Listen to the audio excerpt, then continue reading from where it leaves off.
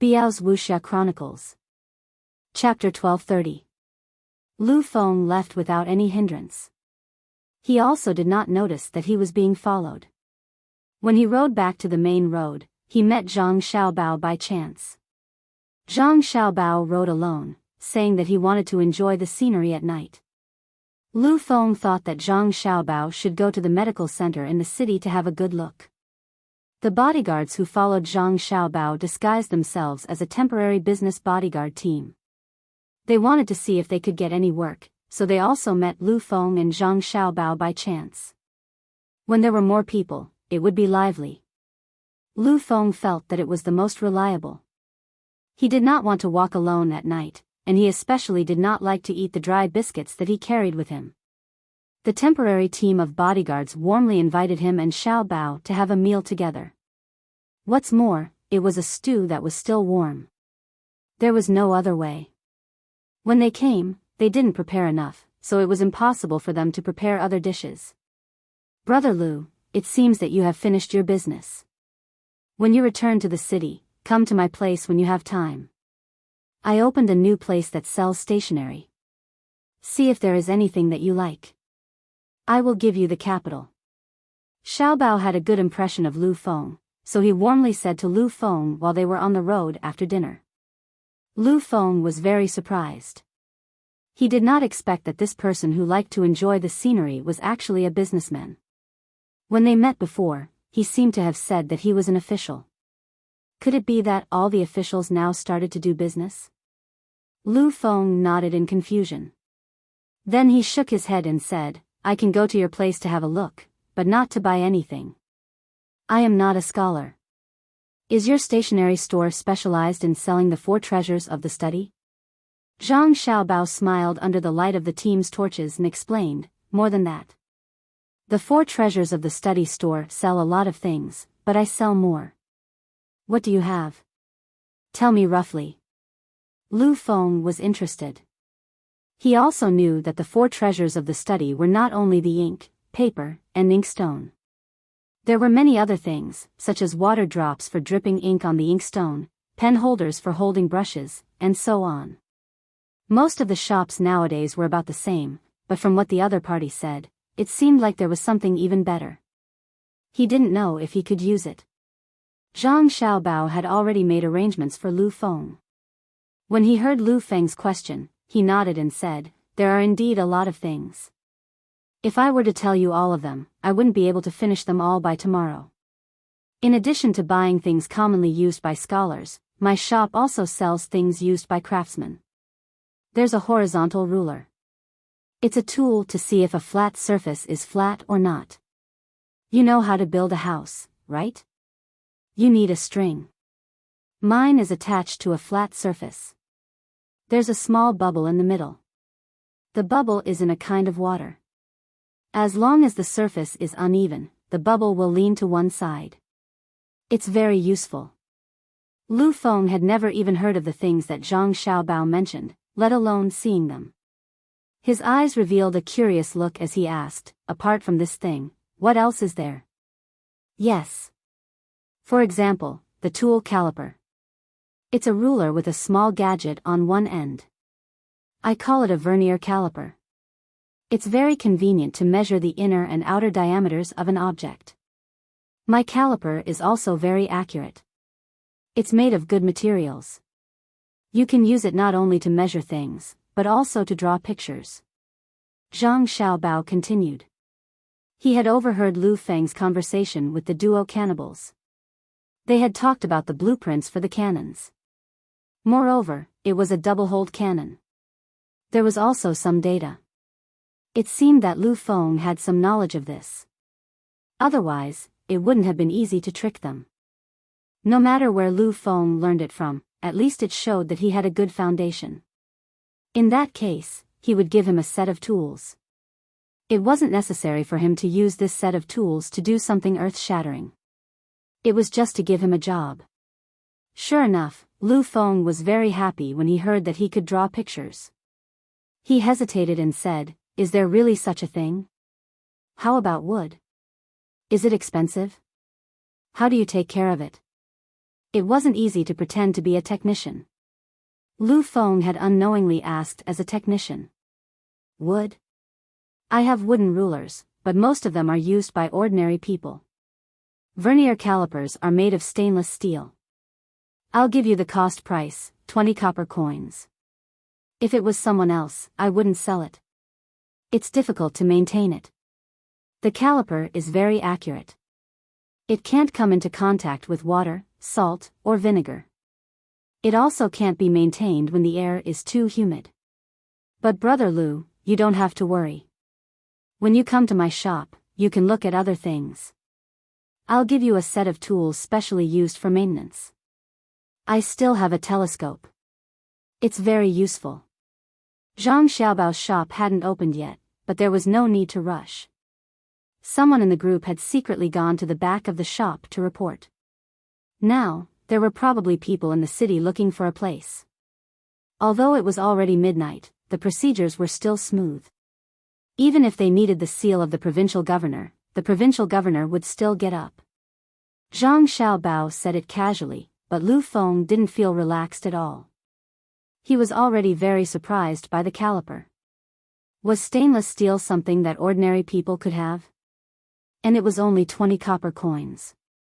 What was even more bizarre was the telescope. He had heard of this thing before. It could be used to see the scenery from far away. However, ordinary people definitely couldn't get it. In an instant, Lu Feng felt that he had encountered a swindler. It was just like how he had swindled Duo Cannibal. He didn't expect that this chef, businessman, or whatnot, was also a swindler. Lu Feng was unhappy. After a moment of silence, he slightly urged the horse to go faster. This was a way to express his dissatisfaction. Zhang Xiaobao didn't seem to notice it. He was still talking to Lu Feng. I still have the microscope used by the medical school. It's not very accurate, but it's still okay.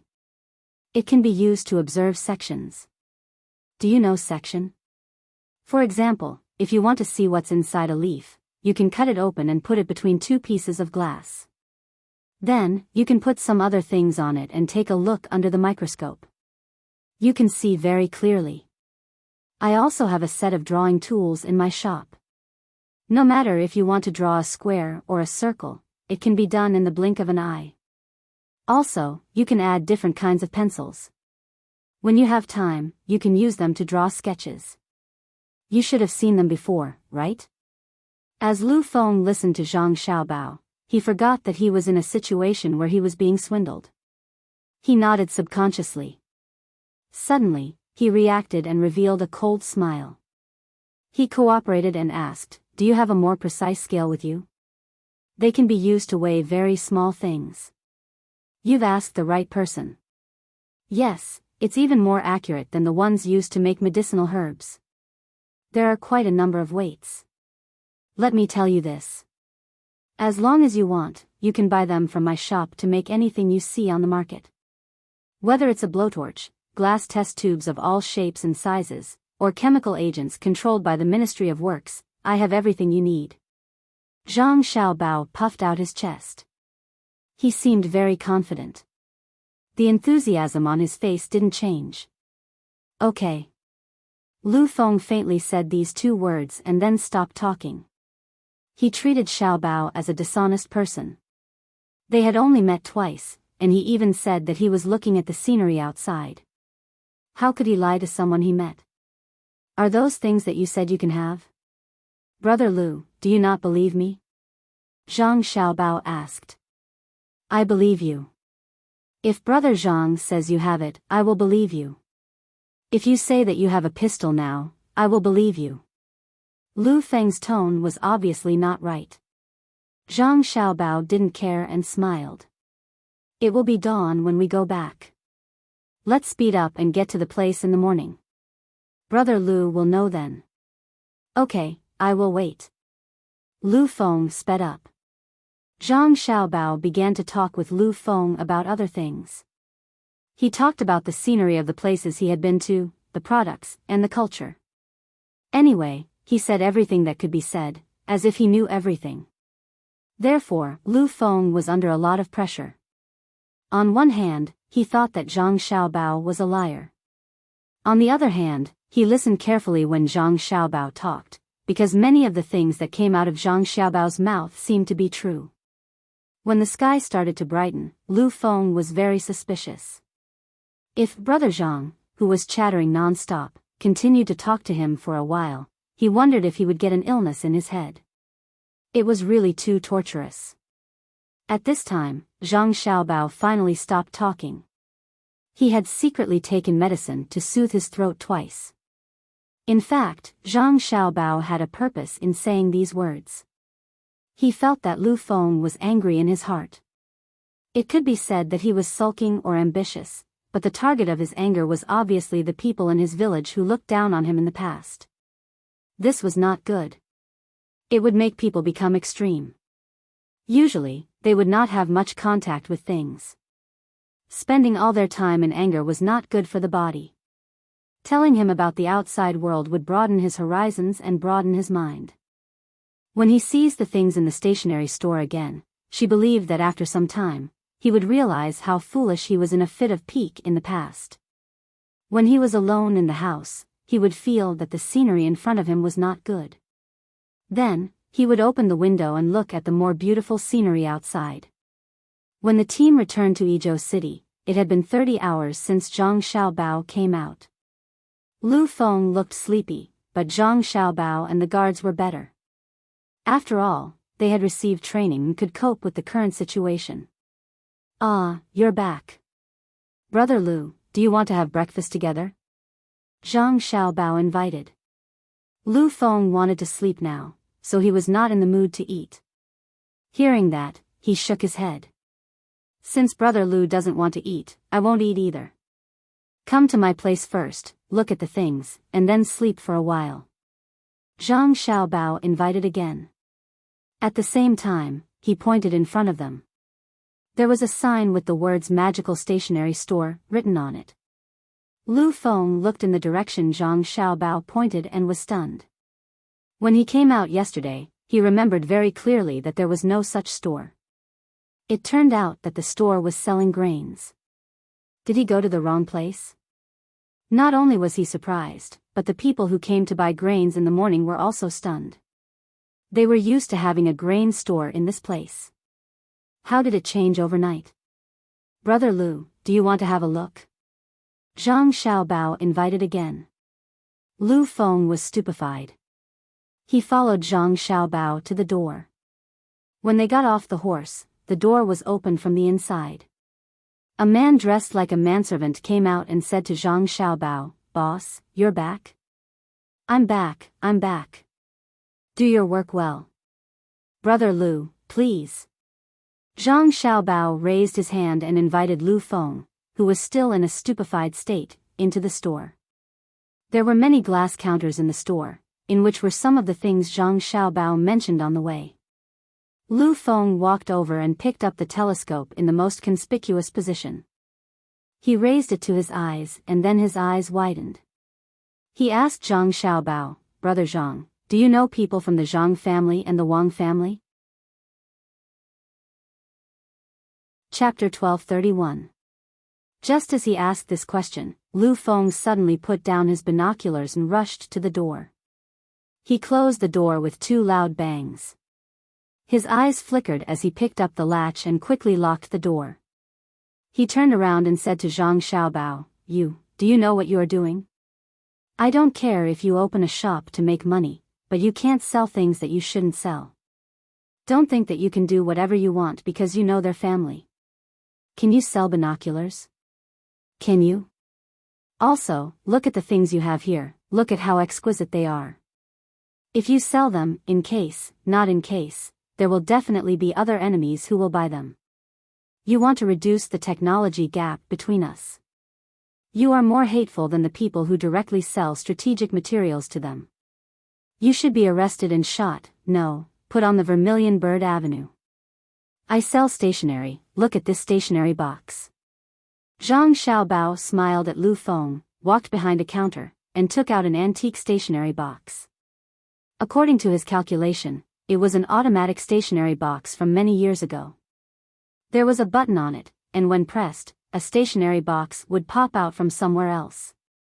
It was very fun, but it was later eliminated as it was not practical. When the students held the stationary box in class, they were not obedient. Their attention was all focused on the button, and then the pencils and pens inside would either break or leak ink. In fact, it was not suitable to take it out for the children to use, because in addition to pencils, the children still needed to write with a brush. Obviously, the stationary box could not put a brush, even if the brush was up and down, and would not directly hurt the brush hair, but when it moved, it would shake, and it would be very harmful to the brush. Zhang Xiaobao chose to take it out because the stationary box was designed by his brothers and sisters. When they were playing with assembling toys, they played with it and assembled the stationary box. Since that was the case, it was better to produce a batch and then let the children who could afford to play with it. At least it could cultivate the children's interest. He believed that there would be curious children who would take the stationary box apart and then assemble it again by themselves. This was the inherent thinking and behavior of a normal person. They liked to think about things, and even adults were the same. As long as they felt that something didn't require too much technology, or thought that their knowledge could be applied to it, they would always want to take it apart and put it back together. Of course, in the process, most of the things eventually broke down. Science was all about curiosity.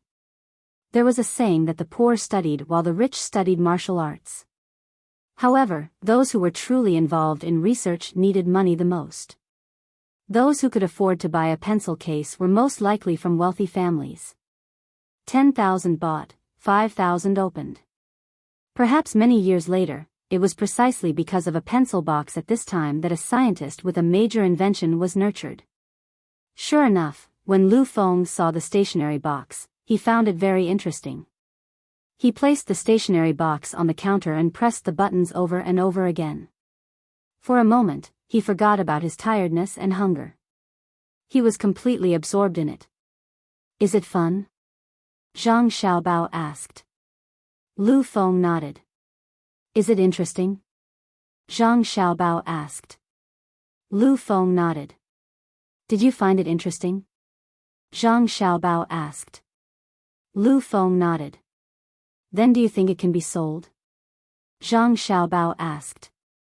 Lu Feng shook his head. "No." "Is there a spring inside?" "And it's a spring made of better material?" "What if someone from Duo Nihility buys it and uses it to make guns?" "Don't think that I don't know about springs and guns. I've seen Duo Nihility's guns. They're filled with gunpowder, then iron pellets are put in, and a shot is fired. It's very dangerous if you get close to it. Also, they're currently researching impact ignition. Don't think that they're stupid. They can also think about it. If you put firecrackers on hard ground and hit them with a hammer, what does it mean?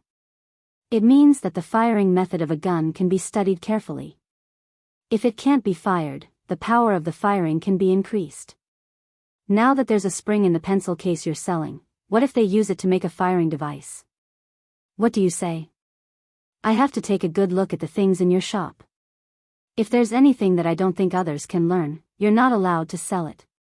Otherwise, I'll fight you to the death." Zhang Xiaobao was very impressed. He said 3 things in a row and Lu Feng nodded. According to conventional thinking, Lu Feng should continue to nod when the 4th question was asked. Unexpectedly, he shook his head. Hearing Lu Feng's words, Zhang Xiaobao shook his head and smiled. It seemed that Lu Feng knew a lot, but he wasn't proficient in it. It was too difficult to use gunpowder to make a firing gun. He might as well hold a hammer in his hand. It was more useful than a spring. As for the accuracy, he couldn't care less. "Okay, I'll listen to you. You go to sleep first. I won't open the door today. When you wake up, I'll ask the shop assistant to show you around." Zhang Xiaobao planned to go back to sleep as well. He would sleep after drinking a bowl of soup and not eat any dishes or staples. Lu Feng looked at the closed door and said to Zhang Xiaobao, "You know their family, so you can take things from them. Why don't you do me a favor? Help me pass a message to Xiaobao or Cuckoo. Just say, no, help me contact them. I'll tell them personally. It's very important, very important. I'll go to sleep first, you contact them. Okay. Zhang Xiaobao agreed. Look at how happy you are. Did you find something good? Zhang Xiaobao went back to the restaurant. He greeted his younger brother and sister who were studying and asked someone to bring him a bowl of egg drop soup. He soaked himself in a big wooden bucket filled with hot water. He bathed to relieve his fatigue while drinking the soup. Wang Wan saw that his expression was good, so she asked. Zhang Xiaobao blew the floating green onions in the bowl. He took a deep breath and said, "It smells good." When people are tired, they need hot water, salt, and a little bit of fat. Drinking a few mouthfuls of hot soup can increase people's chances of survival in a difficult environment. So you're so happy to see the soup. Wang Wan held a book in her hand. She didn't read it and pretended to talk to Zhang Xiaobao. Not exactly. Yesterday morning, when I went out to follow them, I found a colleague, a very interesting colleague. Lu Feng, this kid is not bad. He's talented, hardworking, and most importantly, he knows how to use any resources to help himself gain benefits. Zhang Xiaobao tried to drink a mouthful of the soup. It was so hot that he stuck out his tongue and continued to blow. Wang Wan had long been used to Zhang Xiaobao's style of doing things. She wasn't in a hurry. She looked at the words in the book again and waited. After sticking out his tongue, Zhang Xiaobao moved his body, making a sound of water. He suddenly asked, "Why didn't you put a spoon in the soup for me? Since I met you, I've never seen you use a spoon to drink soup. Generally speaking, your mouth is facing the edge of the bowl. Look at Bei Bei and Xiao Yuan drinking soup. They're all influenced by you." I tried to persuade them again and again, but the effect was very bad. Wang Wan still didn't ask about the previous words. She followed Zhang Xiaobao's words and tapped the table a few times with her hand. We're also considered a big family. We have to cultivate the quality of our children from a young age. Aristocrats aren't born. You don't use a spoon to drink soup, and you make noises when you eat. What qualifications do you have to enter the upper-class circle? I protest. You're mocking us working people. Drinking soup with a spoon isn't satisfying, but when you open your mouth, it's delicious. In the past, when people who were cheated by me saw me eat like this, they praised me and said that I was bold. It's the same principle as pouring wine on one's body instead of swallowing it into one's stomach. For example, my harvest this time. When Lu Feng went to cheat people and competed in drinking with many people, no matter what he said, many people would flatter him at the side. Otherwise, how could they let themselves be cheated so comfortably? Zhang Xiaobao's body kept moving as he spoke. Obviously, the space in the wooden barrel was small and not as comfortable as in the pool. Wang Wan put down the book and showed a curious expression. She asked, "Oh? You're saying that Lu Feng can cheat many people to drink wine? In this period of time, they don't seem to be allowed to drink because of the food problem. If they get addicted to drinking, maybe they'll find a way to make wine themselves. That's a good idea." Yes, that's what I'm thinking too. I'm thinking about how to secretly trade them a good winemaking method. I want to break the current prohibition rule and change it into the future. That is, people can drink, but they can't do anything that endangers public safety because of drinking. Alcohol can make people relax to a certain extent. If drunk in moderation, it can also drive away the cold and speed up people's blood circulation. Drinking on the battlefield can make people braver. Zhang Xiaobao narrowed his eyes and said to Wang Wan with a smile. In his heart, he had a plan. Wine was more harmful to the country than to individuals in this period of time. Fruit wine consumed fruits, while white wine generally consumed food. It was not easy to make fruit wine into white wine. Wang Wan frowned slightly and nodded after thinking for a while. She knew what Zhang Xiaobao meant. After the war began, in addition to the fierce confrontations at the front, there would be small-scale conflicts and the repositioning of the border. They had to fight continuously, but they also had to control the rhythm and attack countries with strategic positions. This was the disadvantage of not being able to quickly occupy them. If they didn't have very sharp mechanized troops, they couldn't fight a blitzkrieg battle. If they didn't have a good policy to pacify the people, they couldn't guarantee that the people in the places they fought wouldn't organize resistance. If they couldn't guarantee that the supply line would be extended due to various factors, then they couldn't rush too fast. Otherwise, if they forcefully pushed forward, it would lead to more deaths. Not only would they be killed by the enemy's guerrilla warfare, but there would also be psychological stress and illness after a long period of war. When fighting to a certain extent, Zhang Xiaobao's methods would be needed to break down the enemy's soldiers' will and destroy the people's mentality. The best method was to let the enemy realize that they couldn't beat the opponent in front and that they had nothing to eat at the back. In addition to Zhang Xiaobao's plan, if several steps were used at the same time, the effect would be very good and obvious. It's actually a loss that you didn't go with him. Lu Feng is too interesting. I don't know how he got in touch with the man-eaters. He actually gave himself the identity of a technician, the kind that is oppressed and unfair. He drew the blueprints himself and wrote the technical information himself. Yesterday, he sold a new powerful weapon to the man-eaters. It's a double-hole cannon arranged side by side.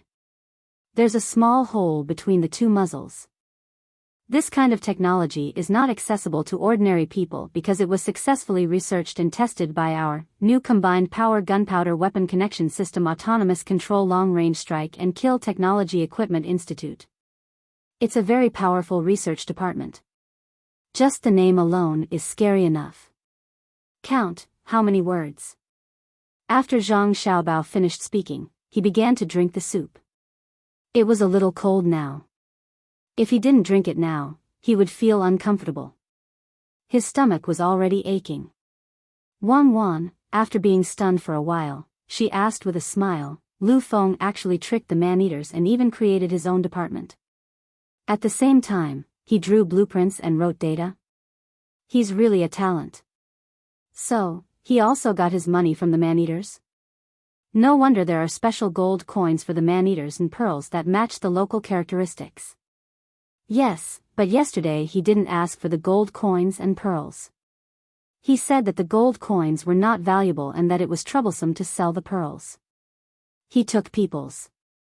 I estimate that it was 700 or 800 strings of coins. He seemed to take less at the beginning. Later on, he specifically asked for 600 strings of coins. It's enough for him to spend for a while. He said that in 2 days, we will hold a drill outside the city. When the time comes, we will participate and let the man-eaters cooperate with the assassination. Now he's waiting for my reply to see if he has contacted the Zhang family and the Wang family. He wants to make a contribution and then use it to attack the people who once looked down on him. Zhang Xiaobao said and shook his head helplessly. Wan and Wei opened their mouths.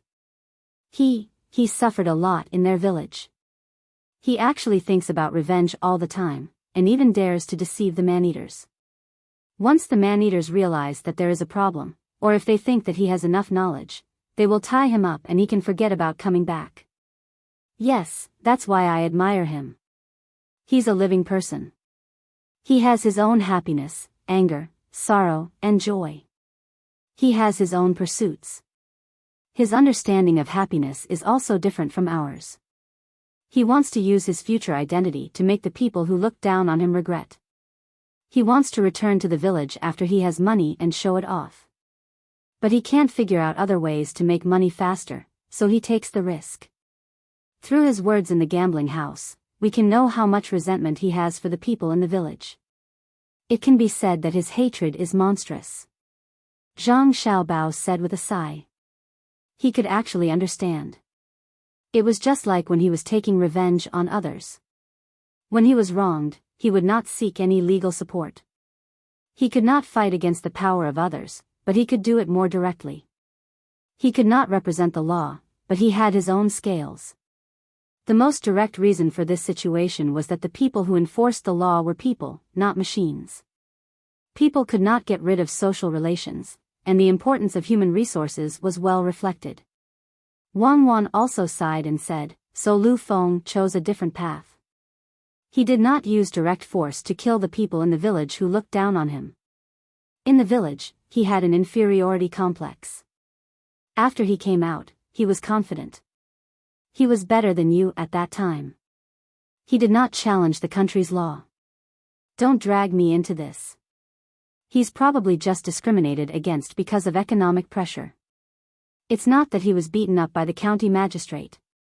If it's the latter, do you think the current law enforcement department of Tang Empire will let the county magistrate off? What about me? If it was also the county magistrate who beat me, what do you think the consequences would be if I went to complain? You still have the nerve to mention this kind of thing. If someone broke the law against me and I went to complain, then I would be suppressed or even persecuted. If it was more serious, I would disappear. In order to avoid this situation, I used other means to take revenge. I was breaking the law, and then no one helped me to suppress or excuse me. Does it mean that the best way is for me to choose to endure? Otherwise, would be a bad person, a person who endangers public safety, a person who does not know strategy, a person who crosses the street like a rat who is hated by everyone. In fact, I am worse than a rat, because no one cares whether the rat crosses the street or not. Zhang Xiaobao was angry when he talked about this kind of thing. It seemed that after being bullied, he had to do things according to other people's rules. Otherwise, it was wrong, and other people's rules were to protect other people's interests. So Lu Feng is a very good person. Wang Wan sighed and blamed herself for bringing up this topic. She couldn't possibly change the mentality that Zhang Xiaobao had developed over a long period of time.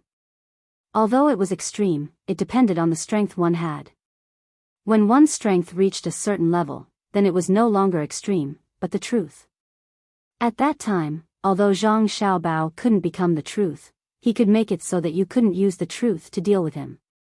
At the same time, he could also make a move on the people who protected the truth, then hide in other places that didn't agree with your truth. Yes, it's very good. Zhang Xiaobao did not continue to talk about this old topic. He was only occasionally touched and felt uncomfortable. This was also the reason why he encouraged Li Longji to spend a lot of money every year to send waves of inspectors to different places.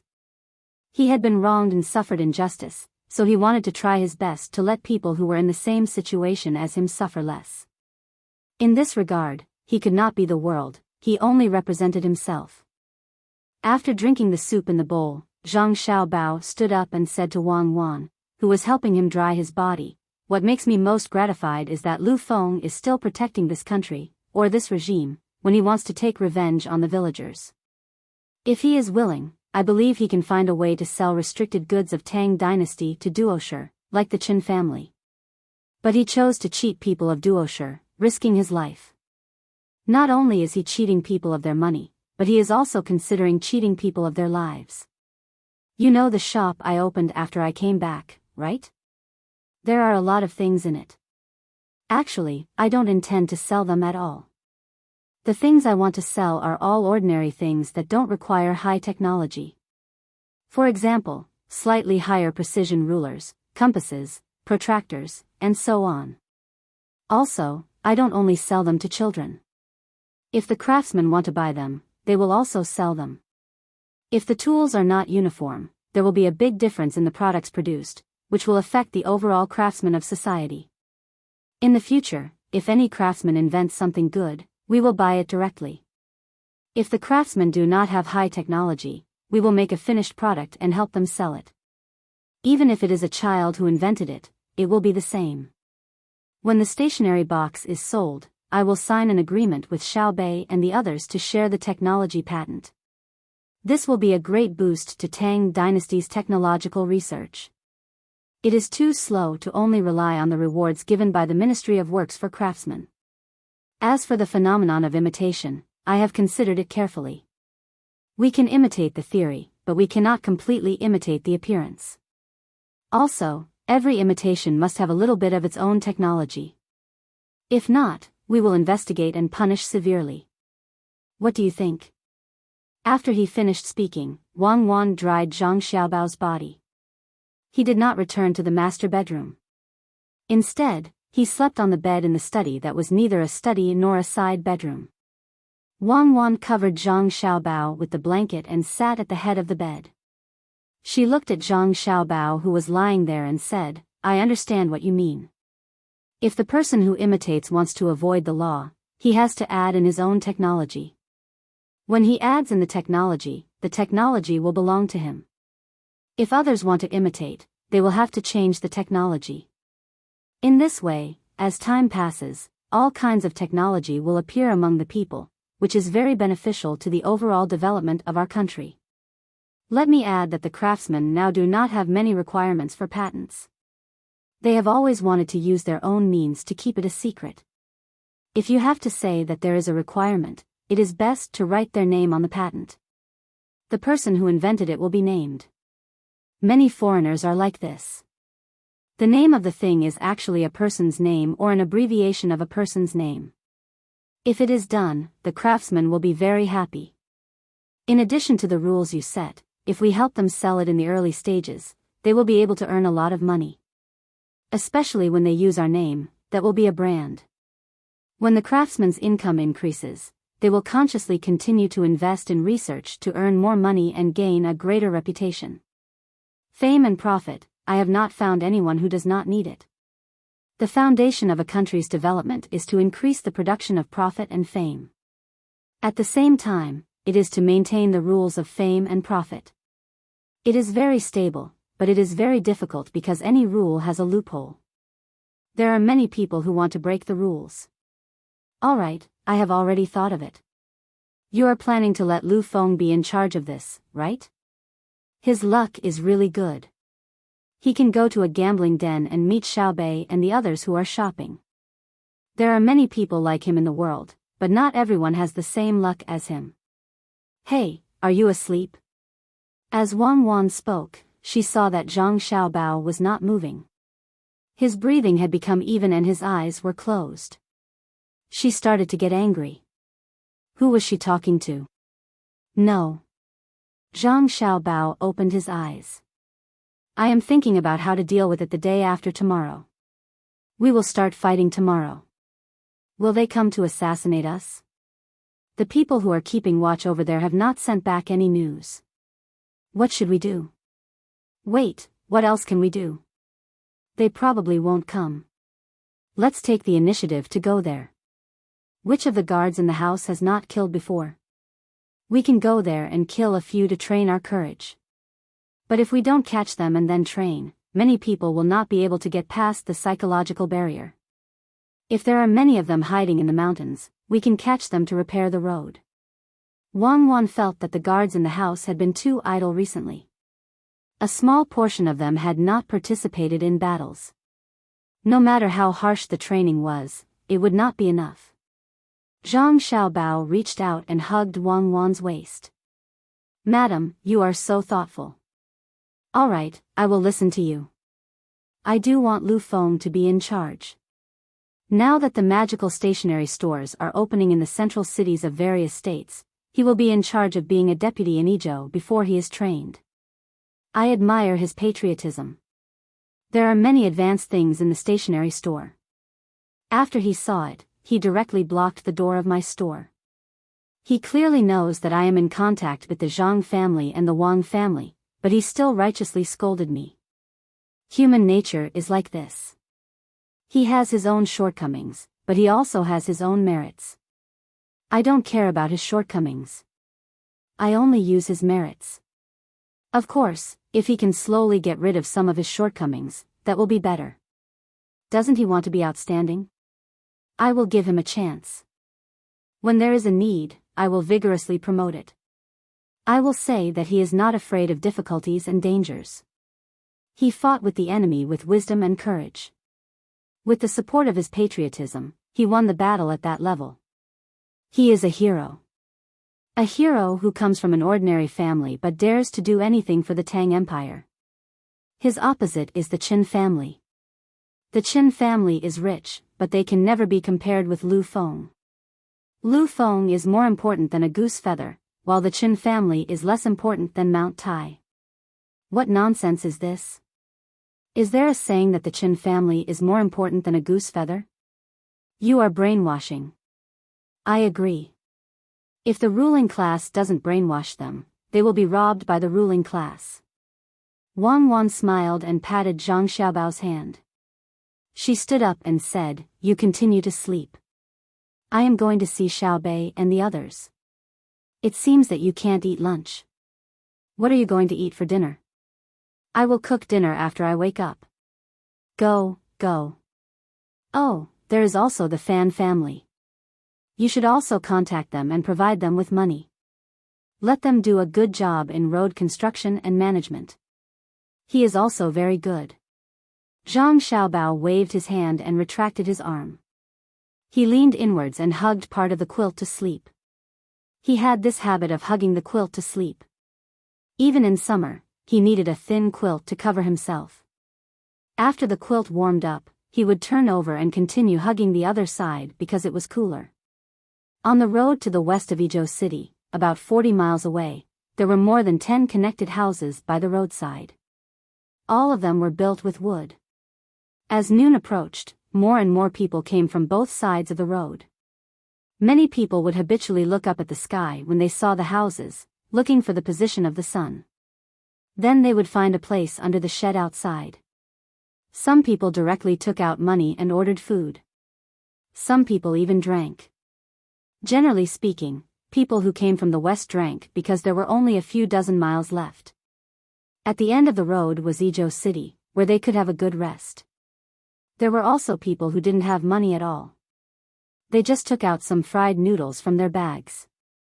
They were dry fried and didn't want to use oil. If oil was used to fry noodles, it would waste a lot of oil. There was only a little bit of salt in it. These people didn't order food. They just greeted the waiter and asked for a bowl of water. People who walked this road often knew that the hot water at the Fan family's stall didn't cost money. If they really didn't have money or food, they would give them a steamed bun when they saw that they only had water. One steamed bun wasn't enough to fill their stomachs, but it could prevent them from starving to death. They could persevere until they reached the city. When they reached the city, they didn't have to worry about starving to death. They could just go to the local government office and ask them to find a suitable job for them to feed themselves. "Old Fan, give us a jar of yellow wine and some hot dishes. Serve the cold dishes first.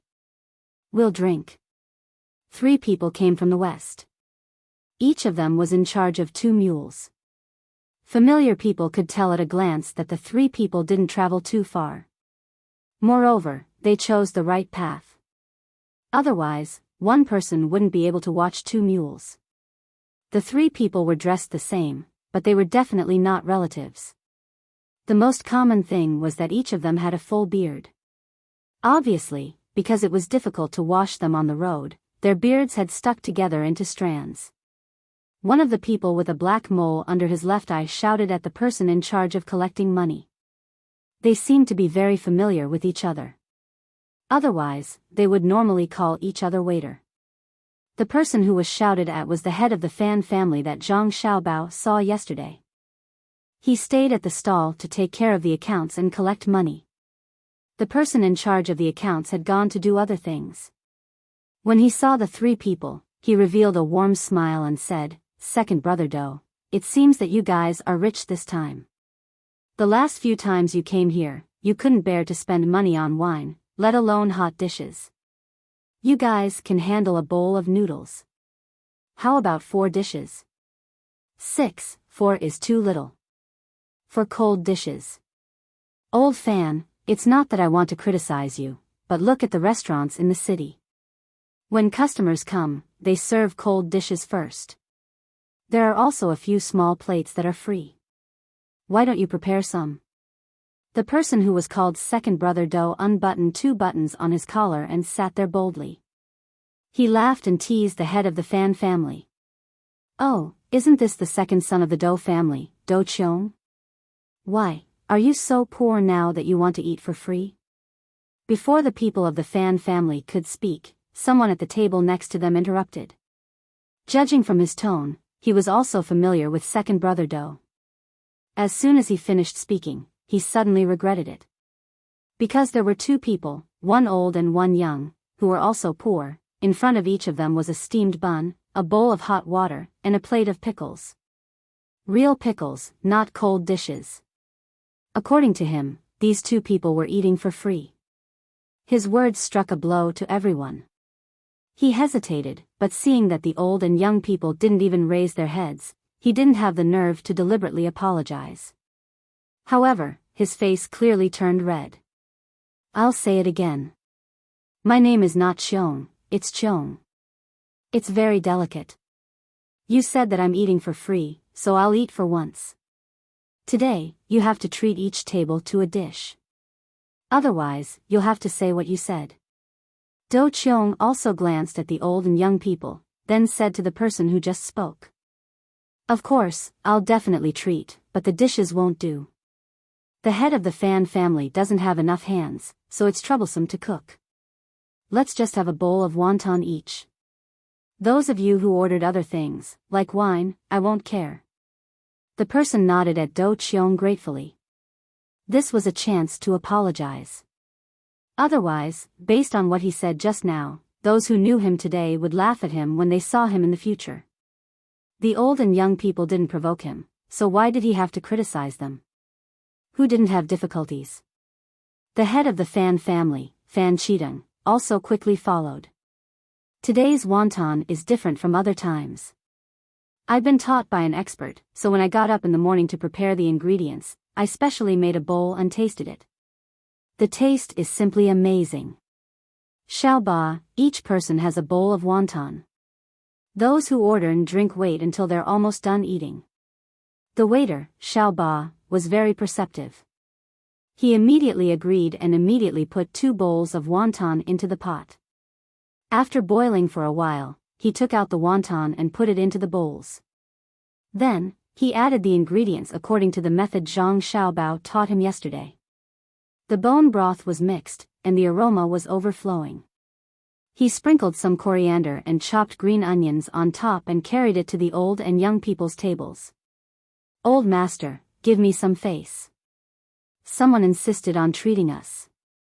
It's hot, so take your time. The waiter was very good at talking. The old man looked at the 2 bowls in front of him and then looked at his grandson who was looking up at him. He touched his grandson's head and said, "Eat, this uncle is treating us. In the future, if you have the ability, you can go and help others. Today, we have to travel more. When we get to the city, you can go to school. I'll go to the yamen and ask them to arrange a job for us." Old master, where did you come from? It seems that you have traveled a lot. The person who was treating them saw that the old man understood everything, so he greeted him. In the West, the child's parents came out to look for work. I heard that they went to Hunan province. There are only mountains in my hometown, so it's close to the border. I brought my grandson and didn't want to wait any longer. It's hard to send a message. So, I came here first. When I have enough money, I'll go there to look for his parents. Thank you very much. The old man explained his situation and thanked the person. Don't thank me. It's not a big deal. You also had difficulties on the road. When you get to the city, it'll be fine. People like you don't need to look for work at all. When you go to the yamen, just tell them where you are and the yamen will arrange a place to take care of you. You don't have to worry about the little ones. When they get to the school in the city, there will be someone to take care of them immediately. I'm familiar with this. First, they need to take a bath. If they can eat, they can eat. If they are tired, they can choose a place to sleep. When they wake up, they will have new clothes. As long as they are in the school, their food and clothes are better than what we usually eat. Many businessmen are willing to invest in the school. Compared to them, my situation is nothing. When I came over, I heard that Xiao Bao and the others had arrived. Maybe Xiao Bei and the others will go there and let your grandson meet them. The person who was treating them continued, as if he was saying that it was a blessing for his grandson to meet Xiao Bei and the others. I heard. The old man continued, I heard about it on the way here. When I was at the front, the yamen even gave me money. I didn't come out and took the wrong path. In the end, I took a big detour and spent the money. I didn't get to the place, but many people helped me along the way. This place is better than my place. There is no yamen to manage my place. There is no yamen at all. Along the way, I heard people praising Xiao Bao and Cuckoo, as well as their younger siblings. Praising is the right thing to do. Who dares not to praise? The relief area in the yamen was built according to their request. There is also the school for the elderly. The school was originally called, what was it called again? The person forgot as he spoke. It was started in Baoxin County. It was called Operation Chaoyang. At that time, Xiao Bao and Cuckoo were still young. They had just finished leading the army and returned to become officials. That was when they started. Until now, there are businessmen in all the places in Great Tang that we go. A few days ago, I heard that Xiao Bei was angry because there was a Tunghua County in Maozhou that only had the Yamen's kindergarten. The conditions were very poor, and there were no good schools funded by good businessmen. Therefore, Xiao Bei said that he wouldn't force the businessmen to fork out money. Wherever there was no school funding, their precious candy house would take care of it. However, in the future, even if the local businessmen wanted to fork out money, he wouldn't give them a chance. Old fan, don't you think so? I heard that you fork out a lot of money. Do Qiong drank a big mouthful of wine to help replenish her drink. She even talked about something new and treated it as news. The grandfather and grandson came from afar, so they really didn't know what was so great about Xiao Bei. From what he said, it seemed that he had to give them a chance to pay.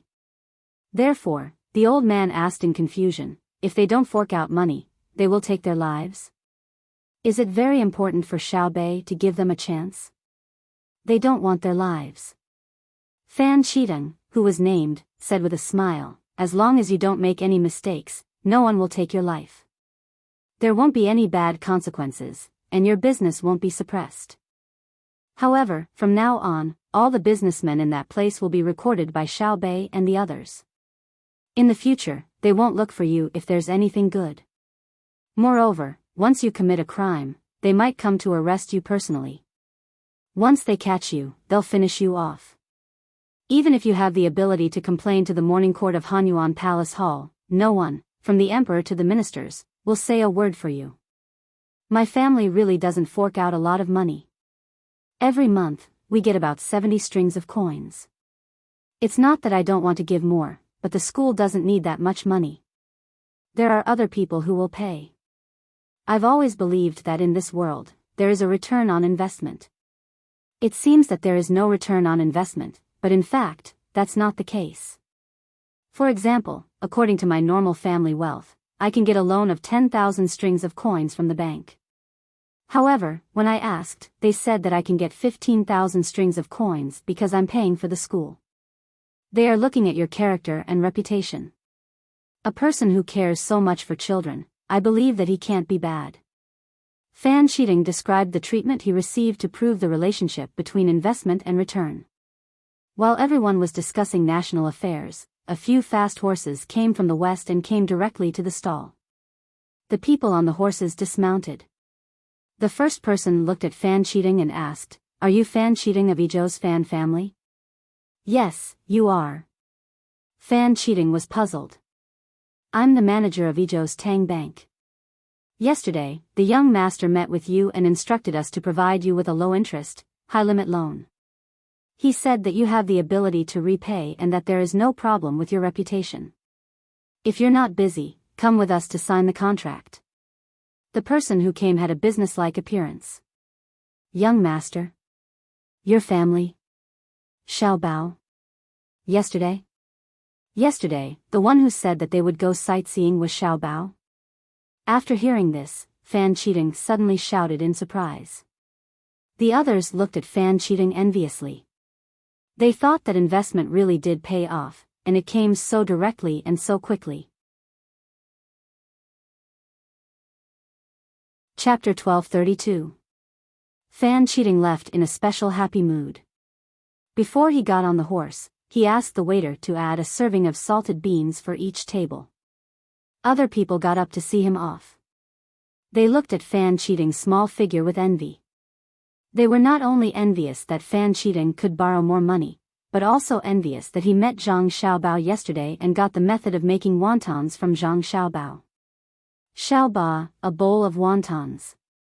Do Qiong shouted at the waiter. She didn't mention that she would be treated. She still had money for a bowl of wontons. The old man who left his hometown with his grandson was still in a trance.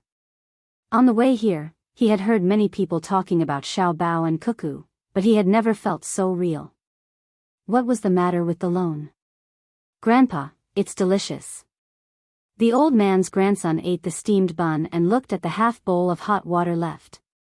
In the end, he couldn't resist the temptation of another bowl of wontons and chose not to drink the water.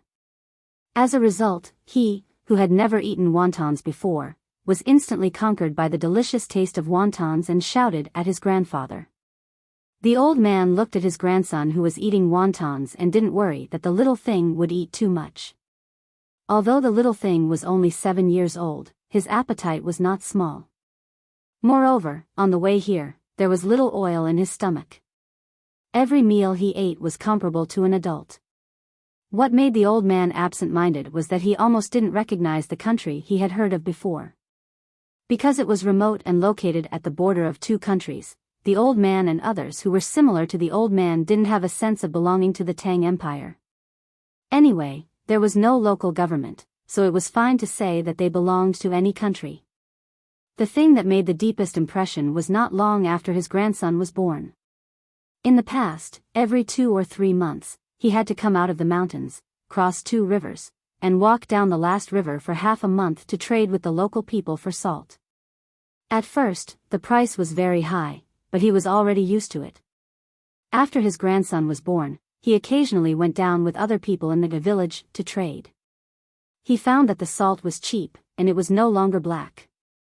One kind of salt was white and delicate, and the other was very cheap, with a little black color and big grains. Later on, he heard people say that they would continue to head east, where they could find work and earn more money. Only then did his son and daughter-in-law leave. When they left, his grandson was only 3 years old. 10 years later, they never saw each other again. She had originally planned to beg for money along the way when she brought her grandson out. Who would have thought that from the moment they met with the first official, their way of life was different? The people who came and went wore good clothes, and they even received money. The official's request was very simple. The grandmother and grandson had to report their names, tell them where they lived, and then put their fingerprints on 3 pieces of paper that they did not recognize. One of the 3 pieces was for her to keep. After that, the yamen gave them money and someone told them how to get there. Unfortunately, because they had never been out before, they took the wrong route and took a big detour. After spending all their money, they had to rely on others to help them along the way. Whenever they met people on the road, they would listen to what they said. They heard a lot, but they were not complete. The one who felt it the most was that the people in the yamen were stupid. They actually gave money just by leaving a fingerprint. The people they met on the road were generous and did not care to treat them to food. It was only today that they heard people speak, and someone even asked them to eat wontons in an apologetic manner. They felt the most emotional. When they were young, they ate wontons once when they exchanged food with others. The taste was still unforgettable. Standing by the table, the old man felt like he was in a dream. When the others sat down again and his grandson called him again, saying that the wonton in his bowl was delicious, he suddenly woke up. He sat down again, scooped up a wonton with a spoon, put it near his mouth, and gently blew on it twice before putting it into his mouth. A strong meaty flavor immediately filled the old man's mouth. After drinking a mouthful of fresh and hot soup, an indescribable smile appeared on the old man's wrinkled face. Use a spoon. The old man corrected his grandson's way of eating wontons with chopsticks.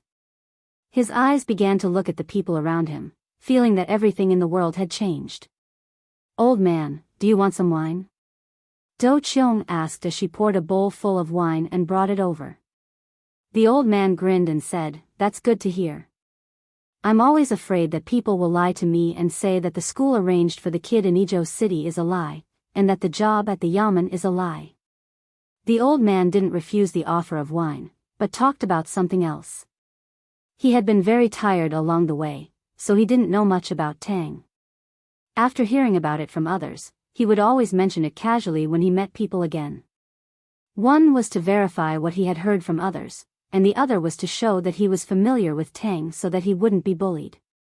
Many times when he was sleeping with his grandson by the roadside in the wilderness at night, he would be awakened by the slightest noise. If it weren't for the fact that he still had a grandson to take care of, he might not have been able to survive. Do Cheong was stunned by the old man's mumbling and relieving words. She soon understood what was going on with the old man. She guessed that he must have been very careful and on tenterhooks along the way. It was normal to be afraid of being bullied and cheated when traveling.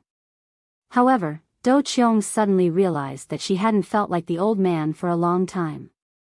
The last time she had the same feeling seemed to be yesterday, but it also seemed to be very long ago. When did it start? Ijo. Logistics camp? Do Cheong stood at the old man's table with a bowl of wine in each hand and murmured. The old man stretched out his hands covered with blue veins and calluses and carefully took the wine. He took a sip and smacked his lips, revealing his yellow teeth with 2 missing teeth. He praised, "Good wine. What's the logistics camp of Ijo?" "It's nothing. It's just an army that used to be temporarily used to deliver things in wars. Now it still exists, but it's different from before because 2 people are missing."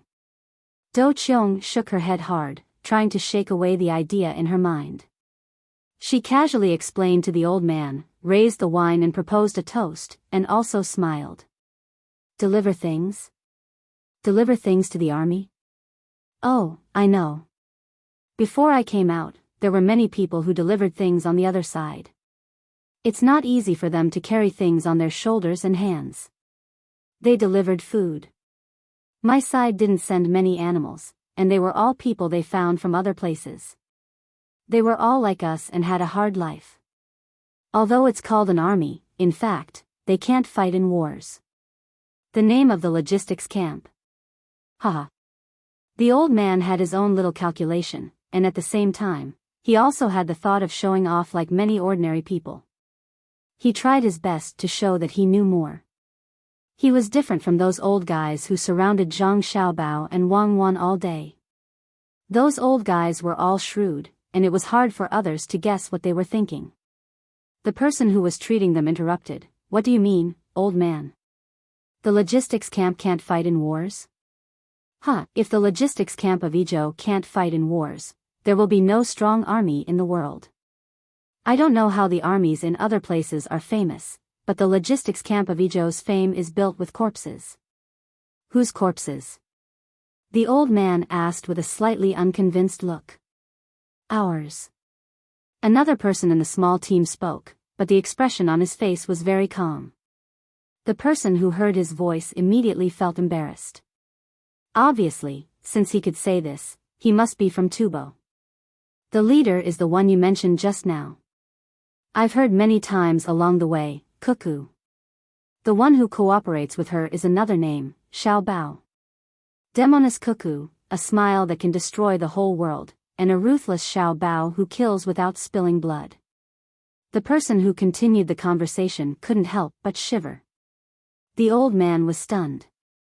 He unconsciously drank a mouthful of wine and recovered from the alcohol. He asked puzzledly, "Didn't you say that the 2 of them were doing good deeds? They wanted the government to help the people and let the children be literate. Why did they kill people?" Another person in the original Tubo team said, "They only help the people of their own country. Take you for example. If you admit that you are the people of the Tang Empire and put your fingerprint, you will be helped. If you don't admit that you are the people of the Tang Empire and don't put your fingerprint when they ask you to, you and your grandson will starve to death on the road." The old man was also shocked. He didn't think of anything else when he was imprinting his handprint. He didn't think of anything else. Anyway, he and his grandson were penniless. They wouldn't be sold. They weren't worth anything. Who would have thought that this would happen? You were beaten up by them and many people died. Then they put your fingerprint? The old man guessed and asked. Actually, not many people died in the war. In total, there were only about 100,000 people. The ones who really died were Xiao Bao's extermination plan. Later, we found out that he didn't show any mercy. In addition, our king also agreed, so we surrendered. After we surrendered, our lives started to get better. If we had known, why did we fight? Who was it? He came up with a plan to dig up the Yangtze River, and the place he dug was the place where the father of Cuckoo and Xiao Bao was an official. This person obviously didn't hate Zhang Xiaobao and Wang Wan. Instead, he hated the person who came up with the plan. The old man didn't hear this on the way. He couldn't follow the other party's train of thought. After hearing it, he asked, who is their father?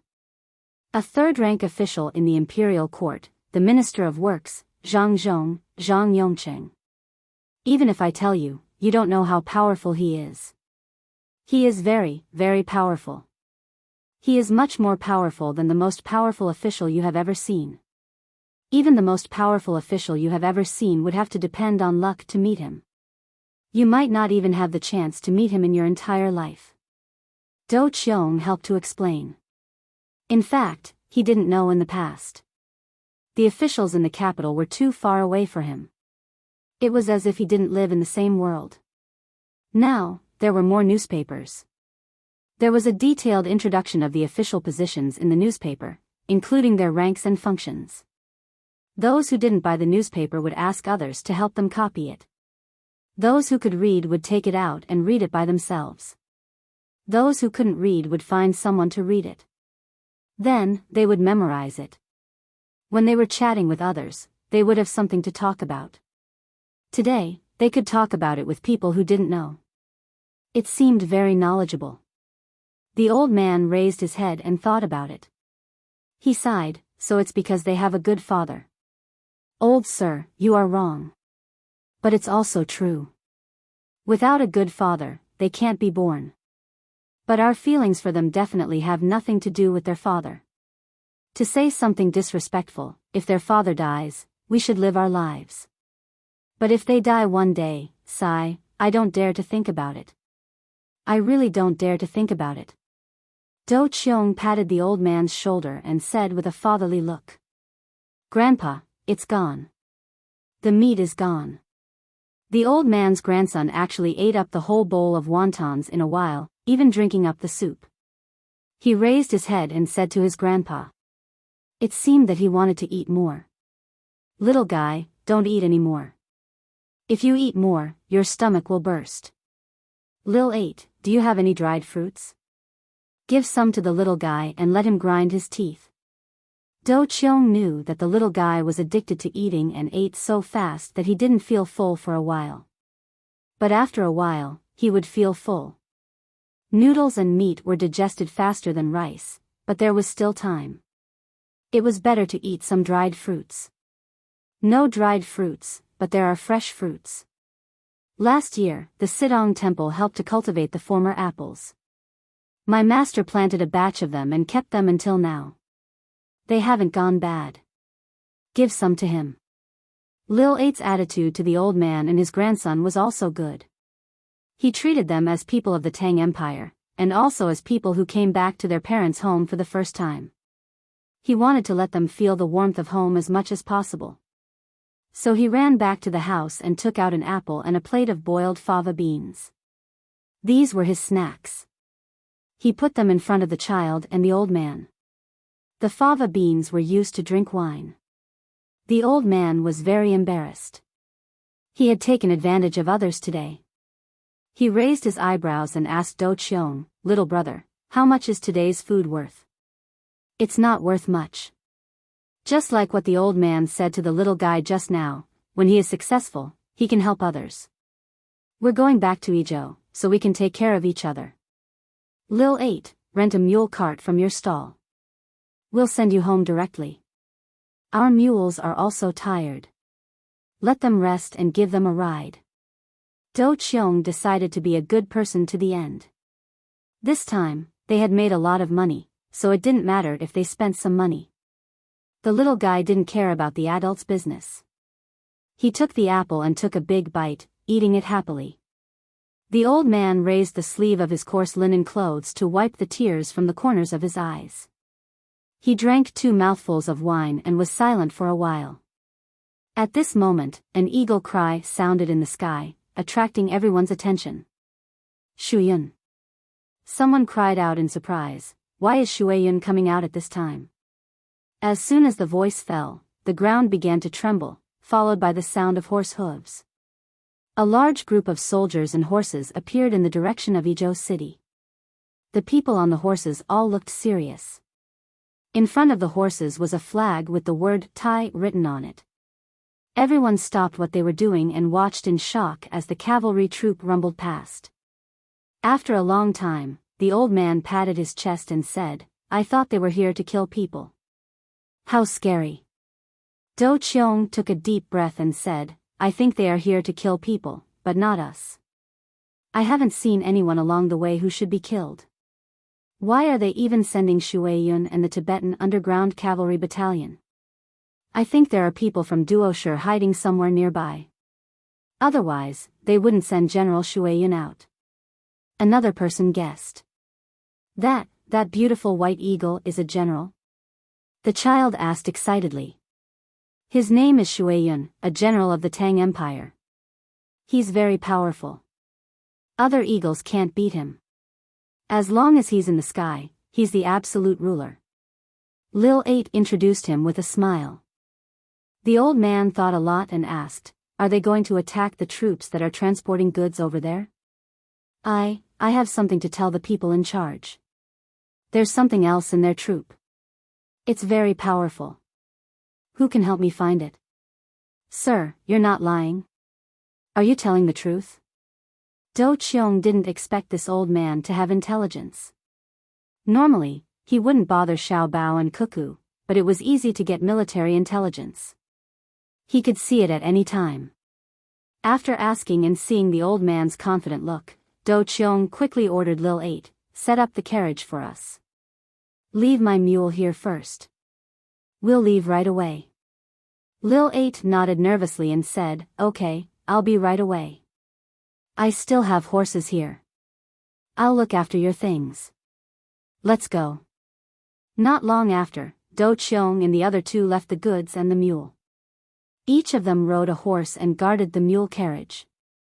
They carried the grandmother and grandson to Izhou City at the fastest speed.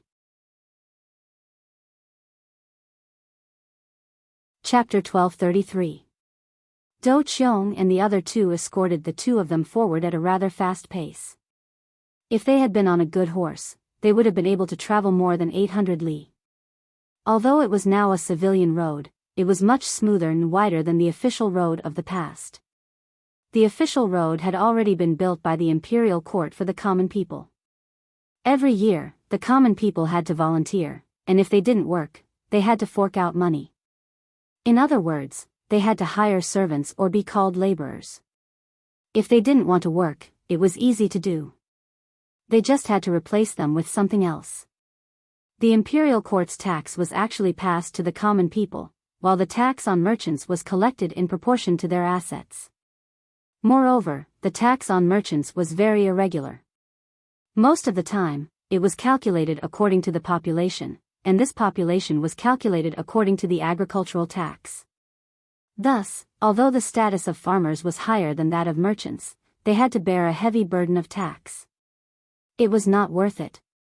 After Zhang Xiaobao and Wang Wan arrived, they began to instigate the imperial court to levy a special business tax. In the beginning, the tax was based on a small percentage. Later on, the normal tax system in history was still not the same, because there was also the rent and tax of the farmers.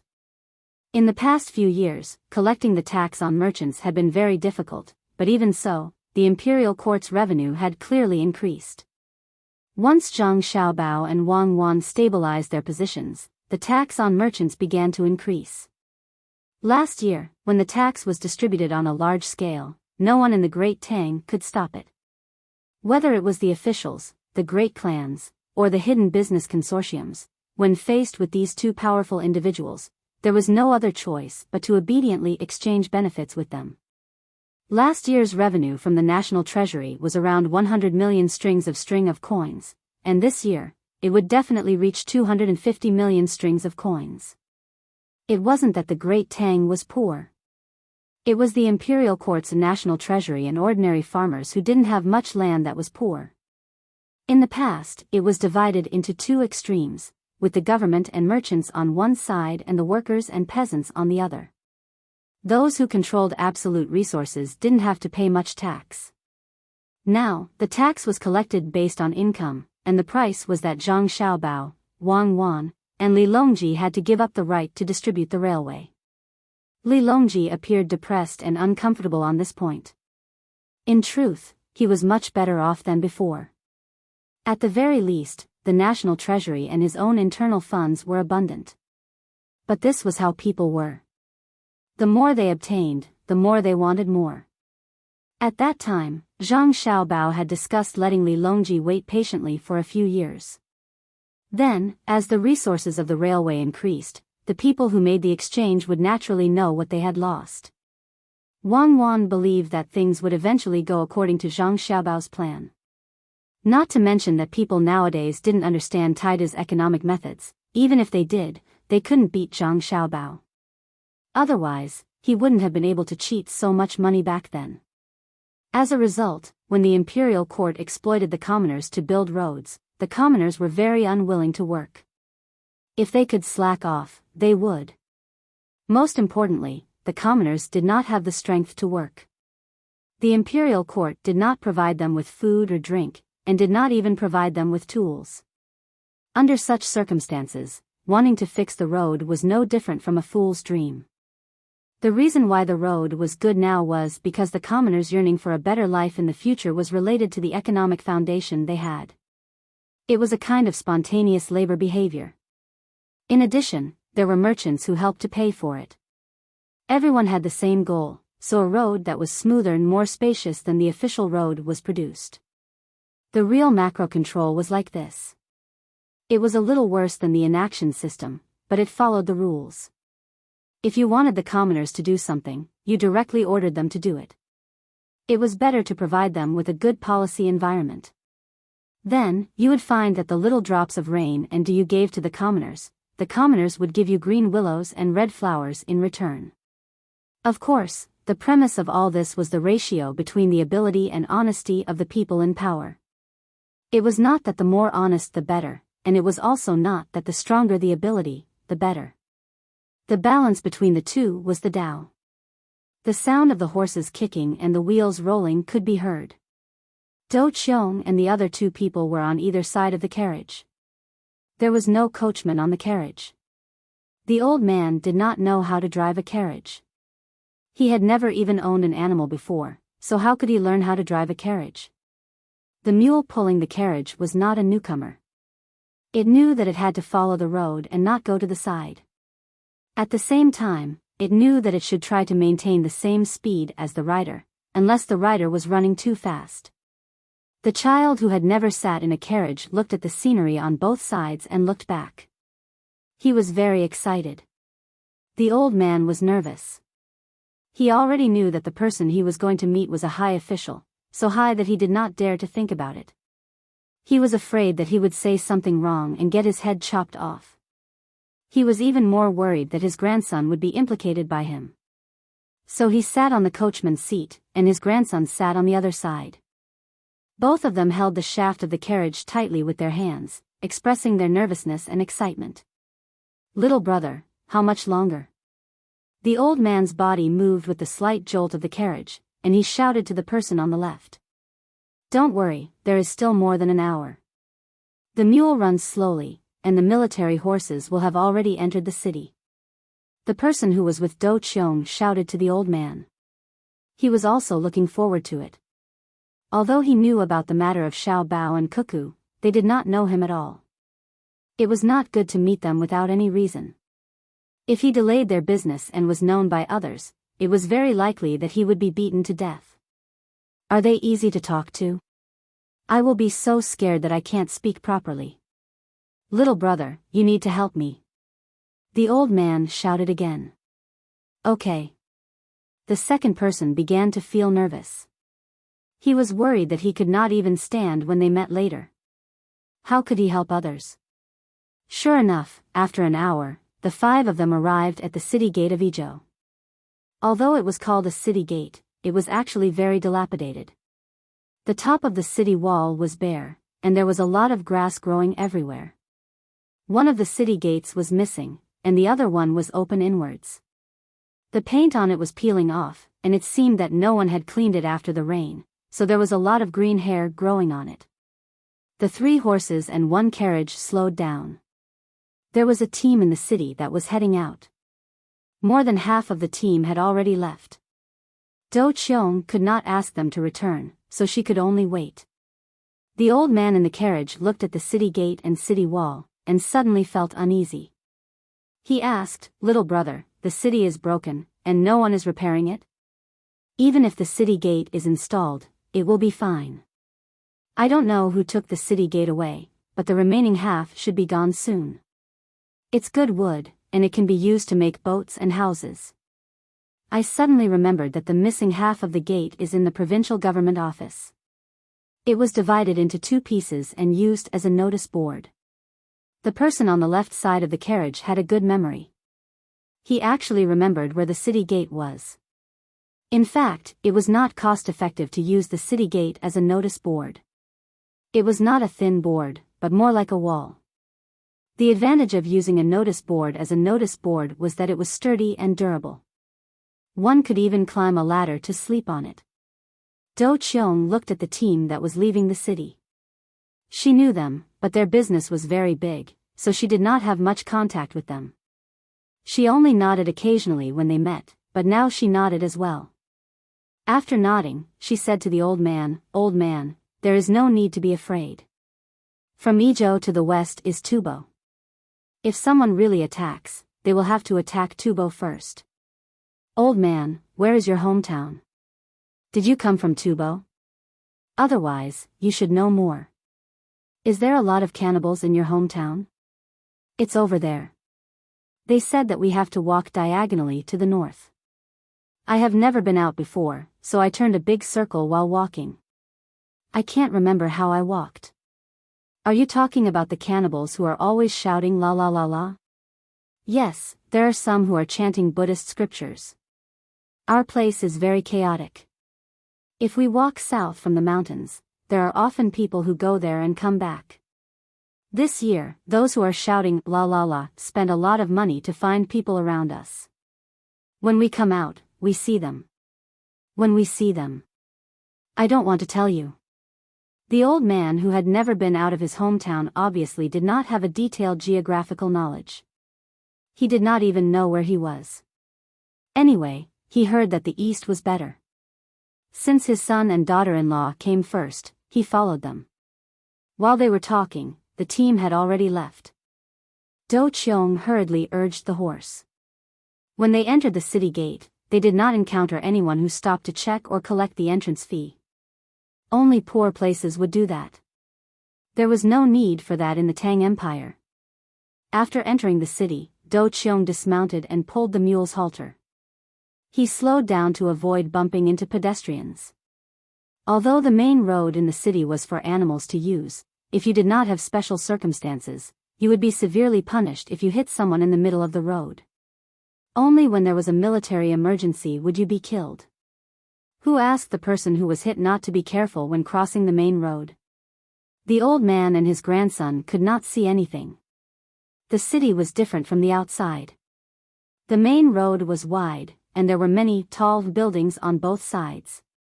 They did not know any of the words written on the shop signs. Not for people? The old man asked in surprise. Are you talking about the residential area? Behind you, there are shops near the main road. After walking for about 20 minutes, more than a quarter of an hour, we will reach the place.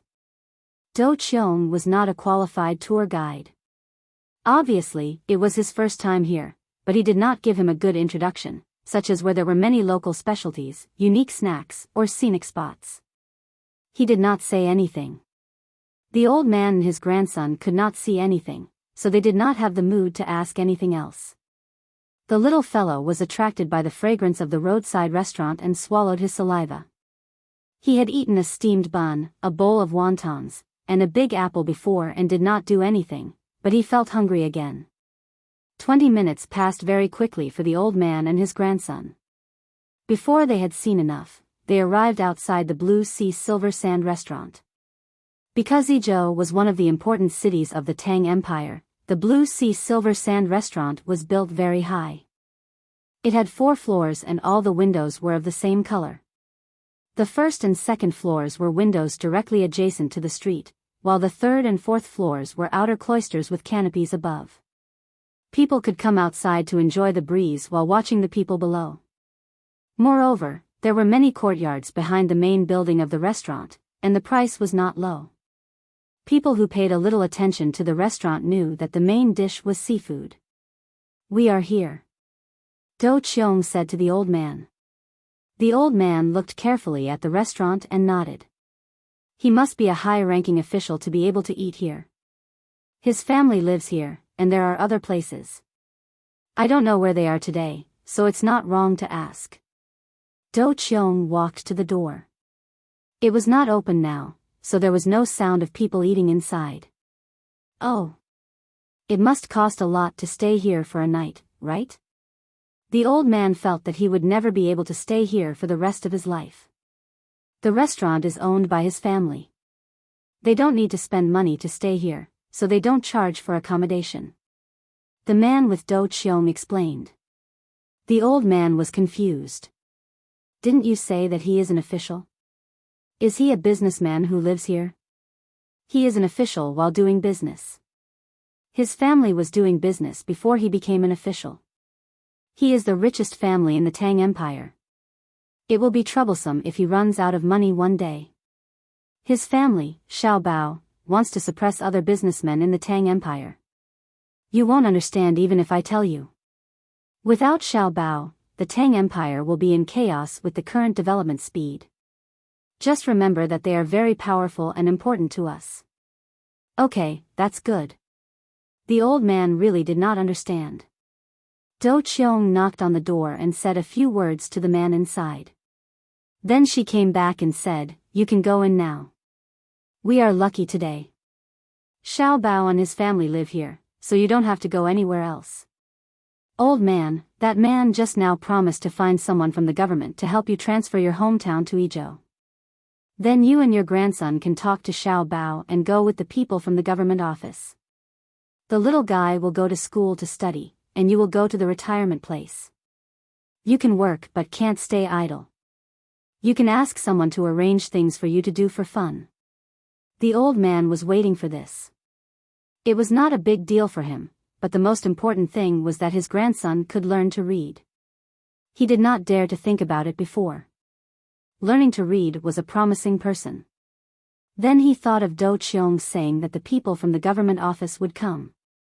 The old man said uneasily, "We will find our own way. There is no need to trouble the government." No trouble at all. The government office in Izhou is temporarily taken over by Xiao Bao and his family. There are too many idle people. They can't just eat their salary for free. They are like mules. If they don't work, they will be lazy. Old man, don't be afraid of them. If they dare to give you a hard time, you can report them to the telegraph office. Speaking of the telegraph office, you can ask them to help you send a report to Hunan province. Then you can ask the local government to help you find your son. As long as they are in Hunan province, or have been there before, and have worked there before, you don't have to worry about losing them. Do Qiong was not afraid of the officials at all. She led the old man and his grandson into the house while talking. The old man felt like he was in a dream. He could not understand why people were not afraid of officials. When he entered, he saw that it was a big empty room with only 2 tables. He was even more curious about how the restaurant usually did business. Before he could ask, Do Chiong said to him, "Many tables have been removed. We will wait here. Learn from me and raise your arm." After saying that, Do Chiong raised her arm. The two people with her did the same. The old man was at a loss, but the child found it very interesting. As soon as they raised their arms, someone immediately came to search them. The knife and coins carried by Do Chiong and the other two were also taken away. The old man and his grandson had nothing, not even a change of clothes. The old man understood. It seemed that the person he wanted to meet was relatively timid. He was afraid that they would hurt him. After sitting in the chair, Do Chiong reminded him again, "When you see them later, don't get up or go forward. Otherwise, you will be easily killed in the blink of an eye. You said that Xiao Bao and Cuckoo were afraid that I would hurt them?" The old man sighed helplessly. He thought that he would not dare to hurt them even if he had 100 times the courage. What Xiao Bao and Cuckoo? It's Xiao Bei and the others. If it's Xiao Bao and Cuckoo, then you don't have to worry about us. According to the storyteller, the two of them are very powerful. That's what the storyteller said. Very powerful. Do Chiong obviously did not understand the terms used in some dialects. For example, when he called others melon, some people understood the meaning but did not know why he called them that. Moreover, the meaning of praise and derogatory words could not be judged by the literal meaning. It needed to be judged by the person, the expression and tone of the person when speaking. Just as Do Chiong finished speaking, a voice came from behind, "Yes, it's us. We can't beat the Lord. In times of emergency, safety first." Ah, this kind-looking old man is the one who wants to talk to us about important information. There's also a timid little brother. Xiao Bei was the first to come out. He smiled when he saw people. His eyes looked at the old man and then at the little boy who had not seen much of the world. The little boy's face turned red and he lowered his head. He wanted to hide but did not know where to hide. Xiao Yuan and the other 8 people also came out one after another. They sized up the crowd but did not speak. The old man's cloudy eyes lit up. Along the way, he had never seen such a beautiful child. Looking at his age, he should not be much older than his grandson, but he was so much taller. It must be related to the good food he usually ate. This involves military secrets. Unrelated people, please leave. Xiao Bei looked at Do Chiong and the others with a smile. Do Chiong smiled and asked, "You're killing the donkey after it has left the millstone. Where are your brother and sister?" "My brother is sleeping. Yesterday. I won't tell you what happened. My sister went to sleep after eating. We woke up and came to ask first. There will be rewards for not killing the donkey. You guys go to the back. Someone has prepared the seafood. You guys can rest and drink at the same time, okay?" Xiao Bei pointed at the side door and said to Do Chiong and the others. The 3 of them could not ask for more. After greeting the old man, they went out from the side door to eat, leaving the grandfather and grandson behind to talk. Xiao Bei and the others sat opposite the grandfather and grandson. Someone served them fruit juice and pastries specially prepared for the little boy. In front of the old man was tea. "Grandpa, you must have worked hard to come all the way here. Speak, we'll listen. We'll deal with what we can. If we can't, we'll look for my brother and sister. Little brother, eat quickly. Once you reach my sister, you'll be home." Xiao Bei held the cup with both hands and spoke to the grandfather and grandson. The old man was very surprised. He had thought of many things. When he saw people mention Xiao Bao and Cuckoo, he thought about how to say things and not to be afraid. But no matter what, he did not expect that the people who wanted to talk to him were actually a group of children. Although this group of children looked smarter than his grandson, wore better clothes, and were beautiful, he was serious about what he wanted to say. But what he was going to say was a big deal. What was the use of a bunch of children hearing about it? The old man felt helpless in his heart. In the end, he decided to say it. In any case, he would do his best and not worry about anything else. You're called Xiaobei? Our place is very far from yours. There is a large area where there are no government offices. There are all kinds of languages. Just like what you said, we also need to go down the mountain to exchange for things to learn. We are poor, and it is not easy to eat salt. The land in the mountain is cultivated, and it does not grow well. There are times when people die when hunting. When we come down from the mountain, we walk north for a day. There is a road. On the road, people go there and then come back. We transport cloth, tea, and salt. When we come back from there, we carry other things. There are animal skins, pearls, and seeds. We can always hear people saying that some group has been killed, or that they can't come back. There are also people who catch slaves. It is very chaotic. We don't have a good life. Do you know? After the old man finished speaking, he felt that he had spoken in vain.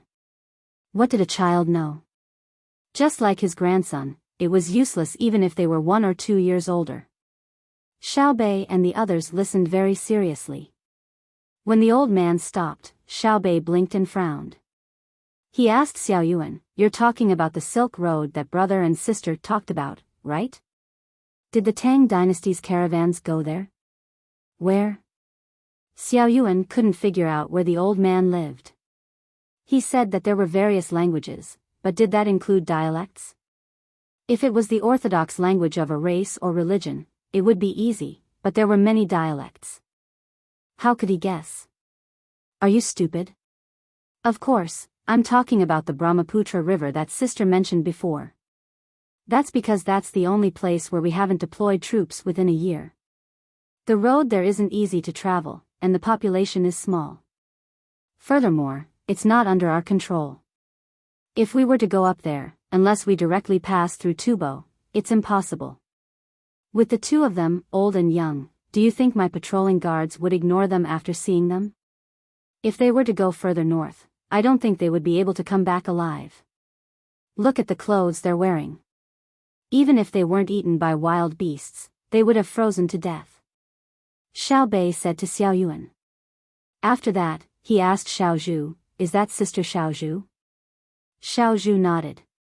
Yes, the location of their house isn't completely under the jurisdiction of Duo. It's under the jurisdiction of India. Actually, India can't control them. What conspiracy can Duo have over there? They shouldn't have taken a detour when transporting things. Isn't it better to walk their own path? After she finished speaking, the 9 children all looked at the old man, waiting for him to answer. The old man was stunned. He looked at the 9 children in front of him and then looked at his grandson. He sighed and said, "It's good to be literate."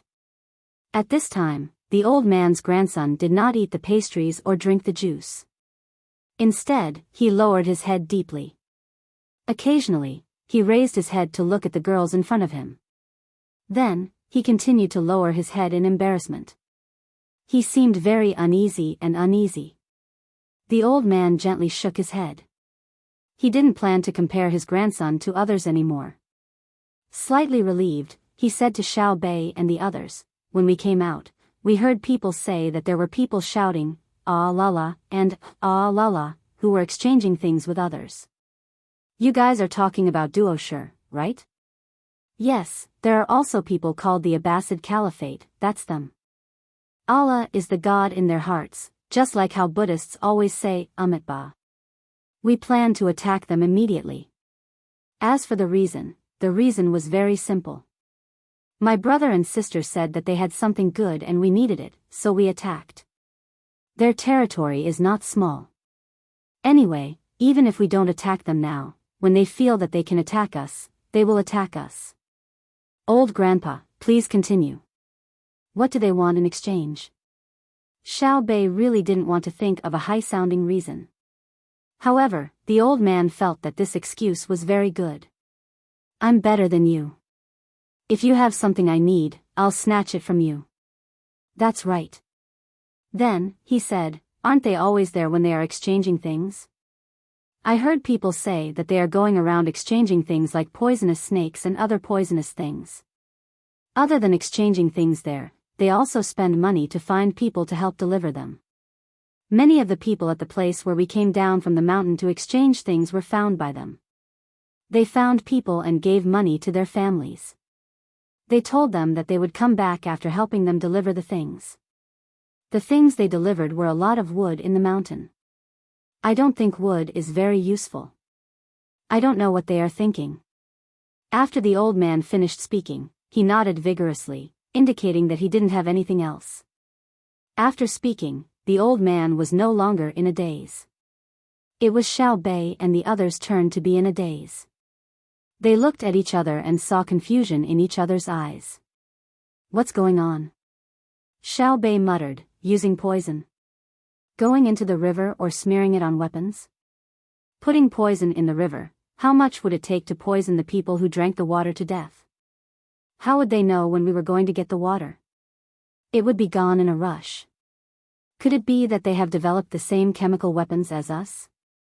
Xiao Yuan chimed in, Grandpa, do we have an army at the place where you live? Ah, yes. Then it's useless for them to have wood. Don't they know that our artillery can easily destroy walls and camps made of wood? Xiao Yuan was talking about the previous small-scale skirmishes and training. Occasionally, the Tang Empire would send artillery support, but it wasn't at the place the old man mentioned. It was further north. It was impossible that the news couldn't be transmitted. How could the cannibals not know the power of artillery? Don't think about it. Tell brother and sister to avoid wasting time. Xiao Hai couldn't figure it out and didn't intend to continue relying on the strength of the 9 of them to analyze. It would be very troublesome if they made a mistake. Xiao Bei nodded and said to the old man, Grandpa, you and little brother wait here. If you want to eat something, get someone to send it here. In a while, someone from the government will come here to handle the procedures for you. We will go find brother and sister first. I believe the information you sent will be very useful to us. We will reward you when we are done. Xiao Bei didn't know if it was useful or not, but he couldn't say it directly. It wouldn't be good to disappoint them. After speaking, the 9 of them got up and left to find brother and sister. Immediately, someone came to ask the grandfather and grandson what they liked to eat. He introduced more than 10 dishes for them to choose from. The old man didn't refuse. He could choose not to eat, but his grandson was hungry. And now he knew very well that Xiao Bao's family was rich, so he couldn't let his grandson suffer. He told the person who asked to arrange a few dishes casually. Then he patted his grandson's head and said, You must learn well. Did you see those 9 brothers and sisters just now? Learn well and you can be like them. Can you bring that one called Xiao Bei home? The little boy was obviously more mature and knew a lot of things. He had ideas about Xiao Bei. The old man was shocked and comforted his grandson. There will be someone better than her in the future. She can't. You won't understand even if I tell you. They are not the same person.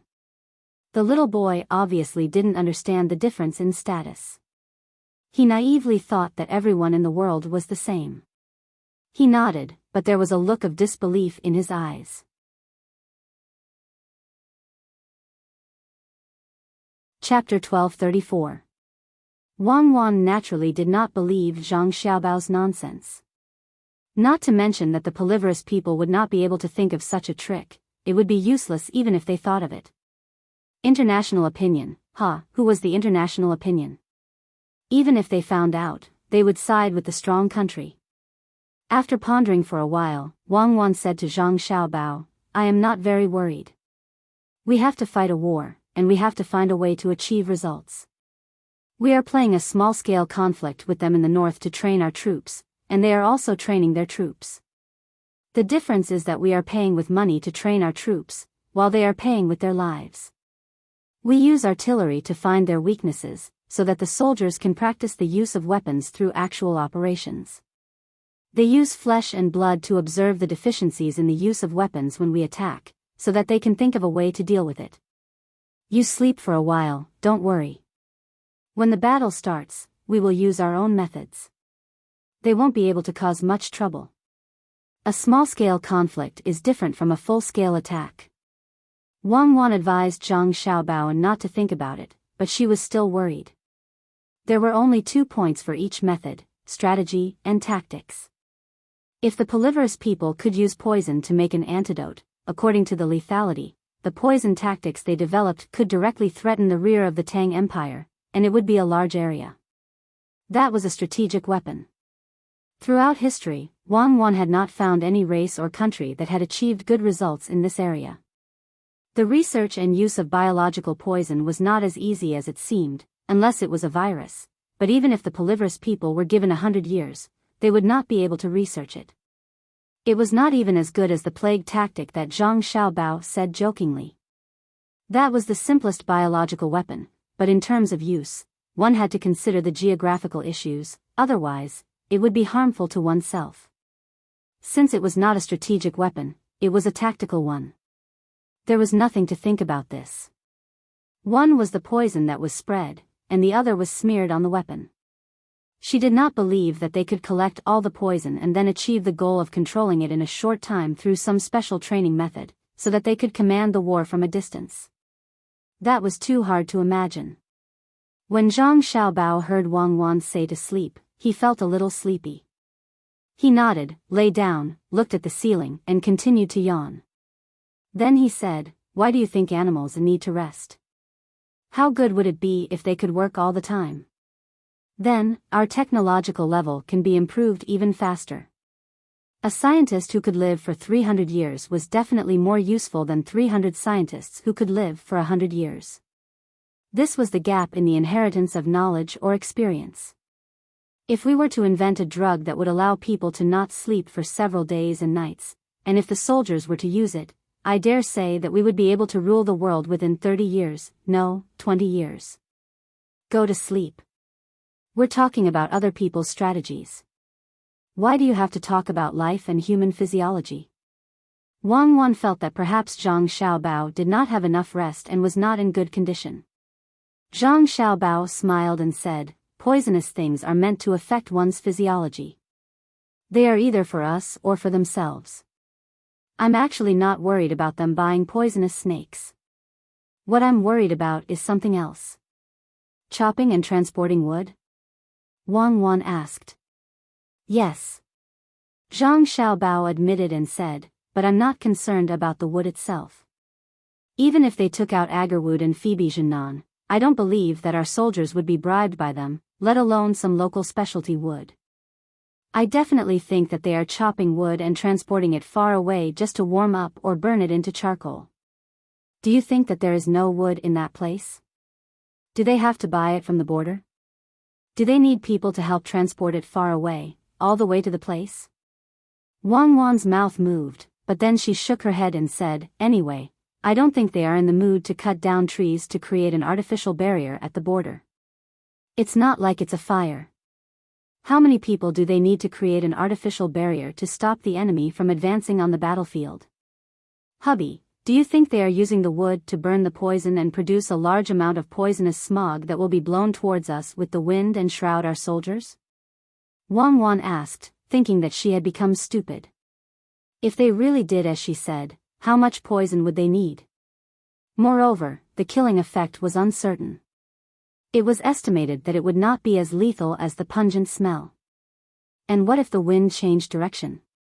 Zhang Xiaobao smiled, chuckled, and asked, "Where are the grandfather and grandson who came to report now? Where else can they be arranged? First, they eat and rest in the hall on the first floor. When the people from the government come, they will be handed over to the government and let them be in charge. They came all the way here. Even if they are a diplomat from a hostile country, we have to treat them well, let alone a citizen of the Tang Empire. This is not to show grace, but to give myself a shot of confidence. When I express my magnanimity, I give myself a hint, telling myself that I have confidence and don't need to deal with the diplomat. Otherwise, it will be cowardice." Wang Wan poured herself a cup of coffee as she spoke. She glanced at Zhang Xiaobao on the bed and asked, "Are you still sleeping? Can you rest by lying there and talking and thinking about things? I'm not sleeping. I'm just lying down for a while. The mental fatigue is gone. I'm just sleeping. That's why people say that people always have something to cling to. The sleepy people cling to the bed, the lonely people cling to the home, and the people who go further away cling to the country. Those who say, "This place is my home," are probably helpless. I guess what they really want to say is that the moon is the brightness of the hometown. It's not easy to be a wanderer. For example, the Song of the Seven Suns that they once sang. Ah, the lyrics are so well written. Zhang Xiaobao was still lying down and talking to Wang Wan. Wang Wan was confused by Zhang Xiaobao's words. Now, you can either sleep or go to the kitchen to see what you want to eat tonight. Don't be poetic in front of me. To be honest, your literary skills were taught by me later. You are still far from it. I'm not poetic. I'm emotional and expressing my attitude. I hate people who live on the border the most. You say that they are from our country, but they occasionally feel close to the other side. You say that they are from the other side, but their location is within our country's territory. It can't be said that there is no good person among them, but they don't have much attachment to their country. They will choose based on the strength of both sides and the attitude that they treat them. There's nothing wrong with that, but that's not patriotism. That's waiting to see who can offer the highest price. Back then, there were many places that were under our control in history. Later on, didn't they all establish their own countries? Moreover, they weren't close to us. Zhang Xiaobao's words seemed to carry a lot of resentment. Wang Wan nodded in understanding. She felt that things were indeed as Xiaobao said. Back then, there were a circle of small countries around our country that had all kinds of inexplicable entanglements with our own country. If you directly deny it from the perspective of ethnicity, and the people who originally belonged to the same ethnic group became a minority in the country, denying it was denying your own people. But if you acknowledge them in this aspect, they won't acknowledge you. There are too many problems mixed in between. You have to rope them in, but you also have to keep a distance. AI. With a sigh, Wang Wan said, "Then what's your purpose in telling me this now?" The historical reason in the past was that our country ruled in name, but in reality, no one was there. We couldn't treat them the same as the people in our country. Yes, and you clearly know that they don't acknowledge your country, but you still have to express your acknowledgement of their attitude at the crucial moment. There have been anti-Chinese actions in various places. The Chinese who are bullied in other people's land don't acknowledge you. If you don't help, you are pushing away the Chinese who acknowledge you. If you help, they will think that you are a busybody. It's a mess and you can't explain it clearly. Then, whenever other people are anti-Chinese, you have to stand on the Chinese side. Isn't it cowardly? Isn't it sullen? Zhang Xiaobao sat up from the bed and sighed with Wang Wan. It's a little uncomfortable. According to you, we should now. Wang Wan changed the topic again. What we should consider now is, once the multi-cannibals push the people who are mixed up in the border to the front line, and then they follow behind, should we fire or retreat? Zhang Xiaobao finally said the problem. Wang Wan was shocked, and her eyes widened. Then she said, "You mean, what they want is not the wood at all, but the existence of the grandfather and grandson in our country's territory? Do they want to push our people to the front like the minefields in the movies we've seen before? Yes, they want to cook Lu Bang's father, Xiang Yu. Lu Bang can say, 'You cook my father,' right? Remember to bring me the best piece of roasted meat, I want to taste it. But we can't do that. The people who can help transport the wood are all local strong young people. Behind them are their children, parents, and brothers and sisters. That's why I said it's very difficult. If we don't fire, the enemy will advance. If we fire, we will hit them. Then, the multi-cannibals will spread the news to their families. This is the most difficult thing for me.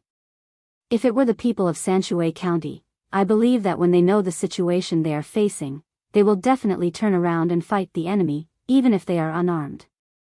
They will give us an accurate attitude, that is, they would rather die in battle than to implicate us. At that time, we can. I know. Wang Wan continued, we can let the artillery fire cut off the enemy's contact with the rear, then send snipers to snipe at a fixed point, and immediately order the people in front to immediately put up their bayonets and rush over to our people. But as you said, they are not the people of Sanshui County. They are people that even the government can't send. They can't turn around and launch a desperate attack. They will wait and hate, not only hate the multi-cannibals, but also hate us. Whether to fire or not, it's a difficult choice for us. If we fire, we will lose the people in that area. If we don't fire, they will be treated as cannon fodder, but they will feel that there is hope for survival, and they will help the multi-cannibals to charge at us. It's too cowardly. Wang Wan didn't think that Zhang Xiaobao was talking nonsense, but thought that the possibility was very, very, very high.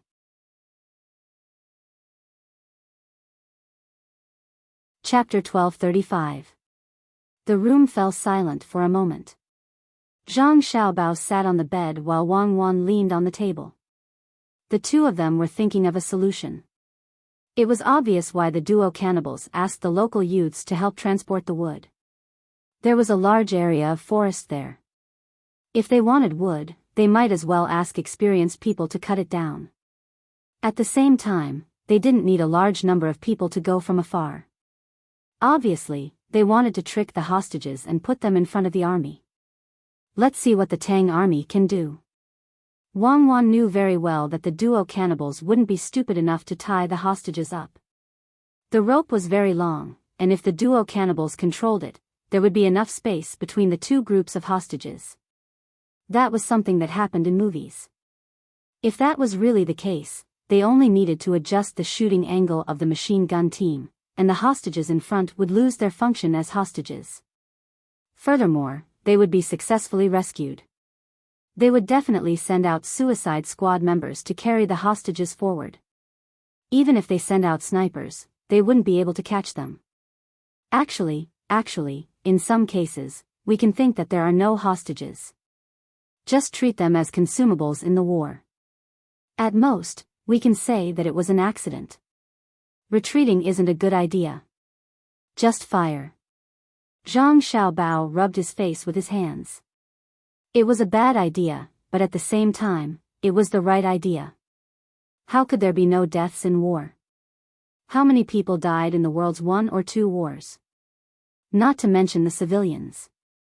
Wang Wan shook her head. She didn't want to attack the hostages, even if she had a way to solve the problem of the people's hearts. Send someone over to ask who was hired and tell the families of the hostages that they were tricked into becoming cannon fodder. Tell them how sinister the enemy was and how dangerous the battlefield was. Then find a random reason to make the helplessness of firing the cannon into a movie. Create a strong public opinion and give more benefits to the locals. Basically, no one would suspect that the Tang Empire deliberately fired the cannon. Zhang Xiaobao, who had just said that they would kill the hostages, spoke again. I am very disgusted by the duo cannibals. Just fight the war properly. Why play tricks? Even if they win the war in the end, isn't it an unfair victory? Wang Wan still didn't open her mouth. Her distress was written all over her face. She was pondering what method she could use to rescue him. Otherwise, wouldn't she be admitting that she and Xiao Bao didn't have the ability to face such difficulties? Most of the time, I treat this life as a game. Zhang Xiaobao and Wang Wan stayed silent for more than an hour. Seeing that it was getting late through the window, Zhang Xiaobao got up and went to the kitchen to cook. So I didn't care about anything. But I realized that I was wrong. It wasn't that I mistakenly treated this life as a game, but that I couldn't care less. If we had truly become a person of this era, we would have made the decision to directly attack in the current situation, because we had no other choice. Only when we were helpless in the current situation would we truly consider ourselves as a person of this era. That was a form of surrender. Any successful ruler was actually playing a game, enjoying the process, and then obtaining victory. When our bodies and minds were completely integrated into the era, that was the moment when we were powerless. So we never gave in to anything. We always had to achieve our goal. No matter how difficult it was, we had you all the way. While speaking, Zhang Xiaobao had already walked outside and stood at the door. Wang Wan stood up, smiled, and said, "Yes, from the beginning, we despised everything in this life. We were immortals, we were geniuses. Not only were we geniuses now, but we were also geniuses at the top of the pyramid in our time. So we cared more about the improvement of the living standards of the people, the happiness of the children, the dignity of the Tang people, and the little things around us. We were playing a grand game, just like the game of Monopoly. We hoped to take every step well.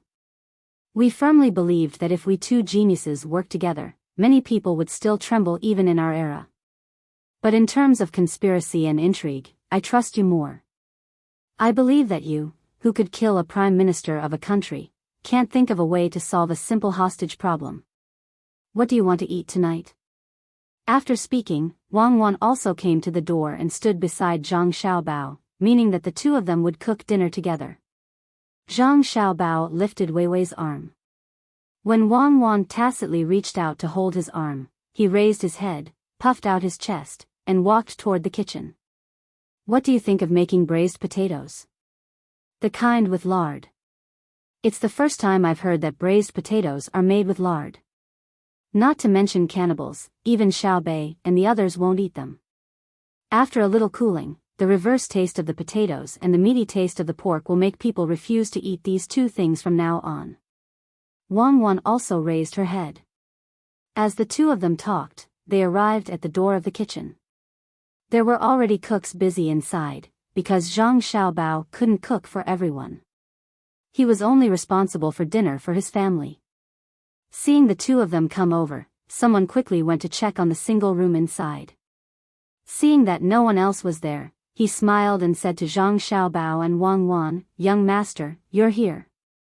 Seeing that it's already late, we were just about to ask you if you'd like us to do it. I didn't expect you to come with the little miss. Do your thing. I'll see what dishes there are. Don't worry about us." Zhang Xiaobao nodded at him and then began to look for things on the shelves in the kitchen's ingredient warehouse with Wang Wan. "This is good. Onion. In fact, I've never liked to eat it. And before we came here, our Tang people didn't like to eat it, so it wasn't spread here. Later, we came over by sea. How many detours did we take?" Zhang Xiaobao picked up a few onions and sniffed. He didn't smell anything pungent. There was skin on the outside. Wang Wan took it and put it in the basket that she had just picked up at the door. She said, "It tastes good to fry beef and mutton. It's better than green onions. The onions will shrivel up when they're fried. Then count them in tonight. And tomatoes. You'll plant a lot of them today, right? At least they can be sold in several big cities in summer. And chili. Let's have some of them. Good, tomatoes are really delicious." Zhang Xiaobao picked out chili and tomatoes. He also put the beef packed in cans on the other side of the shelf into Wang Wan's basket. After choosing a few more pieces of beef and mutton, Zhang Xiaobao began to cook. Wang Wan said that she would help. Seeing that the dishes Zhang Xiaobao chose were simple and didn't need fillings and side dishes, she could only stand by and watch. She was closer to each other and gave each other warmth. She wanted to think of a good idea as soon as possible and not directly shoot the hostages. Otherwise, in order to win the war, the hostages would undoubtedly die. But after the war, the two of them would feel uncomfortable and regret. Because the dishes were simple, Zhang Xiaobao made them very quickly. There were cucumber strips that were just marinated, the sauce that he had mixed, a few washed vegetables, steamed rice, and a tomato sauce or juice. After these were done, he began to roast the meat. He cut the meat into small pieces and put them on the iron grate to roast. After a while, the fragrance floated out. He waited for the rice in the pot to be cooked. He heated up the sauce just now and poured it on the rice. Well, there are meat and vegetables. It's nutritious. Because the staple food is a little greasy, it's good for digestion with cucumber. Help take it out. Xiaobei and the others are probably hungry. I didn't hear that they ate any snacks in the afternoon. Zhang Xiaobao divided all the dishes into plates and placed them on 2 large trays. He invited Wang Wan to take one out each.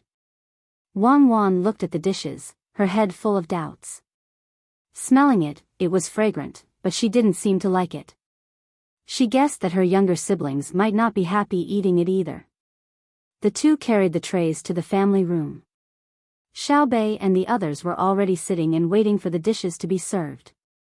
Each person had a plate of rice, but there were no chopsticks, no knives and forks.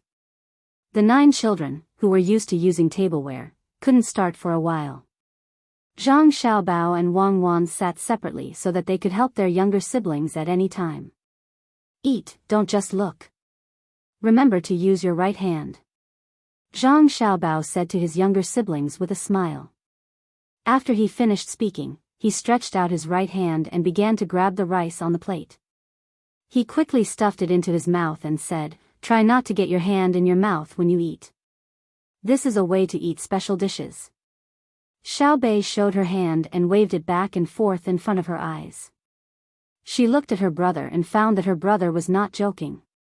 So, she sighed exaggeratedly and began to eat. She picked the side dishes that were not hot. The other children followed suit. Anyway, it was just eating. They believed that their brother would not harm them. Zhang Xiaobao ate a few mouthfuls, picked up the vegetables and dipped them in the sauce and stuffed them into his mouth. He chewed, picked up a cucumber stick, and dipped it in the sauce as well. Xiaobei gradually adapted after eating it a few times. She liked to challenge new food cultures. In the past, she had eaten many kinds of food specially made for her by her brother. Although the salad on the plate in front of her was different from the steak she used to eat, it was still edible. Wang Wan also ate. After eating about 10 mouthfuls, she stopped and looked at Zhang Xiaobao and said, "Why do I feel like this is Indian curry rice?" Definitely not. Indian curry rice has more seasonings than what we eat now. It is almost a hodgepodge of seasonings. If you want to eat it, I will make it for you tomorrow at noon. Anyway, I have nothing to do. Let me tell you, curry tastes the best when it is made by someone like me who has sold 13 spices. It is not an exaggeration to say that very few Indians can beat me. In the end, they became lazy and bought ready-made curry powder. Many people do not know how to make their own curry powder. The faster the times develop, the more traditions are lost. Sigh. They always say that they are a strong country. I am worried about them. Eat it. This is an authentic Arab diet. I plan to carry it forward. Part of it is chili, part of it is not chili. Because I don't know if they can immediately adapt to chili rice. We have a canning factory here, right? Yes, we do. Otherwise, many things that can't be directly transported to Beijing and other places will be a problem to preserve freshness. After dinner tonight, I will ask them to process this kind of canned food. Zhang Xiaobao was not afraid of burning his hands at all. He ate very quickly and could talk while eating. "Brother, when you have new things, don't you want to give them to our inner courtyard first?" Xiaobei felt that they could eat now, so he did not ask to change the food. But he was very confused. Zhang Xiaobao shook his head and said, "This is not for our inner courtyard. This is prepared for those who lack virtue for 8 lifetimes. I want to add enough barbituric acid, which is the ingredient of the sedative medicine sold in our medical hall now. These bastards are playing tricks on me. I'll let them see what a trick that's impossible to guard against is. I'll let them like to eat this kind of thing first. I'll put in something with caffeine and poppy water. When they're addicted to it, I'll change the ingredients." Zhang Xiaobao needed a way to vent. After cursing fiercely, he continued to eat. After Wang Wan heard this, her eyes lit up.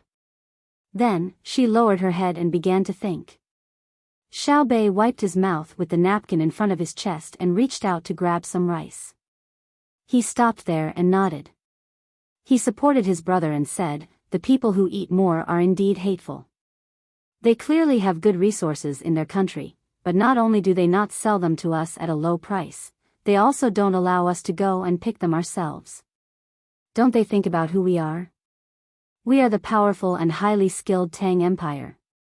We shoulder the responsibility of the beautiful future of the entire human race. If they eat more and stop us, they are going against all of humanity and making things difficult for the world. All right. There are no outsiders here. Put away your tricks. Xiao Yuan could not stand it anymore. How thick-skinned was this person who said such words? Xiao Bei, who had found an opportunity to practice his diplomatic speech, was exposed by Xiao Yuan. His face turned red and his body twisted a little. He said embarrassedly, "I'm used to it. From this, you can see how hard it is for me to be a diplomat. I have to pay attention to my image at all times, including my facial expressions and body movements. Do you think it's easy for me? But even so, sometimes people don't understand. They say that I'm just saying clichés and that it's no different from not saying anything. They say that I repeat the same thing over and over again. Is that really the case? Xiao Yuan, tell me." Xiao Yuan shook his head. "No, definitely not. Every word is changed differently, and the meaning expressed is also different. It may seem like clichés, but if you think about it carefully, you'll realize that there's a lot of meaning behind it. Actually, I've said everything that needs to be said. It's just that many people are not educated enough and can't keep up with your rhythm." Although Xiao Yuan did not like to hear Xiao Bei say diplomatic words in front of him, he supported Xiao Bei. That was a form of wisdom. Unless there were special circumstances, one had to be ambiguous when expressing one's meaning. Otherwise, if one said something wrong, it would leave a flaw for the enemy. How could ordinary people understand the skills of a diplomat and the profoundness of diplomatic words? That's right. Xiao Bei freed up his left hand and patted Xiao Yuan's shoulder in praise. He looked like he was saying, "You're not bad, kid. You guys live in such a big place. Your farming skills are not good, and your industrial skills are not good. Your country has a lot of resources, but your military force is not as good as ours. If we don't fight you, who do we fight?" After thinking for a while, Wang Wan smiled and said to the 9 little guys, "Tell me the truth. Do you like eating the current food? If you don't like it, then don't eat it. Ask your brother to make it again for you guys. Tell me, in order to deal with the poly-eater, he has to make things difficult for us in terms of food, right?" The 9 of them looked at each other and instantly communicated with their eyes. Then, Xiao Bei said, "Sigh. Let's just make do with it. Fortunately, it was made by my brother. I reckon that if the poly-eater made it themselves, would have a stomach problem. In the past, we said that Japanese dishes were special, so when my brother made them, we felt that they were not bad. In the end, when we ate the food made by the Japanese, we finally understood that what was good was not the food, but our brother. So, we believe that my brother's plan will definitely succeed. With the delicious handheld rice, it will be like eating for the people on the grassland. The poly-eater will go crazy when they see it." After Xiao Bei said this, his eyes suddenly showed doubt. He asked, "Brother, are we bored? We have cannons and bullets. Can't we just shoot? Why do we have to use a trick on the poly-eater?" The other 8 little guys listened to the movements of their hands at the same time and looked up. This matter started with the grandfather and grandson who came before. "Your brother and I didn't guess what the use of collecting the poison was, but the transport would behind them already knew. They wanted to drive our people away. Facing our gunfire, your brother and I were worried sick. But now, your brother has thought of a very good plan. First, send the poly-eater canned food with stimulants for a few days, and then find a suitable opportunity to give them canned food with sleeping ingredients in it. Then, we will solve the hostage problem. Now, we have to send people to all our borders and bring the people there to a safe place. Your brother and I plan to play the game more beautifully. We don't plan to use the most helpless method." Wang Wan stared at Zhang Xiaobao as she spoke, her eyes smiling like crescent moons. A professional was indeed a professional. The quality of a professional swindler never needed to be questioned. He could actually think of a plan in such a short time. People who often schemed against others could indeed face anyone's schemes at any time.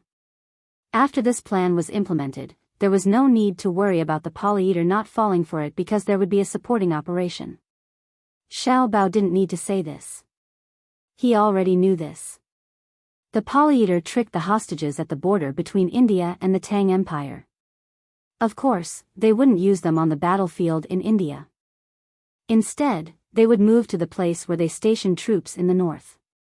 Because the information transmission technology was not advanced enough, they wouldn't know that the war would start tomorrow. They would definitely travel slowly. After 10 days to half a month of travel, they would contact the people at the place where they were beaten. Then, they would abandon the useless wood and move forward lightly. They could wait for the first few days before they met up and send special forces to destroy their supplies. Then, they would send troops to the front to stop them. They would push out the hostages, and the interceptors would use snipers to take out a few of them before retreating in panic, leaving behind some supplies. After losing their supplies, they could only check what the Tang Empire left behind and let the hostages try it. After eating, they found that not only were they not poisoned, but they also became more energetic. In the process of praising the Tang Empire's superb technology, they ate with all their might. At the same time, they secretly thought that their own people were smart. This happened a few times. On the night before they said that they were going to regroup with the scattered and regrouped troops, they would take advantage of the time when they were relaxed to give them a can of sleeping pills. While they were sleeping soundly, the special forces would come out and kill them. Everything was solved. Of course, this was their own idea. The specific implementation would depend on the situation at the time. They believed that there would be no problems in general. The hostage rescue plan was like this. No one could guarantee a perfect success, but having a solution and not having a solution were two different things. The 9 little guys pondered and figured out what was going on. So bad. Can't they just fight properly with us? Why do they have to play tricks? I despise such enemies the most. Xiao Bei once again spoke in the name of justice. Eat it. All is fair in war. Xiao Yuan's admiration for his brother and sister was indescribable. When they went to meet the grandfather and grandson, before they could figure out what the information would be used for, his brother and sister had already thought of a way to deal with it. As expected, he had to continue learning. After relaxing, Wang Wan decided to torture Zhang Xiaobao on the bed. Then, she proposed to hold a large-scale singing and dancing performance tomorrow. As for starting a war, it seemed to have nothing to do with her. The capital was one step ahead of Izhou to understand the sunset at dusk. Li Longji had no idea that something had just happened in front of him that made things difficult for Zhang Xiaobao and Wang Wan. He also seemed to have forgotten about the war and walked leisurely on the road to the zoo. Gao Lishur followed beside him and described the progress of the construction in the palace. They would be able to enter in August. At that time, they would have a new mood in the new office environment. Your Majesty, Xiaobao hasn't sent the plan yet. It needs to be published in the newspaper tomorrow morning. Is it urgent? After Gao Lishur finished talking about the construction, he talked about something more important. With a faint smile on his face, Li Longji walked leisurely with his hands behind his back. From time to time, he glanced at the tourists passing by. Some tourists hurried by, while some recognized the emperor. At first, they were surprised, and then they nervously looked around. On the surface, there were more than 30 tourists following him, but who knew how many were secretly following him? The tourists who recognized the emperor very tacitly made the same choice. No matter which direction they went before and what animals they wanted to see, at this time, they all chose to walk the same path as the emperor to see the same animals. Moreover, they followed at a place that was neither too far nor too close. They didn't want the emperor to talk to them personally. They just thought that protecting the emperor was what they should do. At the same time, they secretly complained, "You don't take more guards with you when you go out. Don't you know that you are going to war? We won't hurt you. What if there are enemies in the crowd? You are cheating us." Many people thought so. While complaining, they were also proud. The emperor dared to walk around in person, which meant that he had a clear conscience. He was confident that he had done what he should do and that the people wouldn't assassinate him. He was a good emperor. Only an emperor with a guilty conscience would be afraid to face the people. Therefore, they had to ensure the emperor's safety. If he was killed and replaced with a bad emperor, how would they live? Therefore, more and more people gathered around Li Longji. They were all vigilant. When they looked at the people around them, they felt that they were enemies and were ready to attack at any time. Li Longji also noticed the situation and smiled warmly at the people around him. He didn't respond to Gao Lisher's words. Instead, he looked at the place in front of him and asked, "Is that the place where koalas are raised?" Gao Lisher helplessly replied, "That's right. Your Majesty, look at the special trees. They are eucalyptus trees. Many of them were transplanted here, but many of them died.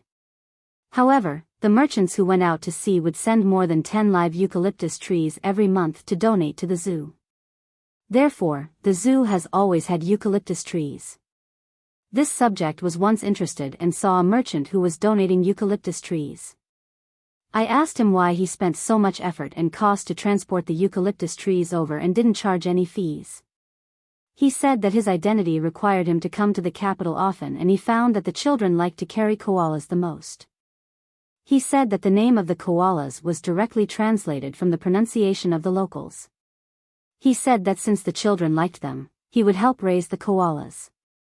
He said that when he went out personally, or when his caravan went out, what he felt the most was not the beautiful scenery of other places but the warmth of the Great Tang.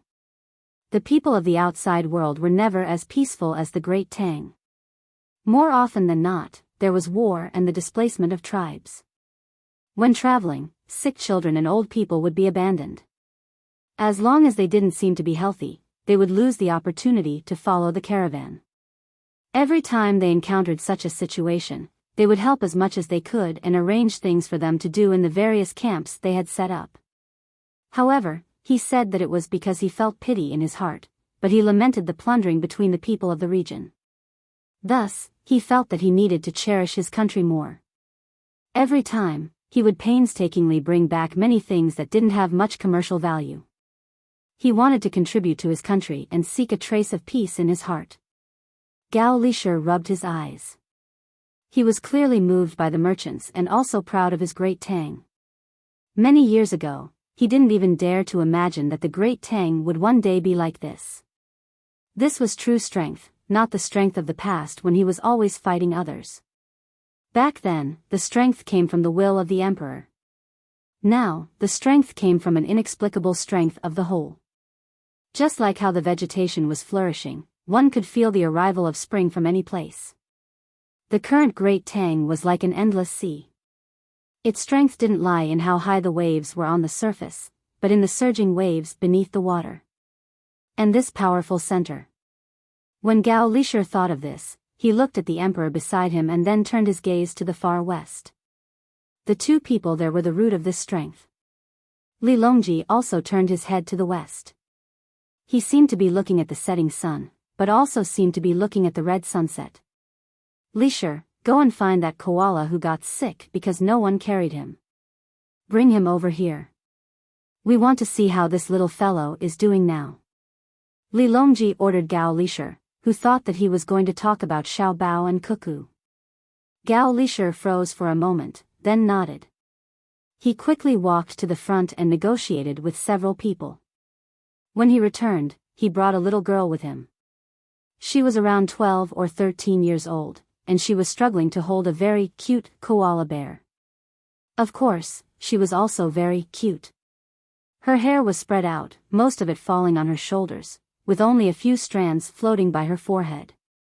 There was a large pink bow on her head, and she was wearing a white princess dress. Perhaps because she was afraid of the cold weather, her parents had put on long, flesh-colored stockings for her. On her feet were a pair of red leather boots with cartoon dog decorations on the front. She was holding Koala, and Koala also stretched out an arm to wrap around her neck. The other hand was holding a eucalyptus tree branch, and from time to time, it would take a bite. Okay, you're only allowed to hold it for a while. I held it first, you're not allowed to snatch it and not return it to me. Little Doo is the most willing to let me hold it. When he walked closer, Li Longji heard what the little girl said to Gao Lishir and couldn't help but laugh. Gao Lishir nodded helplessly and promised. When the little girl stood in front of Li Longji, she reluctantly handed over the little Doo in her mouth. Her eyes were fixed on Li Longji, as if she was afraid that the other party would snatch her toy and not get it back. She had a hard time holding it, but Li Longji was much more relaxed. It was not heavy, and it was not easy to make it too heavy. Koala was very easy to talk to, as long as someone was holding it, it didn't care who was holding it. When it was wrapped in Li Longji's arms, it felt that this person did not need to be hugged, so it grabbed the eucalyptus tree branch with both hands and slowly ate it. It was Li Longji's first time holding a koala, and he finally understood why so many people liked this kind of small animal. It was really too fun, just like holding a quiet child. It's furry and looks like the cloth dolls sold by Xiao Bei and the others. Those who don't know would really treat it as a dead object. Let me see, as expected, with makeup, someone will hold it. Lishir, why do you think koalas like to be held by people? Li Longji looked at the little animal in his arms and asked Gao Lishir. Your Majesty, not all koalas like to be held by people. Wild ones are not good, they have to be in contact with them for a period of time. There is a comparison between people, and it is the same between animals. It sees others of its kind being held by people, but it is not held by anyone, so it naturally gets sick. Gao Lishir explained. It's like raising a dog. You are good to one dog, but the other dogs are not comfortable. Girl, its name is Little Doo. Li Longji lowered his head and said to the little girl who brought the koala. The little girl did not answer immediately, but kept blinking her big eyes, looking at Li Longji in surprise, then turned to look at Gao Lishir and asked Gao Lishir, what did you call him just now? Your Majesty. Gao Lishir nodded. Uncle Emperor, you should have said so earlier. If I had said earlier that Uncle Emperor wanted to hold Little Doo, I would have already sent it over. Uncle Emperor, it's actually not called Little Doo, its original name was Tang, but Peng saw that its eyes were sunken in a lot, and its color was not good, so he called it Little Doo when I was angry. I called it Little Doo Uncle Emperor, who gave it a good name? The little girl seemed to be very smart, guessing Li Longji's identity from a name, and did not forget to ask for the Emperor's support. Little Doo is good, very good. Li Longji said. Not to mention that this name was very cute, even if it was unpleasant, he had to follow the little girl's words. Otherwise, what if he made her cry? I've always thought so. When I go back, I'll tell Peng that the name was decided by Uncle Emperor. If he dares to disagree, I'll find the authorities to arrest him and punish him for 10 days, no, 5 days. He won't be able to eat anything from my precious candy house. The little girl was very happy that she had obtained the Emperor's approval. In the future, she could bully the second fatty that she spoke of. From the clothes on the little girl's body and her words, Li Longji understood that she was not born in an ordinary family and was definitely a child of an official. If she was from a merchant family, then her family was too powerful, because the bow on her head was specially made by Xiao Bei and the others as a gift to the officials of the capital. To be able to get the bow from the hands of an official, what price would a merchant have to pay? The brackets of this bow were made of gold, and the sparkling things inlaid on them were diamonds. It was very expensive to make, and the production was very small. Each bow had a number on it, and the design was also unique. Alright, I will definitely punish him. If he dares to say that he is not called Little Doo, how old is this girl? What's your surname? Li Longji said with a smile. 11 years old, do you think I look 13 years old?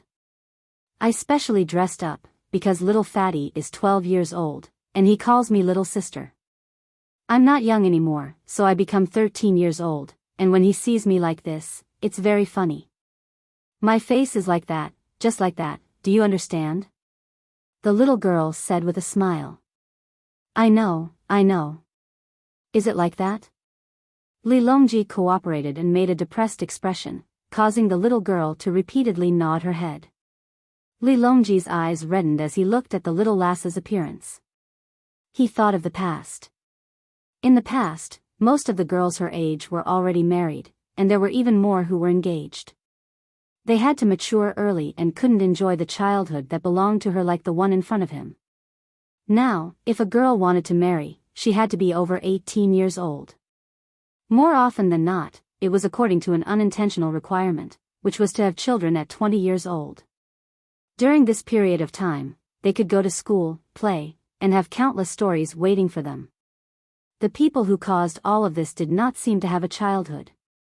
They left their childhood to others, and they had to learn many skills from elementary school. They had to govern a region, lead troops, manage countless industries, and participate in the imperial court's orders. If you ask where your heart is, you will obtain the world's love. Wei Li Longji shook his head and smiled again. He looked at the little girl in front of him and felt that she was so happy. She could play to her heart's content, while the people who could make her like this were planning a grand war. Uncle Emperor, my surname is Liang, and my father is the county magistrate of Wanyan County. The little girl didn't know what her Uncle Emperor meant, but she remembered that her Uncle Emperor had asked her 2 questions. Li Longji nodded. Oh, your Uncle Emperor knows that your father is Liang Yudao, the county magistrate who always says, listen to Xiao Bao, right? Yes, that's right. Uncle Emperor, you remember my father. My father is from Jinjia, right? Your Uncle Emperor must remember everyone who comes out of that place. Tell Uncle Emperor, how has your father been recently? Li Longji helped the little girl solve the problem of not being able to remember. Jinjia was a legendary academy, which was even more powerful than the Imperial College, the highest academy of the Tang Empire. Even the people of Jixian Academy did not dare to say that they could compete with all the students there. The little girl was happy at first, but then she shook her head. It's not good. In the past half-month, my father has been sighing, saying that there is a big contradiction between the speed of economic development and the proportion of people who have resources. He has said it many times, but my mother and I don't understand. We just remember it. Uncle Emperor, you are very, very powerful. Can you tell me what is going on? I went home and told my father that my father has lost weight. My mother advised my father not to think too much, but your father is from Jinjia. It is impossible for him not to think about it. It has become his instinct. Can you go back today? If you can, tell your father that tomorrow, everything will be fine tomorrow. Xiao Bao and Cuckoo are also waiting for the sun to rise. Li Longji said to the little girl.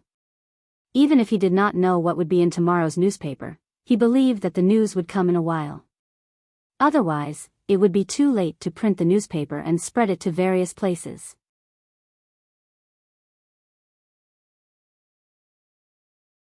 Chapter 1236.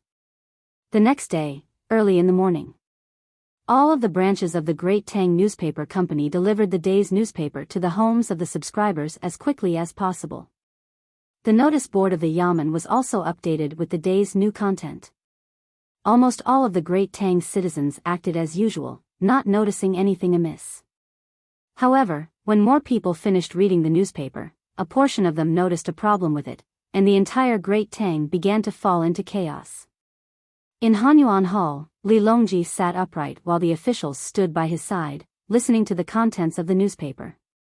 From today onwards, the royal court will add a new policy. First, the tax on farmers, such as the tax on farmers and the poll tax, will be replaced with currency. All farmers will have to sell their crops to raise money. When the first clause was read out, the officials who were qualified to attend the royal court frowned as they pondered over the function of this clause. After a moment of contemplation, most of them found that it didn't have much of an effect. At most, The grain that had been handed over previously would be converted into money, and the farmers would have to sell their crops themselves. Li Longji narrowed his eyes, and after a moment of contemplation, he nodded. The reporter continued to read. Second, all cultivators are allowed to work together with other cultivators in the surrounding area. All cultivators are allowed to work together in groups of 100 households, or in villages. A leader is chosen, and the members of the group are the owners of all the land. The leader can choose two types of farming. The first is to negotiate the distribution of the crops. That is to say, the owner of the land will reach an agreement with the leader, and the variety of crops to be farmed each year will be decided by the leader. The second is to lease the land. That is to say, the leader will lease the land of all the farmers and hire the owner of the land to work in the fields. All decisions will be made by the leader, and they will be protected by the corresponding laws. The moment these words were said, the officials burst into an uproar. They finally understood the function of the first clause. The first clause was to serve the second clause. After a transaction, the amount of money one would earn would depend on the price set at the time of the transaction. If one sold for more money, one would make a profit. If one sold for less money, one would make a loss. All of the risks would be shifted to the owner of the land. The next day, there was another way of land acquisition. If one chose the first option of the second option, the owner of the land would have to bet with the team leader. They would bet that the team leader's decision this year was correct. Although it was said that it could not be changed, in fact, once the seeds were planted, they could not be changed even if they wanted to. It would delay the growth of the crops. If one were to choose the second option, the owner of the land would avoid the risk of selling their own grain. They would pay for the land and receive two portions of money. One portion would be the rent for the land, and the other portion would be the income from labor. There were two risks in the process. One was the risk of not being hired, and the other was the risk of their own income being reduced when the price of grain was high. If it was completely up to the team leader to decide, the team leader was likely to exclude those who were not good at farming. These people would only receive a portion of the income from the lease of the land, but they themselves would be unemployed. I don't agree. Without waiting for the person reading the newspaper to continue, Zhang Jiuling stepped out and said bluntly. He had a good relationship with the Zhang family and the Wang family, but he could not let his personal relationship go to waste. Li Longji put the microphone to his mouth and said, Minister Zhang, stand down. Today's court assembly is not to hear whether you agree or not. It is to let you listen carefully and act accordingly. Today is different from the past. Everything that is done, starting from me, to the head of the Secretariat, to the lower ministries, you only need to cooperate and are not allowed to question. However, Yuan Xianyao, who was nearby, did not agree.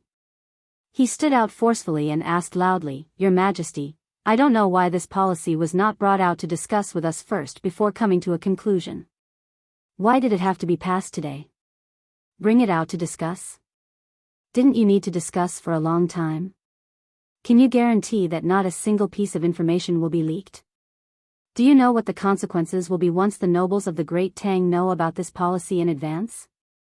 Minister Yuan Qing, I ask you, do you know the situation that our dynasty is facing now? Li Longji threw out a few questions consecutively and waited for Yuan Xianyao to give a reply. Yuan Xianyao pondered for a moment and said loudly, Your Majesty, our dynasty is now filled with the benevolence of the emperor. The people are of one mind, commerce is connected, agriculture is flourishing, and the army, speak frankly, I don't like to listen to people talk for a long time without saying anything practical. No matter how much you flatter, the problems that should exist will not be solved. Li Longji interrupted Yuan Xianyao's words. All the officials, including Zhang Zhong, sighed secretly.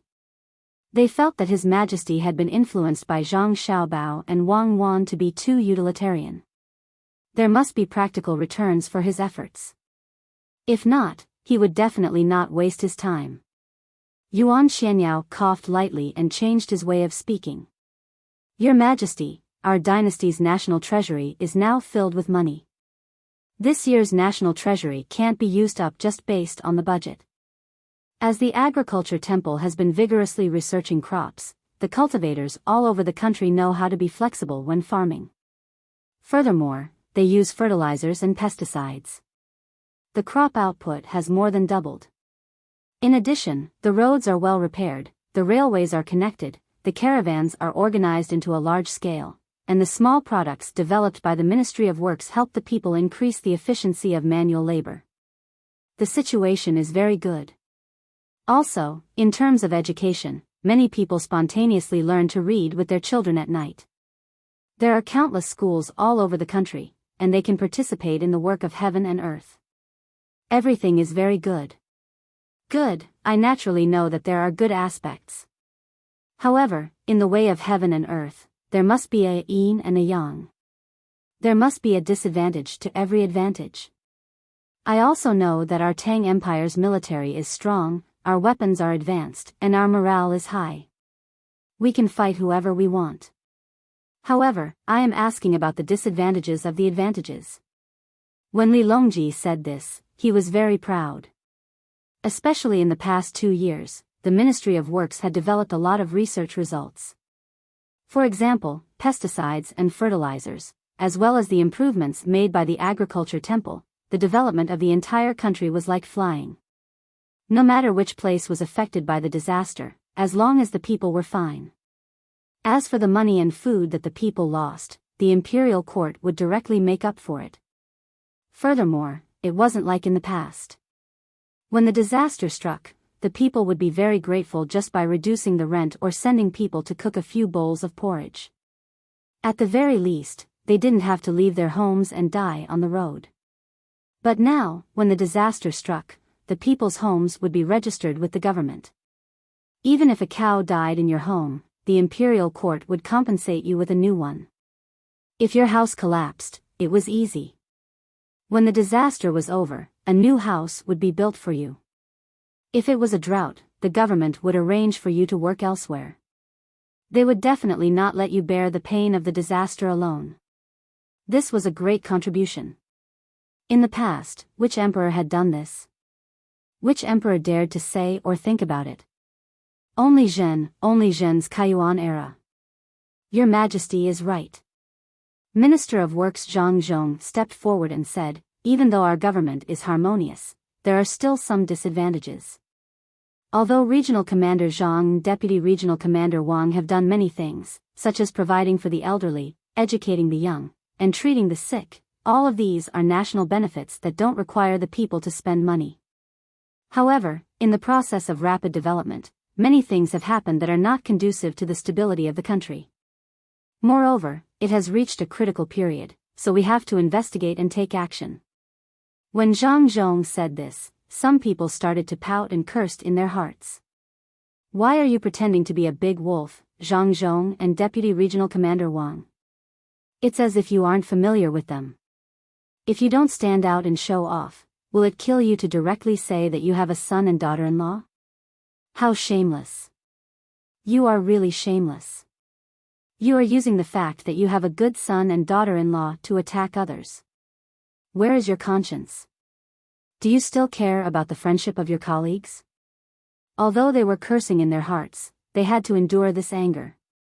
Otherwise, if they offended them verbally, the revenge would come very quickly. The first to take action would probably be their other children. Yuan Xinyao's face didn't look very good when he was mocked by the emperor and the Minister of Works at the same time. He lowered his head and thought about it before saying, there are also disadvantages, but they are not big. Due to the increase in national benefits, a small number of people have become lazy. Especially the policy that the imperial court will pay for the raising of infants, all kinds of men have started to work. Is there anything else? Li Longji asked again. Yes. Yuan Xianyao said firmly, there are also people who are active at this good time. After they earn money, they won't spend it for a while. They buy a lot of luxury goods and compare their wealth with others. Their friendship with others is usually measured by their wealth. They are arrogant because of their wealth, causing others to compare with them. After saying that, Yuan Xianyao probably thought that he had admitted his mistake, so he explained, of course, this is human nature. Moreover, rich people buy a lot of luxury goods, which will help increase the income of the imperial court's treasury. It can promote the competitiveness of others and make them work harder. Logically speaking, after 3 generations, it will return to peace. Logically speaking, if we don't solve it immediately, we won't need to wait for 3 generations. This generation will definitely cause the country to be in turmoil and the people's hearts to be unstable. Everything is based on money. At that time, will the world belong to people or to money? Those who only know their nature and food are animals. Money can buy sex, food, clothes, and houses. With money, you can do anything. Do you still want ethics and morals? If you lose the warmth of people and only have money left, I don't care about this country. Li Longji said angrily. In the end, he had already started to hit the armrest with all his might. Your Majesty, please calm down. The officials persuaded in unison with tacit understanding. Yuan Xianyao trembled and knelt on the ground. He said, this official has committed a crime of not thinking deeply and not being aware of many things. Li Longji waved his hand. Get up, I don't blame you. I did the same in the past. Who would have thought that there was such a hidden danger behind the prosperity? It was Xiao Bao and Cuckoo who told me over and over again. After analyzing it over and over again, I finally understood that things in the world are unpredictable. I believe that all of you know how capable the 2 of them are. When they encountered monstrous disasters, the 2 of them worked together and stubbornly fought against them. When they encountered military disasters, the 2 of them laughed and chatted non-stop. When they said that they didn't have enough money, the 2 of them talked about the world and turned stone into gold. No matter what they encountered, I have never seen the 2 of them afraid. As for your impeachment, it was just a joke to the 2 of them. However, every time they talked about today's matter, the 2 of them would always have a serious expression. Occasionally, they would show a panicked expression and sigh when talking to me. All of this shows that the pressure this matter has on the 2 of them is far greater than the previous few cases. The sum of the previous cases is not as serious as this. Isn't this enough? Isn't this enough to explain the problem? What exactly is hidden behind the prosperity that makes the 2 of them so afraid? Do you think there is anything in the world that can make them afraid? As Li Longji's voice fell, the sound of people inhaling could be heard in Hanyuan Hall. Under the warm sunlight, the officials felt their bodies turn cold. They had always known that Zhang Xiaobao and Wang Wan were strong. It was a kind of strength that was soaked in their souls. They had never been afraid of anything and could easily solve any problem in front of them. They were knowledgeable in astronomy, knowledgeable in geography, and knowledgeable in the study of things in between. Regardless of whether it was the zither, chess, calligraphy, painting, poetry, song, or poetry, whether it was farming, craftsmen, or merchants, they were able to spread government and administration, and as a general, they were able to open up new territories. They were invincible in battle and were invincible. Such people would actually be afraid. Who wouldn't be afraid of something that could make them afraid? However, it clearly looked very good now and there wasn't much of a problem. Why were they so scared? Brother Yongsheng, do you know? Prime Minister Song Jing asked. He was asking Zhang Zhong. After all, he was Zhang Xiaobao's father and had probably interacted with him often. Everyone's gazes simultaneously shifted to Zhang Zhong. Zhang Zhong considered, then solemnly said, Xiao Bao and Cuckoo once said that our great Tang does not fear calamities. Calamities are nothing more than rebuilding one's home.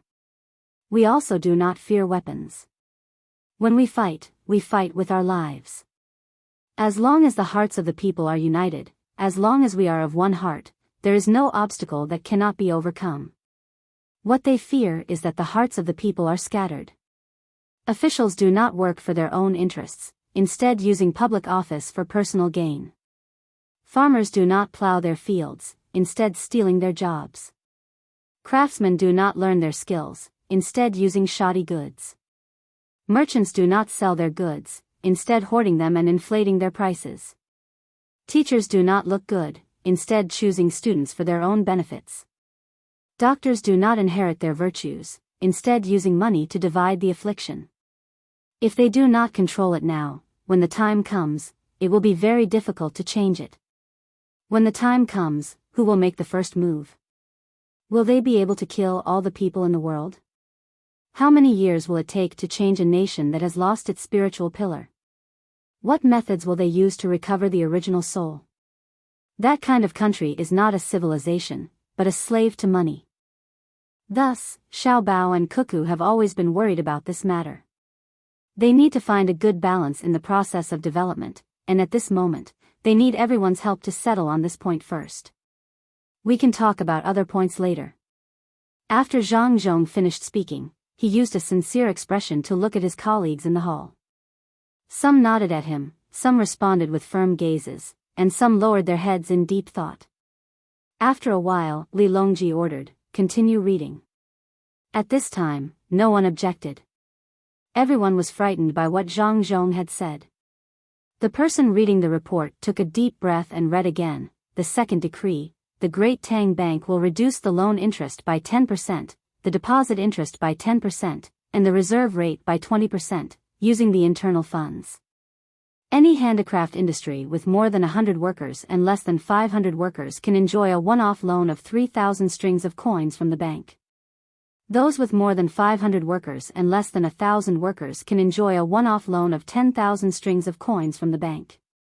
Those with more than 1,000 workers can enjoy a one-off loan of less than 200,000 strings of coins from the bank according to the requirements of their development plan, and the loan amount can be increased in the future."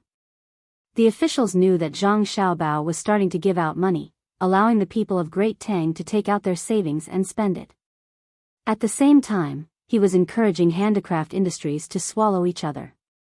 There were many consequences, but the most direct one was the depreciation of the currency, even if the country did not increase the amount of currency issued.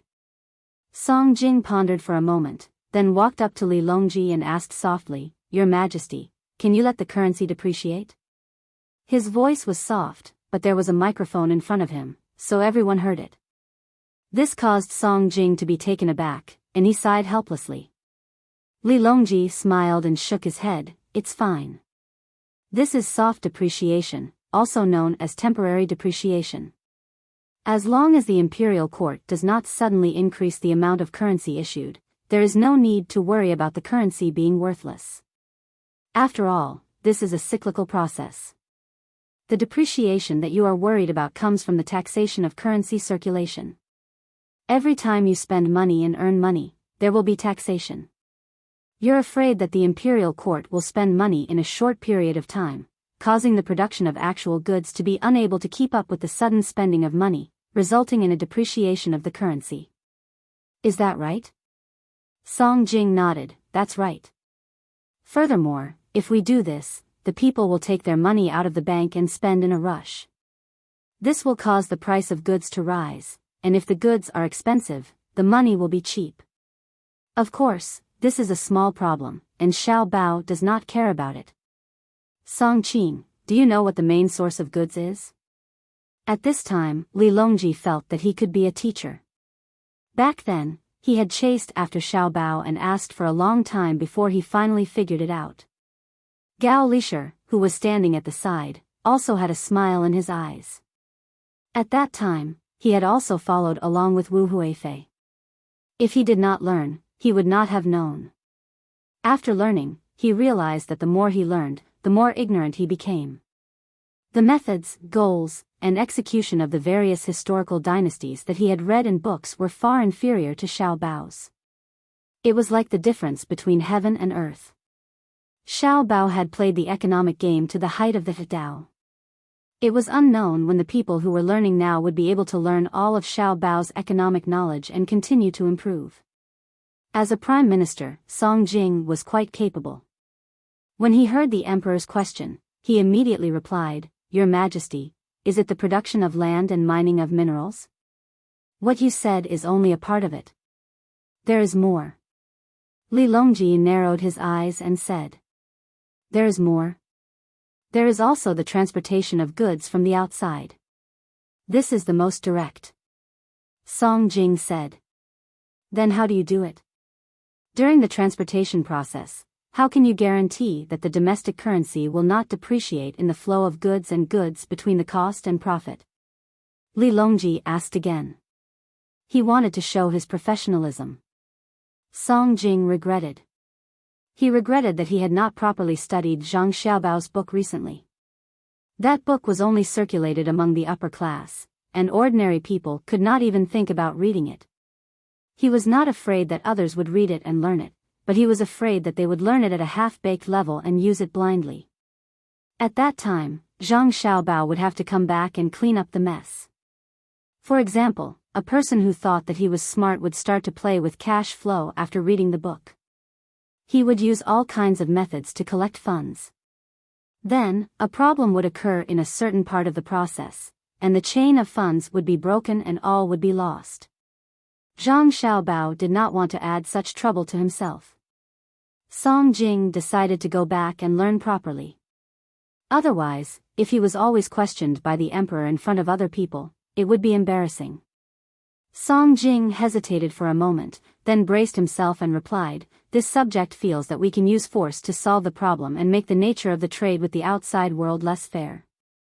This way, we can use low-cost goods to exchange for high-profit goods. This is a bandit's way of thinking. It's a sign of incompetence. Then just say that you are like Xiao Bao and Cuckoo, who did not even exchange goods and relied on the army to fight for them." Li Longji was amused by Song Jing's words. "Your Majesty, please teach this subject." Song Jing played along. "Fine, we will teach you. It's your fault for not learning properly. What you just said was correct, but you did not mention the most important problem. The key lies in the production and application of production technology. Whether it is planting in the fields, mining in the mines, or trading with the outside world, they all require technical support. The problem of the fields is left to the agriculture temple, the updating of the mining tools is left to the Ministry of Works, and the trading with the outside world is also the Ministry of Works. If we want to reduce the actual cost of the goods, we have to increase the cost of the technology. For example, how much do you think a mirror is worth? A palm-sized mirror is not even worth a copper coin, but when we trade with the outside world, we can give it a value of 10 strings of coins. This is the cost advantage brought by technology. If you don't have the technology, you can only accept the other party's cost. If you want to own something, you can only pay as much as the other party says. Thus, a portion of the taxes that our great Tang earns can be allocated to the technical research department, and a portion can be used to build infrastructure, such as roads. Once the roads are built, the cost of transporting goods will naturally be reduced. For example, if you send 5 people to transport a cart of rice, and the road is not good, you will have to travel for several months. Even after the cart of rice is eaten by you, you will still starve to death. The time wasted by your 5 people is actually non-productive consumption. I might as well not ask for a cart of rice and let the 5 of you find a place to raise chickens. Li Longji gestured as he spoke. That's not right. Song Jing pondered for a moment before shaking his head. Your Majesty, look, the land needs people to grow it. If you don't grow it, someone else will. There are only so many lands, and with the same technology, you don't need to be a laborer. Wouldn't it be a waste for you to go and farm? It's the same for raising chickens. Chickens need to eat, and no matter what they eat, they will consume the local resources. The resources are only in a cycle, and they don't increase.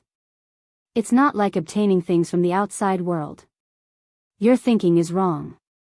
The resources are indeed in a cycle, but we don't make use of all of them. For example, if you don't raise chickens, can you fully utilize the resources of the land and forests in the area where you raise chickens? Furthermore, these resources are increasing. For example, sunlight and wind. If you don't use them, they will still exist. When the time comes, it will be wasted. The most direct manifestation of sunlight is the growth of plants.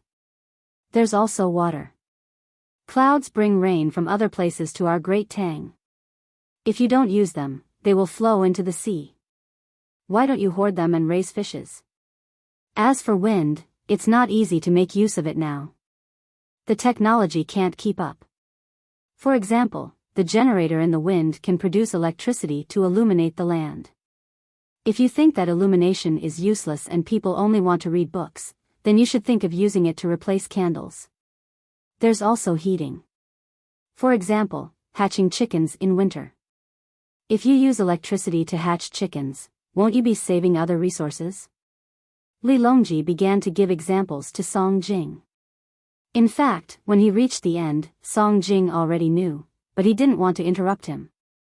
It wasn't easy for the emperor to teach you, so shouldn't you listen carefully? This subject understands. Song Jing saw that His Majesty had stopped talking and was drinking tea, so he immediately said respectfully. Li Longji nodded contentedly and instructed the person reading the report, continue reading. There are many policies today.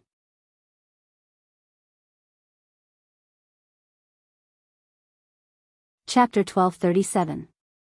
Article 3. Males who have reached the age of 18 and meet the standards of health must serve 2 months of military service every year from the age of 25 and receive military service subsidies.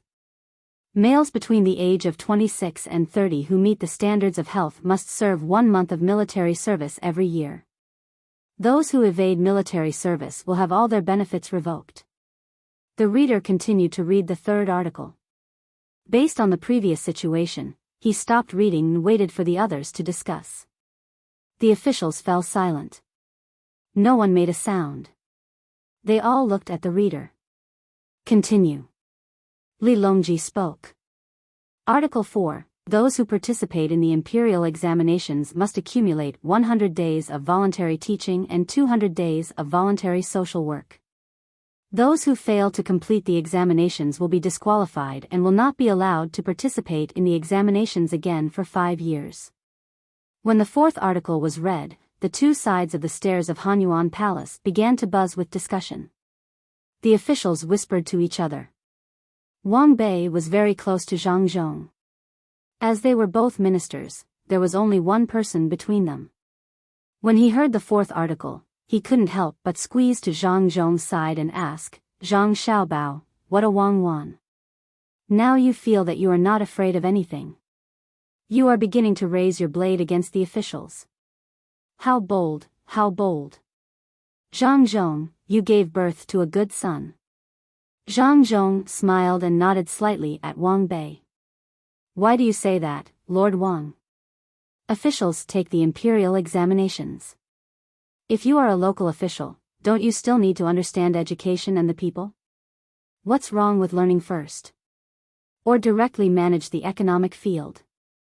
At the very least, you need to understand the goods and needs of the people, right? Speaking of the economy, I just remembered that last night, Xiaobao called and said that the new group we formed together might be able to generate profits this year. It's no longer about breaking even.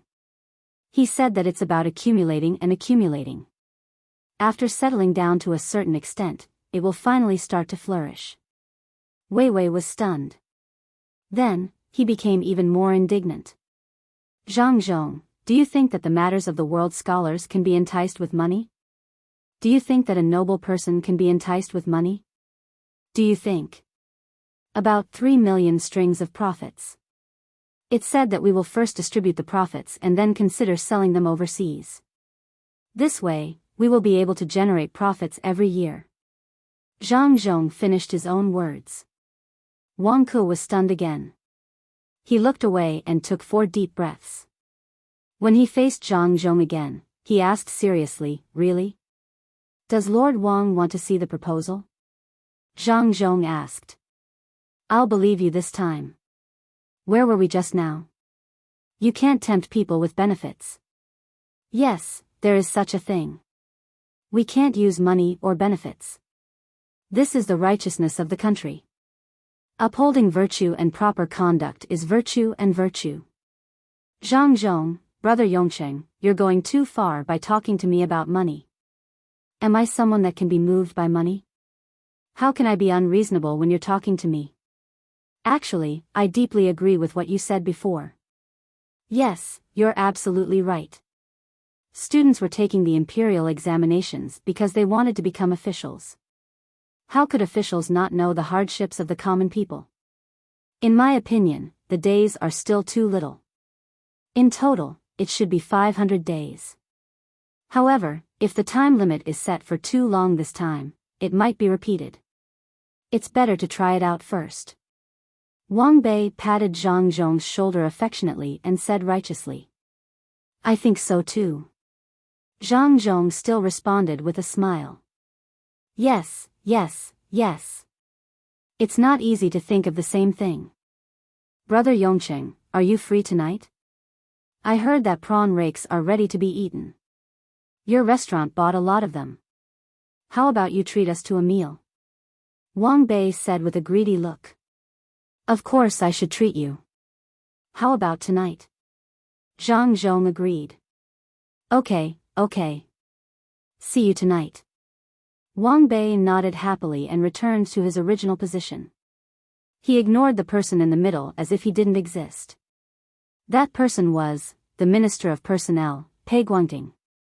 Pei Guangding heard everything and suddenly realized that people who were in charge of money really had no resistance to money. 3 million strings of cash wasn't just Wang Bei's profit, but he had been bribed. Can't you have some backbone?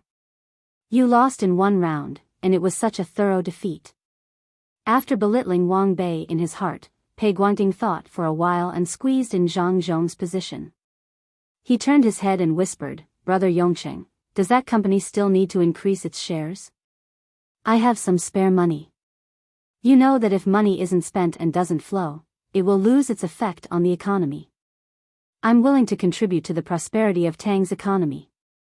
Pei Guangding was more than 10 years older than Zhang Zhong. His third grandson was already 4 years old. He wanted to consider for his family. In fact, it was not bad to rely on bribery, but there were very few officials who bribed now. Even if he did, he couldn't help much. If bribed officials made mistakes, they would be punished. He didn't dare to oppose, even if he was in charge of the Ministry of Personnel. He wasn't afraid of the censorate or the head of the secretariat. He even dared to argue with the emperor. However, he was afraid of Xiao Bei and the others who were just like him. Moreover, the emperor's argument showed that he had the ability. He was caught by Xiao Bei and the others on a whim, but no one helped him. Therefore, it was better to find a proper business and invest more to get a return. He had shares in the new company, but not a lot. It would be good if he could increase his investment. Brother Liancheng, don't worry.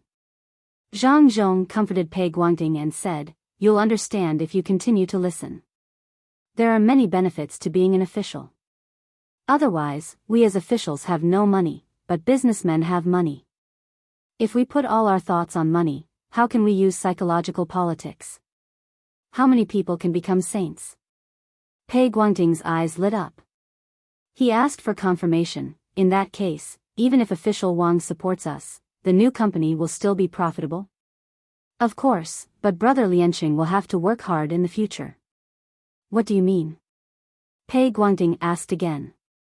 After the hidden high salary, Xiao Bao and Cuckoo demanded that the officials must be honest. As the saying goes, if you take someone's money, you have to solve problems.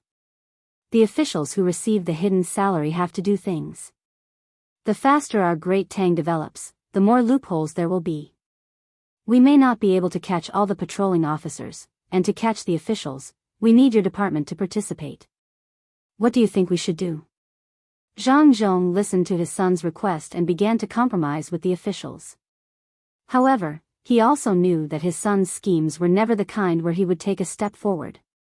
He took a step back because there was a need for greater benefits. I've given you face, do you dare to take another step forward? Moreover, this exchange was beneficial to the Great Tang as a whole. Otherwise, they would not use the method of exchange but other means to achieve their goals. Pei Guangding clearly understood the temperaments of Zhang Xiaobao and Wang Wan. It did not matter what they obtained in the end, and they should not covet it. It was fine as long as they could benefit. Otherwise, if they really angered them, they might not give them any benefits at all. Thus, he solemnly promised Zhang Zhong, don't worry. Any official who takes money but doesn't do anything during the Great Tang's rapid development will be severely punished. The lightest punishment is imprisonment, and the heaviest punishment is extermination. Thank you. Zhang Zhong clasped his hands in respect. No need, it's my duty. Pei Guangting returned the gesture. Zhang Zhong had dealt with 2 people, so the rest was simple. There was still the Bureau of Rights, Bureau of Justice, and Bureau of Military Personnel. If the Bureau of Military Personnel passed, the Bureau of Military Personnel would not dare to obstruct them. Since that was the case, he began to approach Su Yi's side and make a deal with him. Similarly, when he gave him benefits, the great Tang would benefit. The officials in the court had no time to care about where Zhang Zhong was going or who he was exchanging with. Many of them were deep in thought. The 5th, wait. Just as the reporter was about to continue reading, Xiao Song, the Bureau of Military Personnel, shouted. He was very imposing, and it was obvious that he was from the Bureau of Military Personnel. Official Xiao has objections? Li Longji glanced over and asked. The officials suddenly looked at Zhang Zhong as if they were looking at a joke. Zhang Zhong had already reached Su Yi's side. Seeing the Bureau of Military Personnel stand out, he stopped what he was doing and looked over in surprise. The situation became awkward. The officials wanted to see Zhang Zhong make a fool of himself. Look, there was a problem in the place that you thought would be the least problematic. What are you going to do now? Some people looked at Wang Bei. Wang Bei wanted to curse Xiao Song for betraying Cuckoo, and curse the people who looked over. Damn it, why are you looking at me? You want me to stand up and support Xiao Song? Then when can I earn back the money I invested? Don't you fucking just want to watch others fight?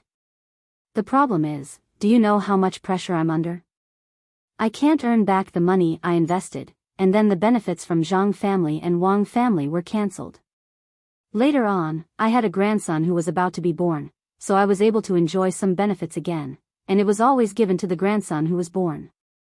It would have been easier without these benefits.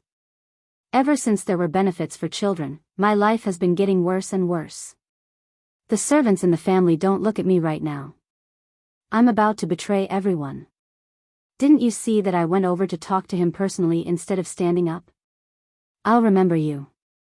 Don't expect me to give you money easily in the future. Wang Bei cursed in his heart as he glared back. The situation paused for a moment. Xiao Song seemed to feel that he had given enough time for others to think, so he deliberately said in a rough voice, "The 4th clause refers to the humanities exam, right? What about my martial arts exam? I strongly request that the Imperial Court not discriminate against us martial artists. In the future, those who take the martial arts exam must also take out 300 days to do volunteer work." I'll stop here. Even if the policy doesn't stipulate that those who take part in the martial arts exam need to do volunteer work, the Ministry of War will strictly implement this policy. Unless I'm removed, as long as I'm minister, those who take part in the martial arts exam can forget about taking advantage of the loopholes. This time, it was the people who were watching the show who cursed in their hearts. Xiao Song, would you die if you didn't flatter him? Without waiting for others to finish cursing, Xiao Song spoke again. Also, regarding the 3rd clause on military service, I declare that the Ministry of War will be strict with those who take part in the military service. We will unconditionally complete His Majesty's training. From strategy, tactics, to personal military skills, we will train those who take part in the military service in all aspects. We will train them into qualified soldiers of the great Tang Empire, to the point where they can fight and win when pulled out. We will also strengthen the ideological education of the army so that all officers and soldiers will not retreat, waver, or hesitate in the face of danger. That's all I have to say. As he finished speaking, Xiao Song took a big step back and stood back. The people who were watching the show were speechless. Xiao Song, you're the minister. You have the nerve to stand out and not show any restraint? Are you afraid of Wang Wan to this extent? Li Longji held back his laughter and said with relief, "Very good. Official Zhao's awareness is very high. With him in the Ministry of War, I can rest assured." Yes, Hong still lacks a martial arts teacher. Why don't you add the position of Grand Tutor to the Crown Prince? I won't let you down. Xiao Song stood out again to show his loyalty. He got a first-rank official just like that. A first-rank official was still a first-rank official. Although the Grand Tutor of the Crown Prince was an empty title, he would still receive a rank 1 salary. However, when he thought of empty titles, he also remembered that there was a group of young fellows who also had empty titles. They were the young minister of the Supreme Court and the assistant minister of the Ministry of Justice. They were the 9 people of the Great Tang, no, the 10 people of the patrol team. They held multiple titles and did not need to go through any department to convict someone. They just did it directly, depending on their mood. Therefore, these officials who wanted to stand out and say something shut up. The Minister of Rights, Su Yi, who was also waiting to watch the show, put away his thoughts and asked Zhang Zhong with a smile, Yongqing is here? He's here. There's a matter regarding the application and management of video education, as well as the planning of the printing of newspapers and books. Do you want to take a look? When Zhang Zhong spoke again, his tone was gentle. It was a display of confidence. Su Yi could understand Zhang Zhong's confidence. If he had such a son and daughter-in-law, he would be so confident too. He asked, is there a lot to talk about? Yes, I'll go after the court meeting. Zhang Zhong lowered his posture even more. Don't, I have something to ask. I'll go. My washing machine is leaking. It's not the kind that leaks next door. It's the kind that leaks by itself when I don't need to. I was washing it when the water ran out. Su Yi didn't dare to trouble Zhang Zhong now. He wanted to go there personally. As for the leak, was that a problem? That's fine. There's probably a mistake with the seal. I'll have someone go take a look. At the same time, there's a new washing machine that can rotate in 2 directions. It's better than rotating in 1 direction. I'll be very grateful if you can help me try it out. Zhang Zhong said with a smile. His face was worth a new 2-way washing machine. He would probably take out those that had rotating barrels as well. Well said, well said. Su Yi also smiled happily. Seeing that the matter was settled, Zhang Zhong went back to the topic. The secret exchange of benefits was so dirty. However, as long as it was good for the common people, it was worth it. Most of the common people only saw what was in front of them and what was in front of them. They never knew how many people had paid for their benefits. Yuan Rong, who was also the Prime Minister, had no choice but to stand up and speak up. His current position was very high, and he was on the same level as the secretary. Thus, he had to figure out what Zhang Xiaobao and Wang Wan wanted to do. Of course, he was also clear that the reason he could become an official now was because Zhang Xiaobao and Wang Wan didn't stop him. Although they had a small conflict in the past, they recognized his ability. This made Yu Wenrong sigh. He admitted that he couldn't do it. He couldn't do it. He couldn't do it. He couldn't do it when he was in the position of Zhang Xiaobao and Wang Wan and still not deliberately attack his opponents. Because if the 2 of them wanted to deal with him, they didn't need to seek balance or exchange benefits. It was just a matter of a sentence.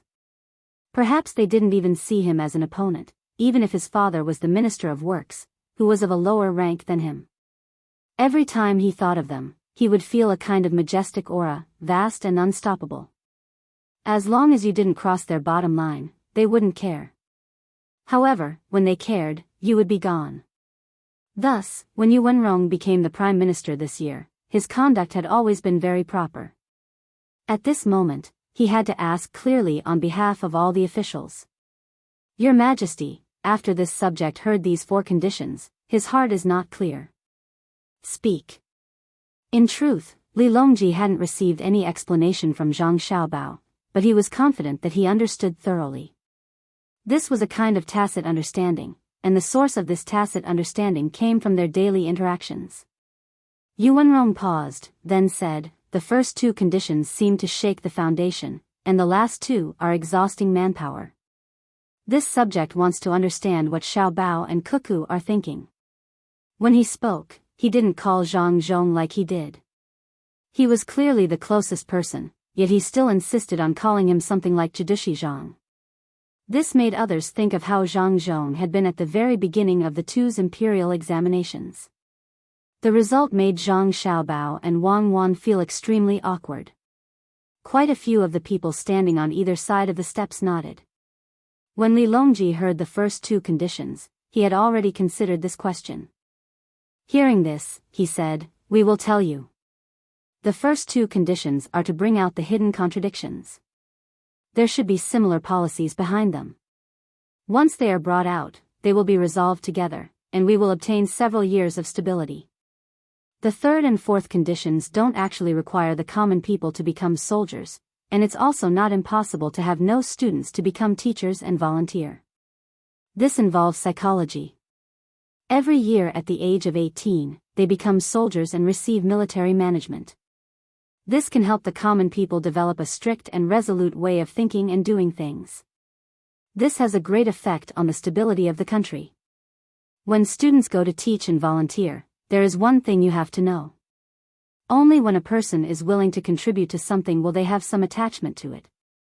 If they go to teach, they will interact with the children.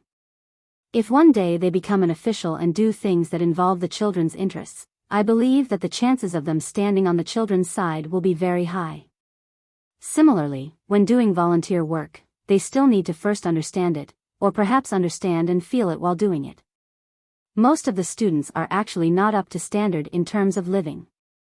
If you don't believe me, during the imperial examinations this fall, you can ask each of them to cook a dish. See how many people can cook it. This is a part of life. How can people who don't know how to live be an official? We like people from Jinjia Academy because they know how to cook and mend their own clothes, so they understand the people's livelihood better. Zishou, do you know how to cook? As Li Longji spoke, he suddenly asked Zhang Jiuling, whose name was Zishou. Zhang Jiuling smiled faintly. Your Majesty wants to try this humble subject's meat with preserved vegetables. The preserved vegetables are produced in this subject's hometown. This subject is afraid that your Majesty is used to Xiao Bao's food and will find this subject's food tasteless. We believe that you can cook better than Xiao Bao. The food from one's hometown naturally has the taste of one's hometown, Li Longji said meaningfully. Zhang Jiuling shook his head. Wei Wei said, this subject doesn't dare. Xiao Bao's hometown is Great Tang, and the food in his restaurant is divided into different cuisines. He can even create a unique taste for wild vegetables, so how can this subject compare to him? Everything that is born or raised can be eaten. This subject definitely can't do the same with Xiao Bao's ability. Do you understand now, Qin? Li Longji turned around and asked Yu Wenrong.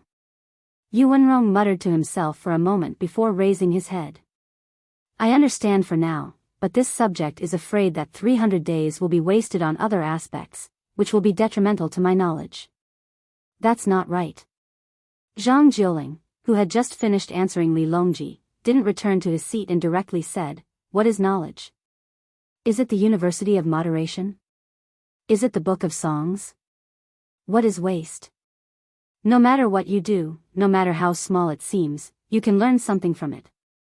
You should know that a withered grass in spring is a disaster, and a blossoming tree in autumn is also an anomaly. Every blade of grass and every tree is also a heart of love. Yu Wenrong had heard Zhang Jiuling's words. After thinking about it, he cupped his fists and nodded. I've learned. Li Longji laughed happily and instructed the person reading the newspaper, continue.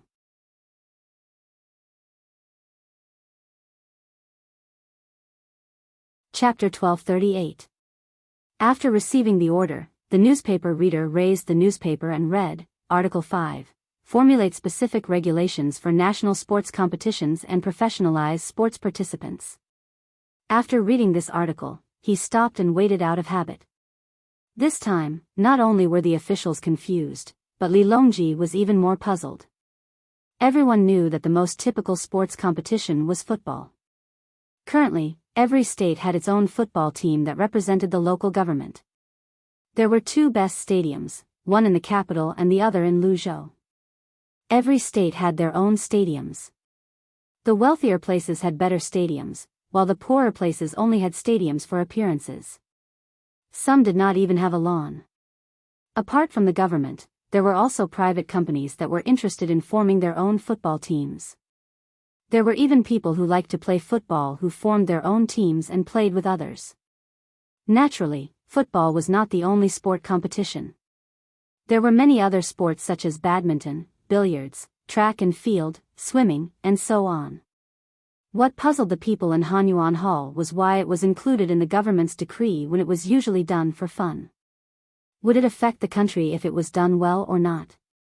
Hence, those who were confused looked at Zhang Zhong, hoping to get some information from him. Zhang Zhong was also confused. He looked at the other person and gave him a, "I don't know," expression. "I'll ask Xiao Bao later." Read it. Li Longji gave up on the idea of figuring it out for now. Article 6, lift the restrictions on the purchase of lottery tickets, further crack down on private gambling houses, and increase the number of sports lottery tickets, the newspaper reader read out. Everyone understood the meaning of this article. In the past, buying lottery tickets depended on other people's wealth and income. The original plan was to control gambling, but Xiao Bao and Cuckoo realized that they could not control it. Since there were too many private gambling houses, since they could not control it, they might as well reduce it. Instead of letting the local people earn the money, it would be better for the court to take it. At least, it could be used for public welfare. The pursuit of profit was difficult to eliminate since ancient times. After a while, they thought that Article 5 might serve the purpose of Article 6. There must be rules to increase the number of lottery tickets. Otherwise, how would they sell the tickets if they stopped after 2 rounds? Li Longji gestured to the newspaper reader. The newspaper reader continued reading, Article 7, encourage craftsmen to create their own skills, improve the technology protection law, strictly unify weights and measures, and reformulate the craftsman's skills assessment standards. Article 8, increase food quarantine standards and gradually improve the implementation of food classification. Article 9, implement the minimum income protection plan for migrant workers. There will be no upper limit on migrant workers' income. Formulate a standard for migrant workers' one-day working hours. Overtime will be double the wage. Increase the cycle of migrant workers' work and rest standards. A week of 7 days, with 1 day off in each cycle. The 10th rule, wait, this subject has something to say. Yuan Rong stopped the newspaper reader. He turned his head and asked the emperor, Your Majesty, this subject doesn't understand. The officials have a rest. If the workers also rest, it's like building. If they rest, will the construction stop? Or when the ship is unloading goods at the dock, will it stop when it's time to rest? Should we stop? Li Longji wasn't sure either.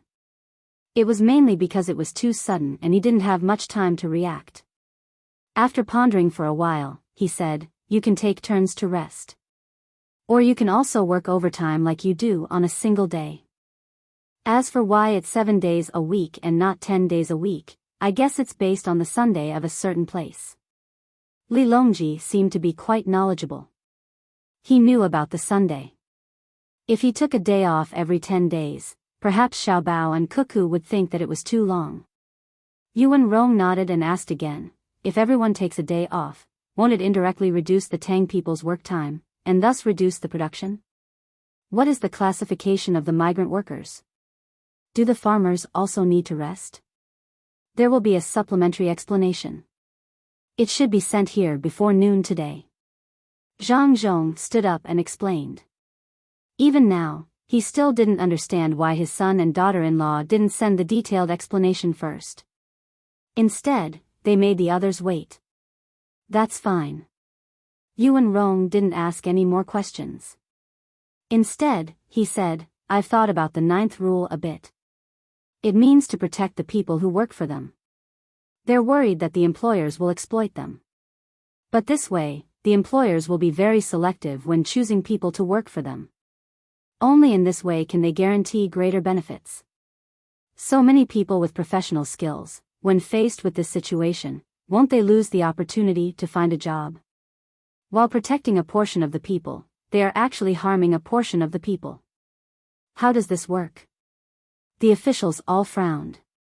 If it was in the past, perhaps some people would think that this matter didn't concern them. But now, they couldn't. The imperial court needed efficiency, and it also needed a civil servant to have a sense of responsibility. If they dared to be perfunctory when it came to official matters, they would definitely be taken down. As development sped up, there were more and more things to do, and the connections with the local authorities were also closer. Every day, every department sent out telegrams non-stop.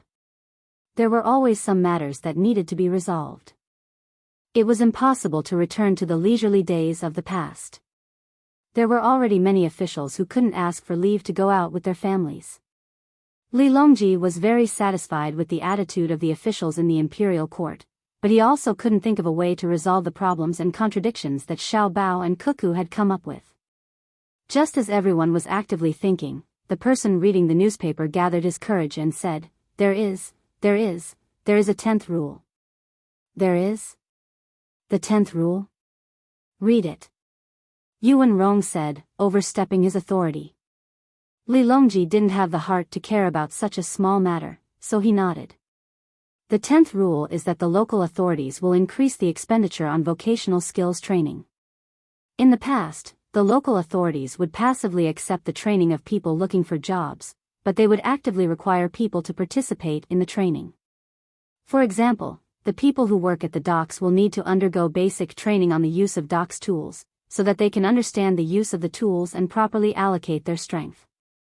The person reading the newspaper read out. That's more like it. At least there's a supplement to the previous rule. Xiao Bao and Cuckoo saw that the national treasury had too much money, so they helped to spend it. Li Longji said with a smile. The others nodded in agreement. Indeed, the national treasury's money was placed there and couldn't be spent immediately.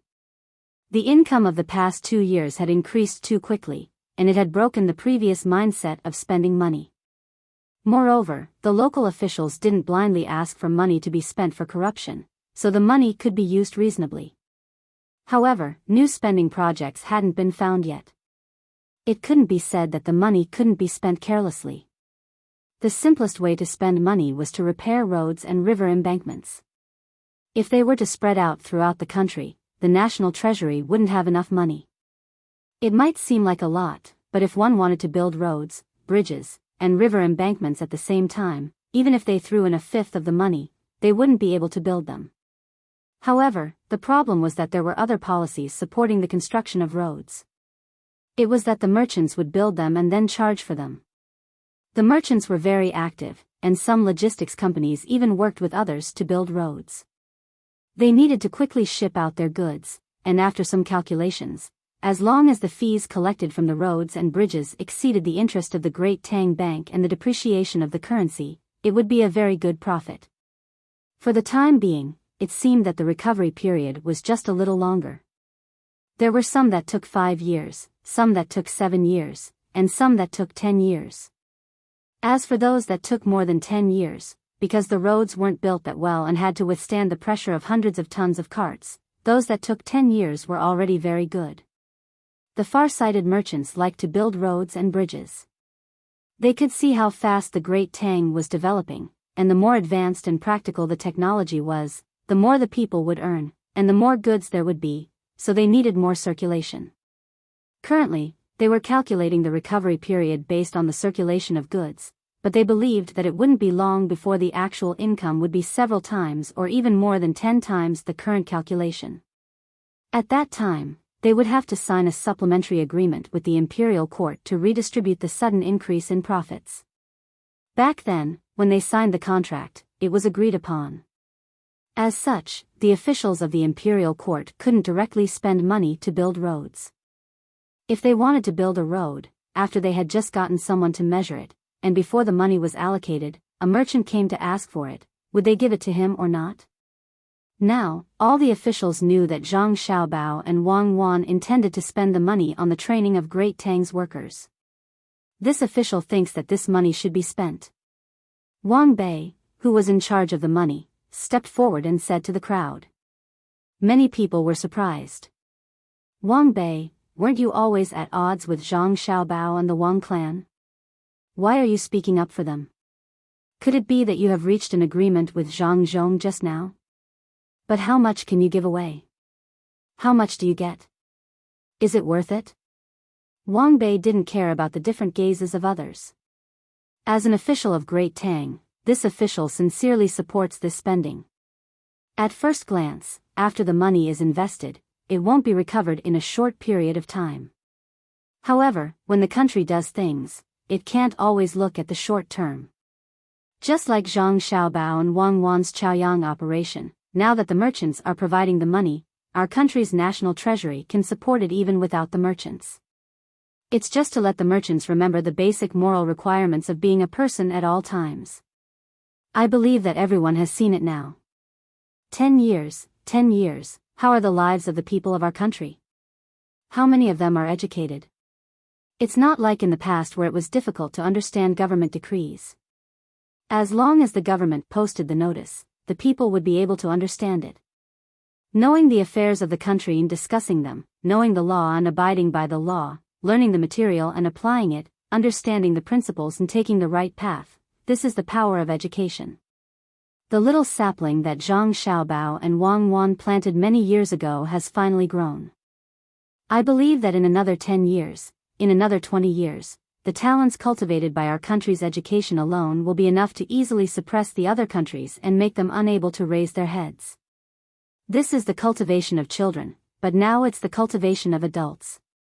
It's the cultivation of people who missed the education period 10 years ago. 10 years later, everyone, think about it. When all the craftsmen have their own skills, what will our great Tang be like then? After Wang Bei said this, those who previously had other dirty thoughts began to admire him. At this moment, his back was straightest. He put aside his personal grudges and spoke from the perspective of righteousness. Even if he was an enemy, he would gladly do it. Then, the officials began to consider according to Wang Bei's ideas. This was especially so for those officials who had seen outsiders. They deeply felt the envy and yearning of the people of other countries for Great Tang's education, as well as the fear and desire for Great Tang's technology. Li Longji sighed in relief and nodded. Good, I also feel like I'm in a dream recently. I almost can't believe that this is what our Great Tang is like. Come, bring me the newspaper. I'll read a few articles.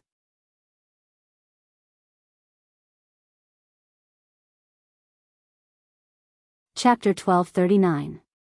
Article 11. All fees for small-scale individual businesses will be waived, but they will not be allowed to move around and sell their goods. Those who are farmers and become individual businesses will not be listed as merchants. Those who are merchants can pay a fee to change jobs at any time. The same goes for craftsmen. Li Longji read out the words from the newspaper, then raised his head to look at the others, waiting for them to discuss. Your Majesty, isn't this a mess? Zhang Jiling said with a bitter expression. Merchants were lowly and were 2 levels lower than farmers. Although merchants had a high status in many situations, at least others had a psychological advantage when compared to merchants. Zhang Zhong's subordinate, the assistant minister of the Ministry of Works, Wei Shu, glanced at his leader and had no choice but to stand up and say, I also think so. In the past, farmers and workers tried not to do business because of the issue of origin. Now that they can change jobs as they wish, isn't this encouraging everyone to do business instead of production? What do you say, official Zhang? Li Longji asked Zhang Zhong. Zhang Zhong had been focusing most of his energy on the Research Institute of the Ministry of Works and had not spent much time studying economics. Hearing the emperor ask, he shook his head and said, I don't know. You're not as good as me, Li Longji teased. As soon as these words came out, the others were speechless at Zhang Zhong.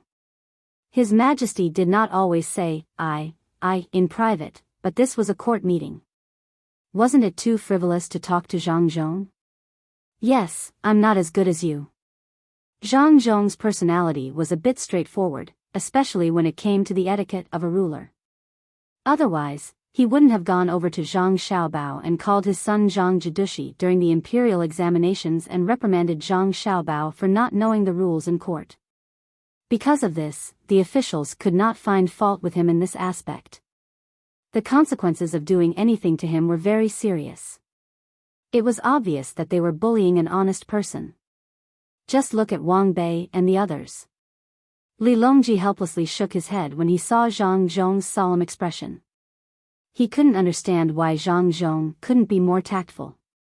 Why couldn't Zhang Zhong be more tactful? Why couldn't he make small talk or flatter him? That would make him seem more amiable. If she insisted on being stubborn, how many people would have attacked her if she didn't have her son and daughter-in-law behind her? But this was fine as well. If others were attacking him, he could use him without worry.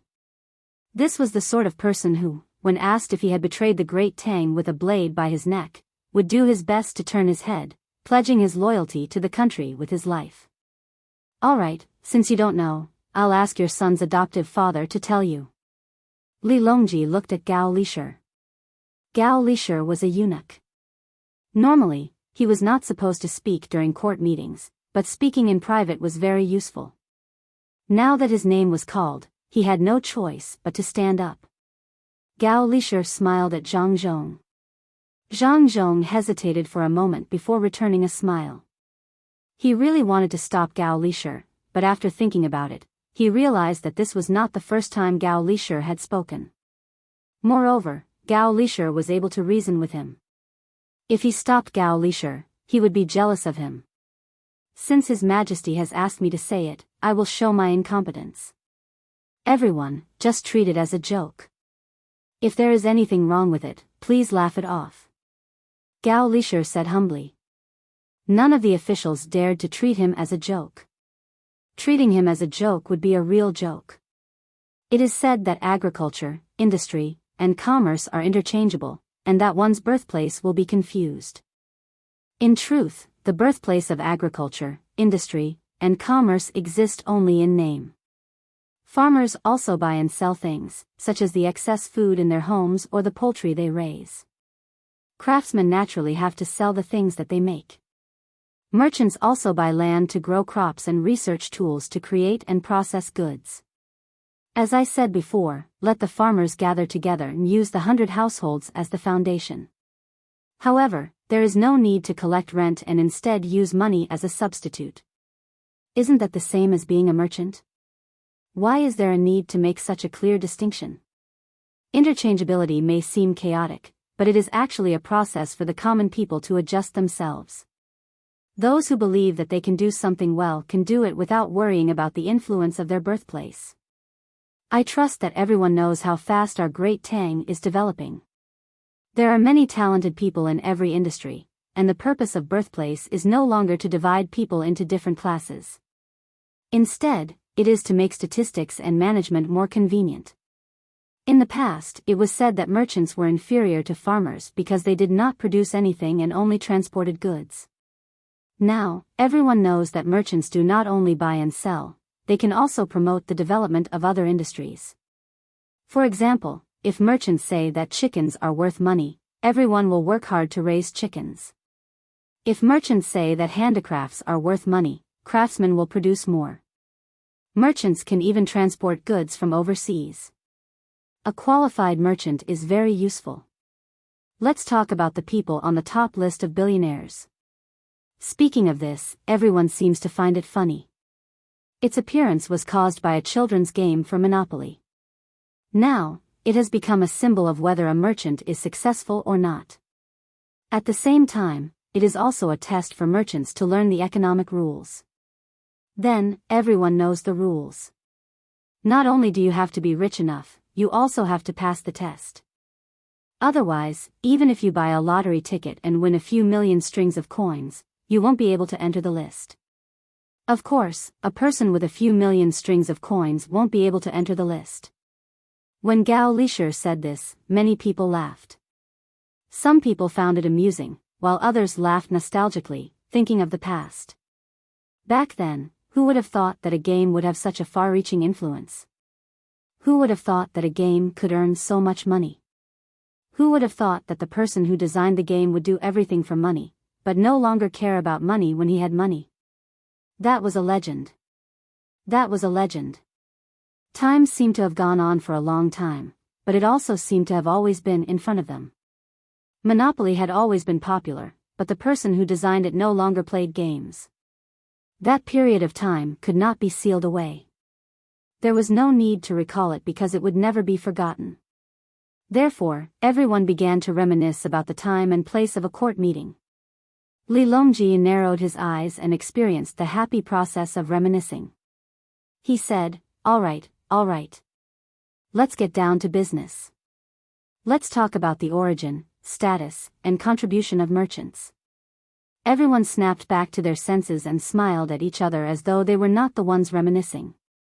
Gao Lisher thought about what he wanted to say and continued, any merchant who can enter the list has contributed a lot to the country. They will take the initiative to communicate with places that provide goods when there is a need. For example, there is a merchant who goes to Wanyan County and says that he wants to buy a large number of poultry in half a year. The price is relatively high, about 100,000 birds. The county magistrate of Wanyan County is an ordinary county magistrate, not from Jianjia. Because the difference is very big, an ordinary county magistrate will immediately tell the people when he hears it, and the people will increase the scale of breeding. For merchants who can't enter the list, he will wait for Wanyan County to breed them. However, for merchants on the list, he will send people to investigate. After finding that there are too many, he will tell the people that you can't breed them like this. Otherwise, when he collects enough, you won't be able to increase the price and will lose money. At that time, he will think of a way to adjust, discuss with the people, discuss with the government, and help the local farmers to distribute and scale. Otherwise, he will be severely punished. Of course, if the county magistrate is someone from Jianjia Academy, he will adjust immediately without the need for merchants to adjust. I'm just saying. People from Jianjia won't passively wait for merchants to come to them. For example, the county magistrate of Wanyan County has already finished planning and took the initiative to negotiate with merchants.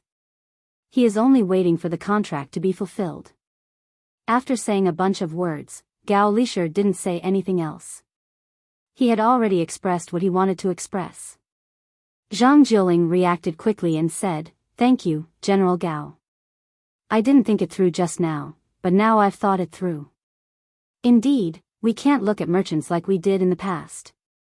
They all have a sense of responsibility, and the stability of Tang is indispensable to their contributions. Besides, Xiao Bao has always been suppressing the status of merchants, but suppressing doesn't mean belittling them. Xiao Bao just doesn't want merchants to have a higher status than others. We shouldn't discriminate against merchants." Then I'll continue reading, the last one. Li Longji didn't expect that everyone's views of merchants were so different. However, there were merchants in every official's family. Otherwise, where would they get money? Their previous salaries weren't enough for them to eat, drink, and play. They just didn't want the status of merchants to increase and be out of their control. Otherwise, why did they have to use the method of exchanging benefits when raising taxes? The biggest resistance behind the scenes came from them. Li Longji understood everything, but he couldn't directly kill them. If he killed them all, who would help him govern the country? Moreover, if he killed a bunch of them, the new ones wouldn't be clean either. Article 12. The local government will set up a county-style carriage company. 90% of the Great Tang's army will be eliminated and used for transportation. At the same time, the postal department will be integrated, and a uniform stamp will be issued. A uniform fee will be set for the weight and distance of mail. After reading the last article, Li Longji put down the newspaper and picked up his teacup. However, he didn't drink from it. Instead, he used the lid of the teacup to sweep the water. The civil and military officials on both sides once again entered a state of contemplation. Some simply returned to the small table at the back and sat down to drink tea. There were chairs and tables behind them, but there was only tea on them and no snacks. They could sit there from the start of the court session. The main reason was that the people at the front didn't sit, and the people at the back wouldn't be able to see the emperor if they sat. Moreover, they didn't have such treatment in the past, so they weren't used to it. The discussion today took too long, and some couldn't stand and had to sit down to rest. After a while, everyone sat down as if they were having a tea party. Only the chamberlains of Jin still had to stand there with their sabers. When Li Longji saw the situation below, he was amused. Usually, when the court session was held in Xingxing Palace, everyone would sit.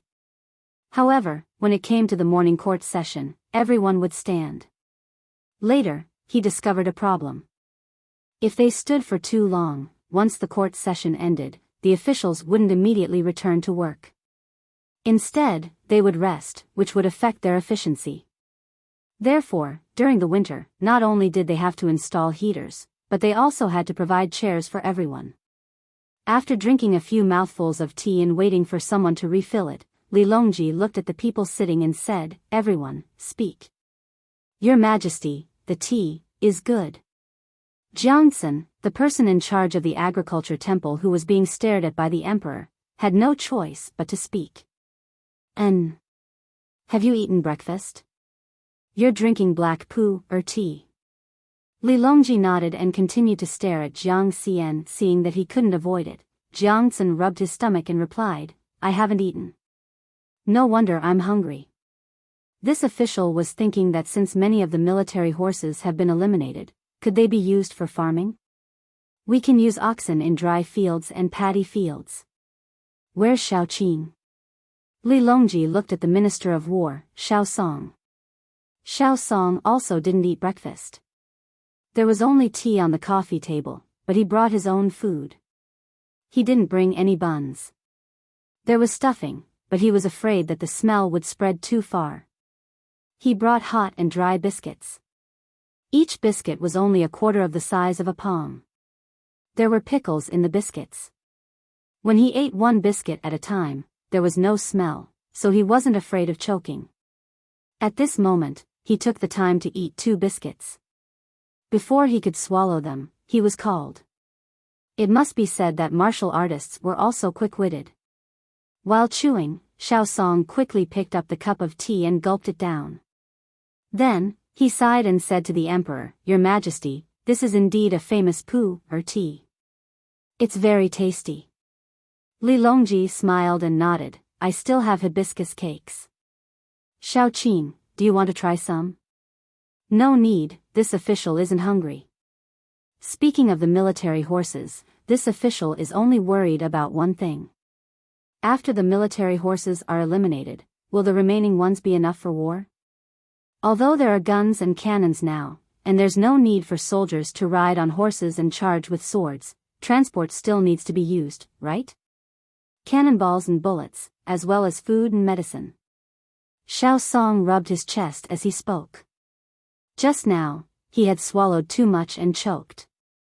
However, he wasn't afraid that the emperor would see him eat. It was normal to eat in the morning court, but if he was caught, he would be embarrassed. It would appear that he had no ability to steal food. "Is there anything else?" Li Longji asked. "No." Shao Song put down his hand that was rubbing his stomach. He felt much better. "Then you don't have to worry about this. Xiao Bao and Cuckoo have already discovered that the cannibals have gathered no less than 30,000 cavalrymen at the border of the 2 countries. They said that the Arabian horses are more useful and they want to take them by surprise." Li Longji explained. Shao Song raised his hand and scratched his head. This official knows about the border. 30,000 cavalrymen is very difficult to take down, right? If you fire the cannons, the cavalrymen will scatter. If you use the guns, when the enemy charges, you must kill the horses in front. Then, the horses at the back will trip or take a detour. When you take them down, there won't be many left. That's their problem. If they can't take them down, they'll think of other ways. In any case, they said that it's enough to leave 10% of the military horses. Li Longji also didn't know how to take other people's horses. "I don't understand. I don't understand." Shao Song shook his head and didn't say anything else. Li Longji didn't care what Xiao Song was thinking. His gaze continued to sweep across the officials below. This time, there was no need for him to name names. Yuan Xianyao, who was very close to him, put down his teacup and asked, in the beginning, there was only military mail and no civilian mail. Later, Xiao Bao and the others set up one. Then, there were private companies in other places. Relatively speaking, it's still considered standard. However, the mailing locations can't cover the entire country. Will the newly established mailing departments steal their business? This official has the same question, Yu Wenrong echoed. Xiao Bao's intention might be to steal their business. After all, their coverage is small, and their information system isn't as complete as the imperial courts. Xiao Bao didn't let his own intelligence department participate. Li Longji didn't understand what was going on, so he wanted someone to help him analyze it. At this moment, Zhang Zhong was annoyed. He still had things to do in the Ministry of Works, so he said, this official will immediately get Xiao Bao and the others to send a detailed explanation. We'll look at it when the time comes and discuss it. In the end, we still have to do according to what's written in the newspaper. Why bother? Only Gao Lisher understood what was going on. As long as Her Majesty encountered something that Xiao Bao was involved in, she would definitely consider it carefully and think of a way to scheme against Xiao Bao. It was a habit that had been formed over many years. It wasn't easy to change it in a short period of time, and perhaps it would never change. The officials nodded. They were also vexed. Seeing that no one was helping him, Li Longji sighed gloomily. Court is adjourned. I'll get the Imperial Kitchen to send each of you a boxed meal with 2 meat and 2 vegetables, so that you won't feel uncomfortable secretly eating below. If it really doesn't work out, set aside a quarter of an hour during morning court to eat in the hall. Those who came early can come in to eat. I really don't need to worry about any danger if the palace doors are opened early. It's now the era of firearms. As long as you don't bring explosives or guns in, it's fine. In the future, make sure to reserve diesel locomotives. Even if you're late, you won't be considered late. Disperse, disperse. Waving his hand, Li Longji didn't leave. He sat there and looked at the sky. No one knew what he was thinking. The civil and military officials were now used to the situation where etiquette was getting worse and worse. Her Majesty was beginning to be pragmatic. She saved time on etiquette and could do other things, even if it was just listening to music or reading stories in the newspaper. Therefore, the officials didn't want to waste time. They drank all the tea in their teacups and got up to leave. Those who brought food couldn't eat it. When they went back, they would eat boxed meals. At noon, there would be people from Savant's restaurant or Success House who would send them food. Life was getting better and better. This bunch of people, I really don't know what to say about them. Li Longji shook his head and complained. He then instructed Gao Lisher, go to the pear garden and choose a few crosstalk and skits. I'll be happy. Tell me, what kind of reaction do you think the 12 national policies will have? Gao Lisher turned his head and glanced at eunuch Luo Bin. Luo Bin was very perceptive and ran to the pear garden to make the arrangements. Turning his head, Gao Lisher reached out to help Li Longji and said, I think it will be very chaotic. After a day and a half of chaos, Xiao Bao and Cuckoo will take the opportunity to take action and resolve the unstable situation. If it were me who saw the newspaper, I would definitely be confused. I've been confused for a long time. The officials haven't even discussed the specific consequences, let alone the common people. Chaos, chaos, chaos. After a while, there will be stability for a few years. Li Longji waved his hand, indicating that he didn't need anyone to help him. He walked to a corner, grabbed a bicycle, and rode it toward the pear garden. Now, he didn't sit in a sedan anymore. It was slow and not as comfortable as riding a bicycle. Gao Lisher also quickly took a bicycle from someone and rode it. With a wave of his hand, the large bicycle team left Hanyuan Palace Hall. There were also people with guns running behind them. The hot air balloons above were signaling to each other, doing their job as guards. It could be said that Li Longji wasn't afraid. The palace and the main streets were illuminated by large light bulbs. The hot air balloons in the sky were on alert. There were also many hidden sentries. Who could come in and assassinate him? When reading the newspapers in the morning court, the major prefectures had already begun to post the newspapers. There were also people who delivered the newspapers to the various counties. Those who were too far away could only see the newspapers at night. As for the villages that were further away, they had to be weekly or monthly. In any case, there wouldn't be anyone who would go out of their way to deliver the newspapers every day. The commoners who didn't subscribe to the newspapers at home all gathered at the bulletin board. Those who subscribed to the newspapers also gathered in front of the bulletin board. In fact, there were many people who subscribed to the newspapers in the prefectures. This was because in the end, they didn't lose money at all. Moreover, by cutting out the parts where there were discounts from the merchants, they had an overall advantage. The first few pages of the newspapers were content, while the back pages were filled with advertisements. The merchants who placed the advertisements would bear the cost of the subscriptions. Furthermore, it wasn't that wool came from the sheep's back. The price of similar products was the same. If they placed the advertisements in large quantities, they would earn this portion of the money. If the quantity was large to a certain extent, the price could be lowered when the goods were purchased. This would cause the merchants who didn't advertise similar products to not have to pay extra, but they would earn less. The law of the market was just that interesting. Of course, the Yaman's bulletin board couldn't put the advertisements on the front pages. They only put up the useful ones at the front. There were 2 copies, and both sides had to be displayed.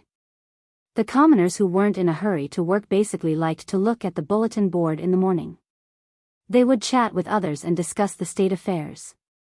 The commoners who were used to reading the newspapers came to the bulletin board today. When they saw the first 12 national policies, they suddenly felt unaccustomed. What's the meaning of this?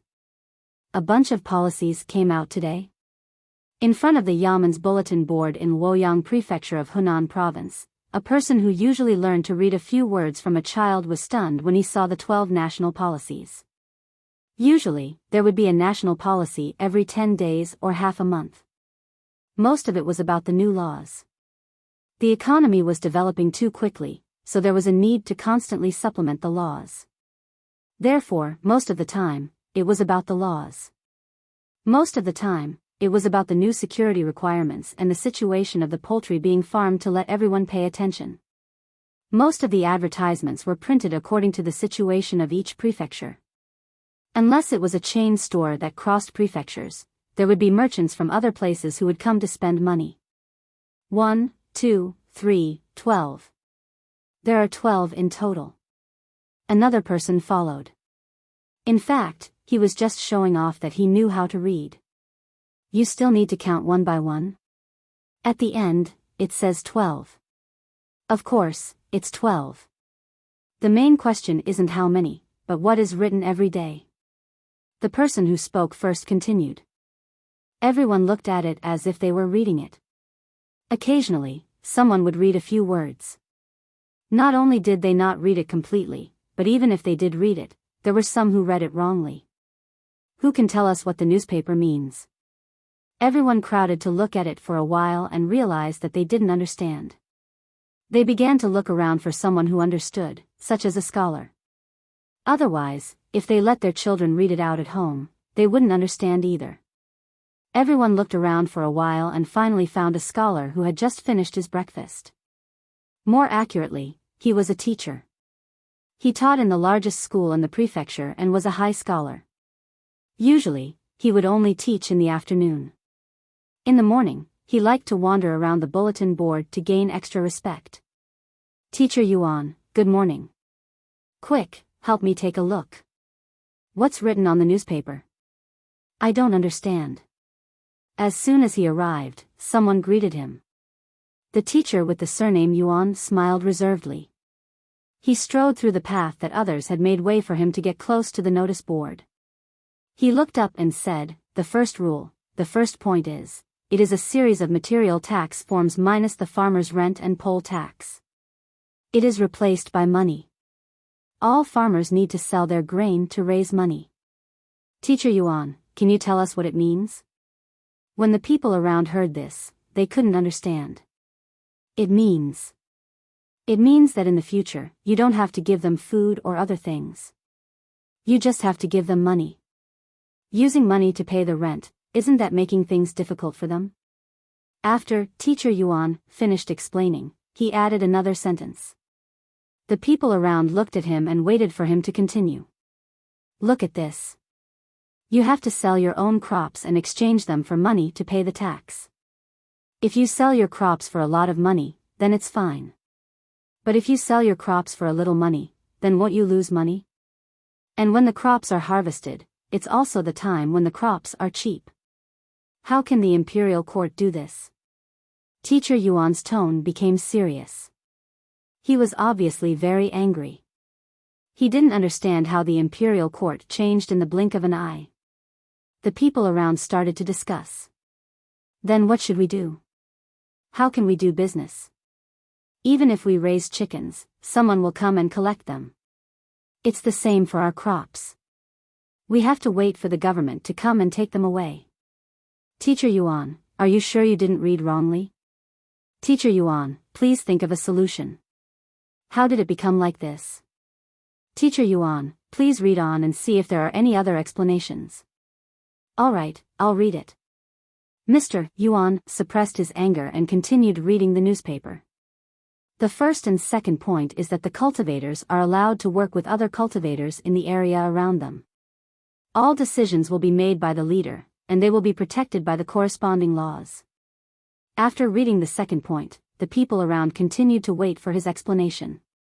Teacher Yuan pondered for a moment and then sneered, all right, you don't have to worry about selling your own crops or silk. The imperial court has already thought of a plan for you. 100 households will be grouped together and one person will be chosen as the leader. Or you can group a village and choose one person to be the leader. If you want your own land, you can discuss with him and see what you want to plant. Once the decision is made, you are not allowed to change it. When the time comes, you will be responsible for whether the crops you grow lose or earn. If you don't know anything, just rent the land to him and wait for him to hire you as helpers.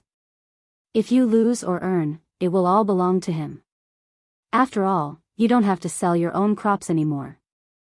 But if the leader feels that your family's health isn't good and you work slower than others, he won't let you be his helper. You will have less income and it will be worse than farming on your own. What a good imperial court, what a good national policy. This is clearly land annexation. This is the law of the jungle. This is self-elimination. I can't help but ask, has the Tang Dynasty's emperor changed? Are Xiao Bao and Cuckoo not around anymore? Teacher Yuan had turned into a roar at the end of his words. His hands were clenched into fists.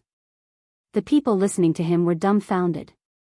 Even the yamen runners standing next to him were dumbfounded. According to what Teacher Yuan said, wasn't this a national policy? It couldn't be, right? For a moment, the people were scared. They were afraid that Teacher Yuan's words were true. If the emperor was changed, then Xiao Bao and Cuckoo would also be gone. What should they do? The sky was falling. What nonsense are you talking about? A person walked out of the yamen. He was the secretary of the Department of Defense. The people all knew him. He was Su Wei, Su Yingyi. Secretary Su Wei's eyes swept over the people and Teacher Yuan. He said, look at the back. The 12 national policies were written by Xiao Bao and then unanimously passed by the imperial court. What happened?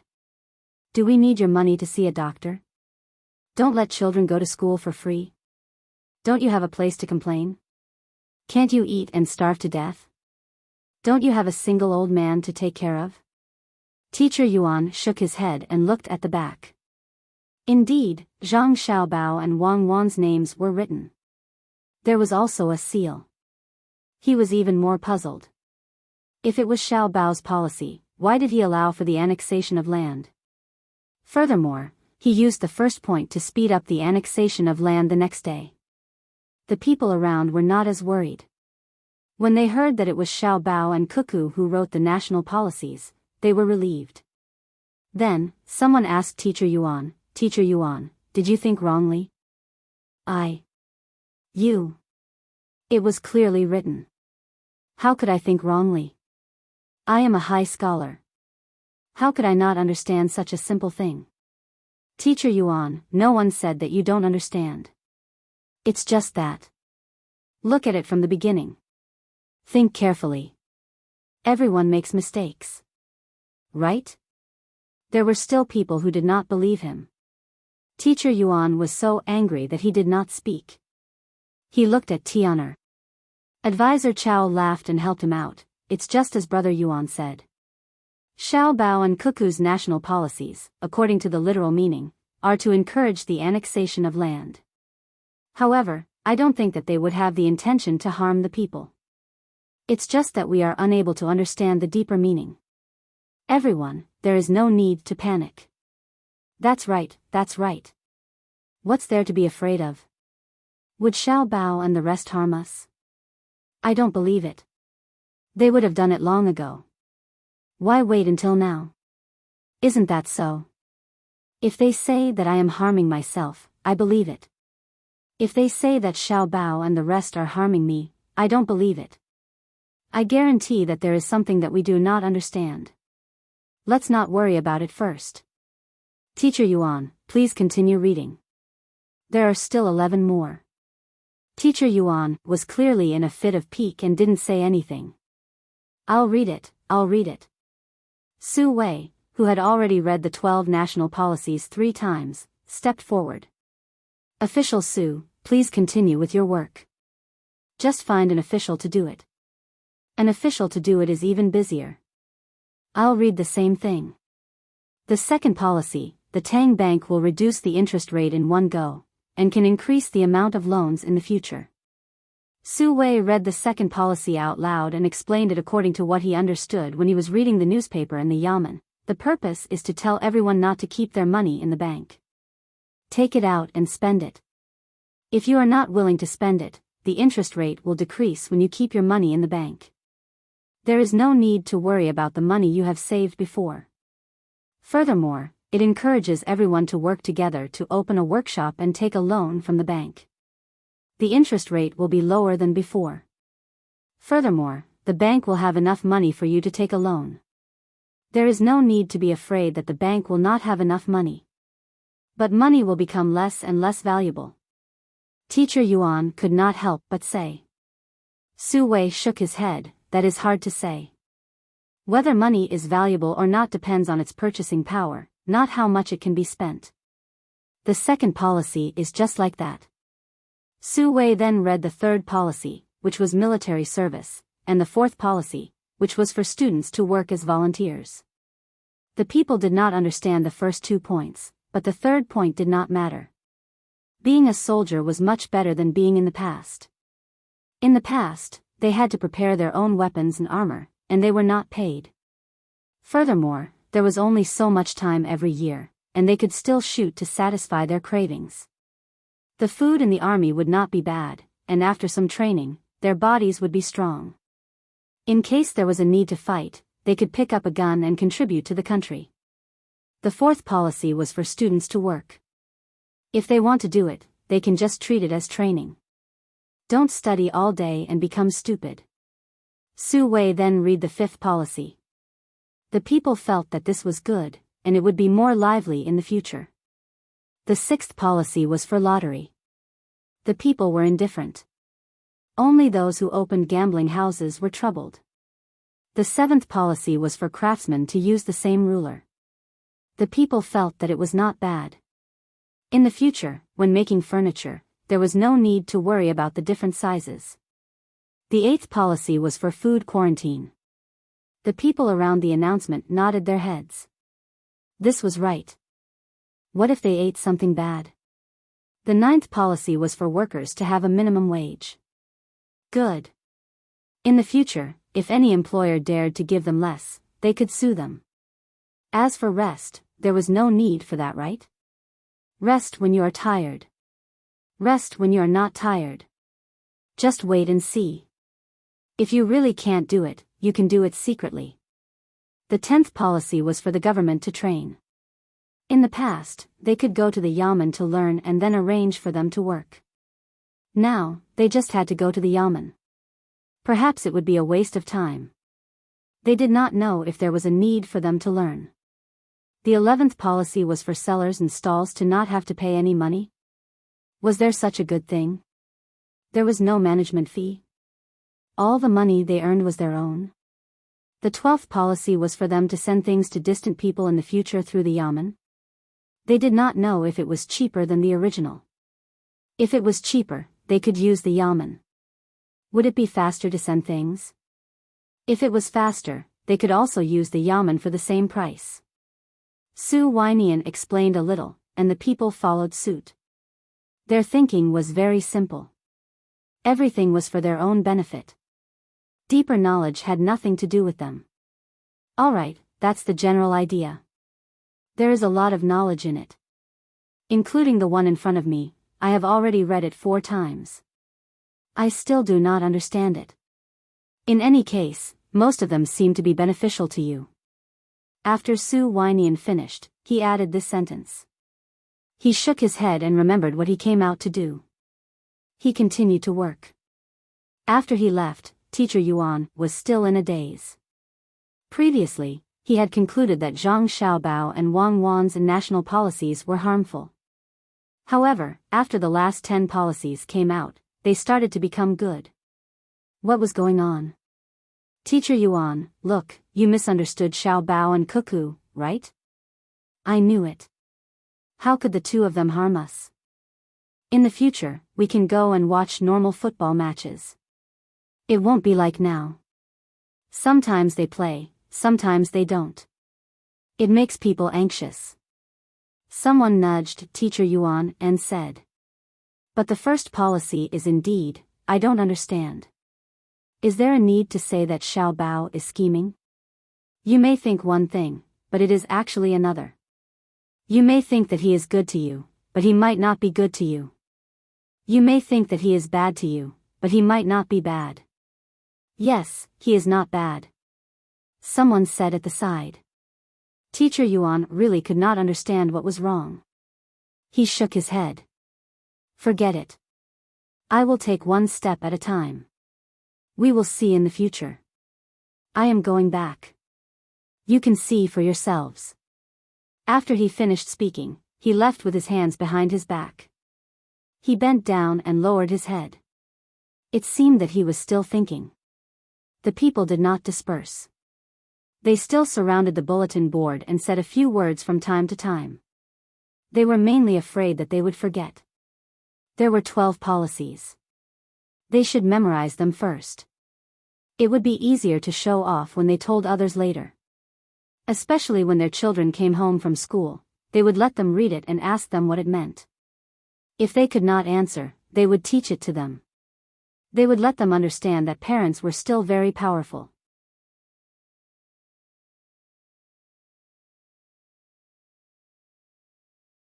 Chapter 1240. What are you going to perform tonight? Zhang Xiaobao asked Wang Wan as the 2 of them returned to the restaurant and waited for the news of the firing. Wang Wan thought about the few performances she usually prepared and replied, how about I sing Xiao Hongqian? Song and dance. Then I'll sing Ocean's Laughter. Zhang Xiaobao followed suit. Why don't you choose a few new songs? They're old songs that have been around for more than 100 years. There's nothing new about them for you and me, Wang Wan suggested. Zhang Xiaobao shook his head. No. To us, there aren't any new songs. The so-called new songs have been around for a very long time. Besides, the popular songs of that time didn't even last for more than a few years. If we hadn't come here, I reckon that after a decade or so of normal time, the people of that generation wouldn't even remember the popular songs. That's true. Then why do you still remember Xiao Hongqian and Ocean's Laughter? Wang Wan began to discuss this question with Zhang Xiaobao again. The 2 soldiers seemed to have forgotten that there were still several battlefields as they nervously prepared. It didn't matter if it was because they were confident of victory or because they didn't care. In any case, there wasn't a trace of the haze of war in the sky from them. Zhang Xiaobao thought about it and said uncertainly, it's probably related to the mode. The two songs both use pentatonic modes, which is the easiest way to resonate with the human body and make it easier for people to grasp the intervals. Am I right? How would I know? Anyway, the Europeans like a different kind of structure, influenced by the 12 equal temperaments. It's mainly early church music, which generally pursues overtones. Later, due to the hard work of the colonial era, there were black elements in America. Under the influence of European music, rap music was added. Rap music is popular not because of the good mode, but because of the strong sense of rhythm. Different from the mode that affects the human body's body structure and voice resonance, the biggest influence is the human body's blood flow and heartbeat. It can be said that they lead to the same destination by different means. Wang Wan analyzed the relationship between the existence of music and people from another perspective. Zhang Xiaobao thought about it, but he really couldn't come to a conclusion. He could only return to the original topic. Then, are we still going to sing Laughing at the Mortal World and Laughing at the Sea? Sing. Why wouldn't I? The 3 Strokes of Plum Blossoms is even more old-fashioned. Haven't there always been people who like to listen to it? There are a few songs in Carmen. Let's not talk about that. In the past, someone actually said that Sister Zhang sang better than the original version. Why don't you sing the Matador song from there? Wang Wan had always liked the original version. She felt that the original version not only put in a lot of effort at the beginning, but also had a contemporary feel. I'm not going to sing. I don't like narrative songs. I've realized that the difference between China's songs and Europe's songs is that they focus on the details. Just like language, drawing, and so on, China's songs focus on depth and connotation. When singing, Europe wants to directly express their delicate emotions through their voice, while China's songs focus on touching the inner feelings. Their ideologies are different, so it's very difficult to perfectly integrate them. If one day they really integrate, it's China that embraces them, not them absorbing China. The simplest example is the division of land. Their large land is divided into small pieces, divided into different countries. If it weren't for special geographical restrictions, it would be impossible for such a situation to exist in China. They would have been annexed long ago, or they would have been annexed by others. That's why our Chinese people are a nation that loves peace and stability. We don't like to divide a piece of land into many parts, and then we're always on tenterhooks about fighting each other. Zhang Xiaobao talked about ideology from music, and then praised his own nation. Wang Wan was angry and amused. We all know what that last sentence means, so don't say it. Okay, where are Xiaobei and the others? Zhang Xiaobao realized that he had been back for a while, but he didn't see his younger siblings. They're probably preparing for some performance. They didn't go out yesterday, saying that they were afraid that someone would attack them during the war. If they were hurt, it would affect us. The provincial governor invited them to Izhou school to take a look, but they refused. In their courtyard, other than teaching each other, they're assembling toys. Wang Wan smiled at Zhang Xiaobao. In fact, she wasn't worried about anything happening in Izhou. The guards she brought had firmly controlled the entire prefectural city. Her younger siblings were very sensible and stayed at home to not cause trouble for the adults. Xiaobei and the others were currently in their courtyard. They weren't teaching each other, nor were they assembling toys. They weren't even preparing for a performance like Wang Wan had said. They were reading newspapers, ignoring advertisements and stories, and studying the 12 national policies together. Xiaobei's face was full of sadness. I can't see anything. It involves all kinds of aspects. It's a mess. Gap, this is the gap. Xiao Yuan supported his chin with his hand and nodded. There has always been a gap. I originally thought that the gap between us was gradually narrowing.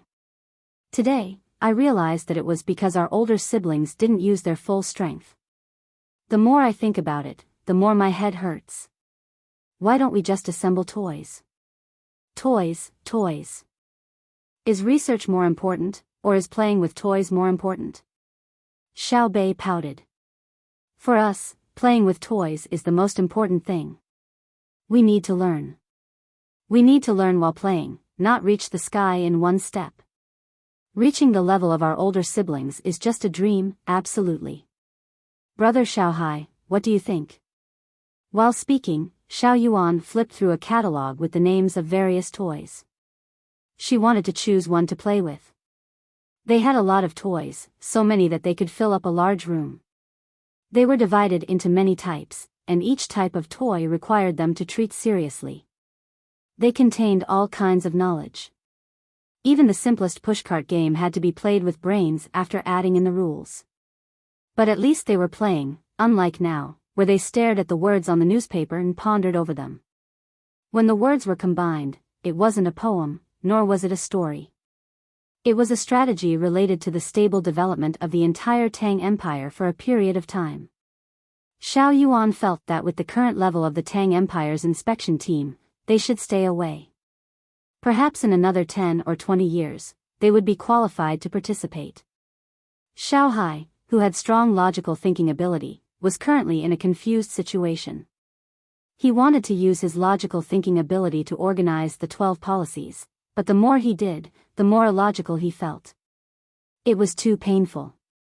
Hearing his brother Xiao Yuan's question, he sighed and said, "Anyway, I still have to learn. Sister said that my mathematics level is at the level of a second to third year in a certain period of time, the kind that has a little contact with mathematical Olympiad. There's also something like first to third year in high school, followed by professional first year to fourth year, and only a certain category.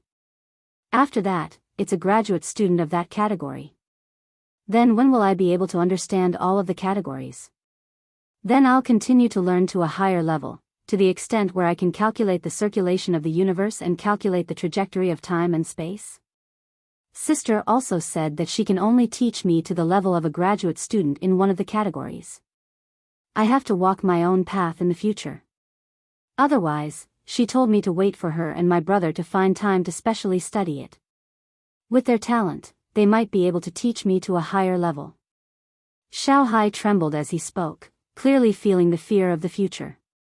Wang Wan had indeed told Xiao Hai that if she wanted to continue teaching Xiao Hai, then she and Zhang Xiaobao had to give up many things and focus their energy. Then, the two of them would study mathematics together. With the two of them's IQ and previous experience, there was hope to achieve the dream of educating Xiao Hai to become an academician. And as for academicians, no matter which discipline they were in, on the path that belonged to them, it was only the beginning. Even Zhang Xiaobao admitted that in his lifetime, he was just a baby who had just opened his eyes in the field of economics.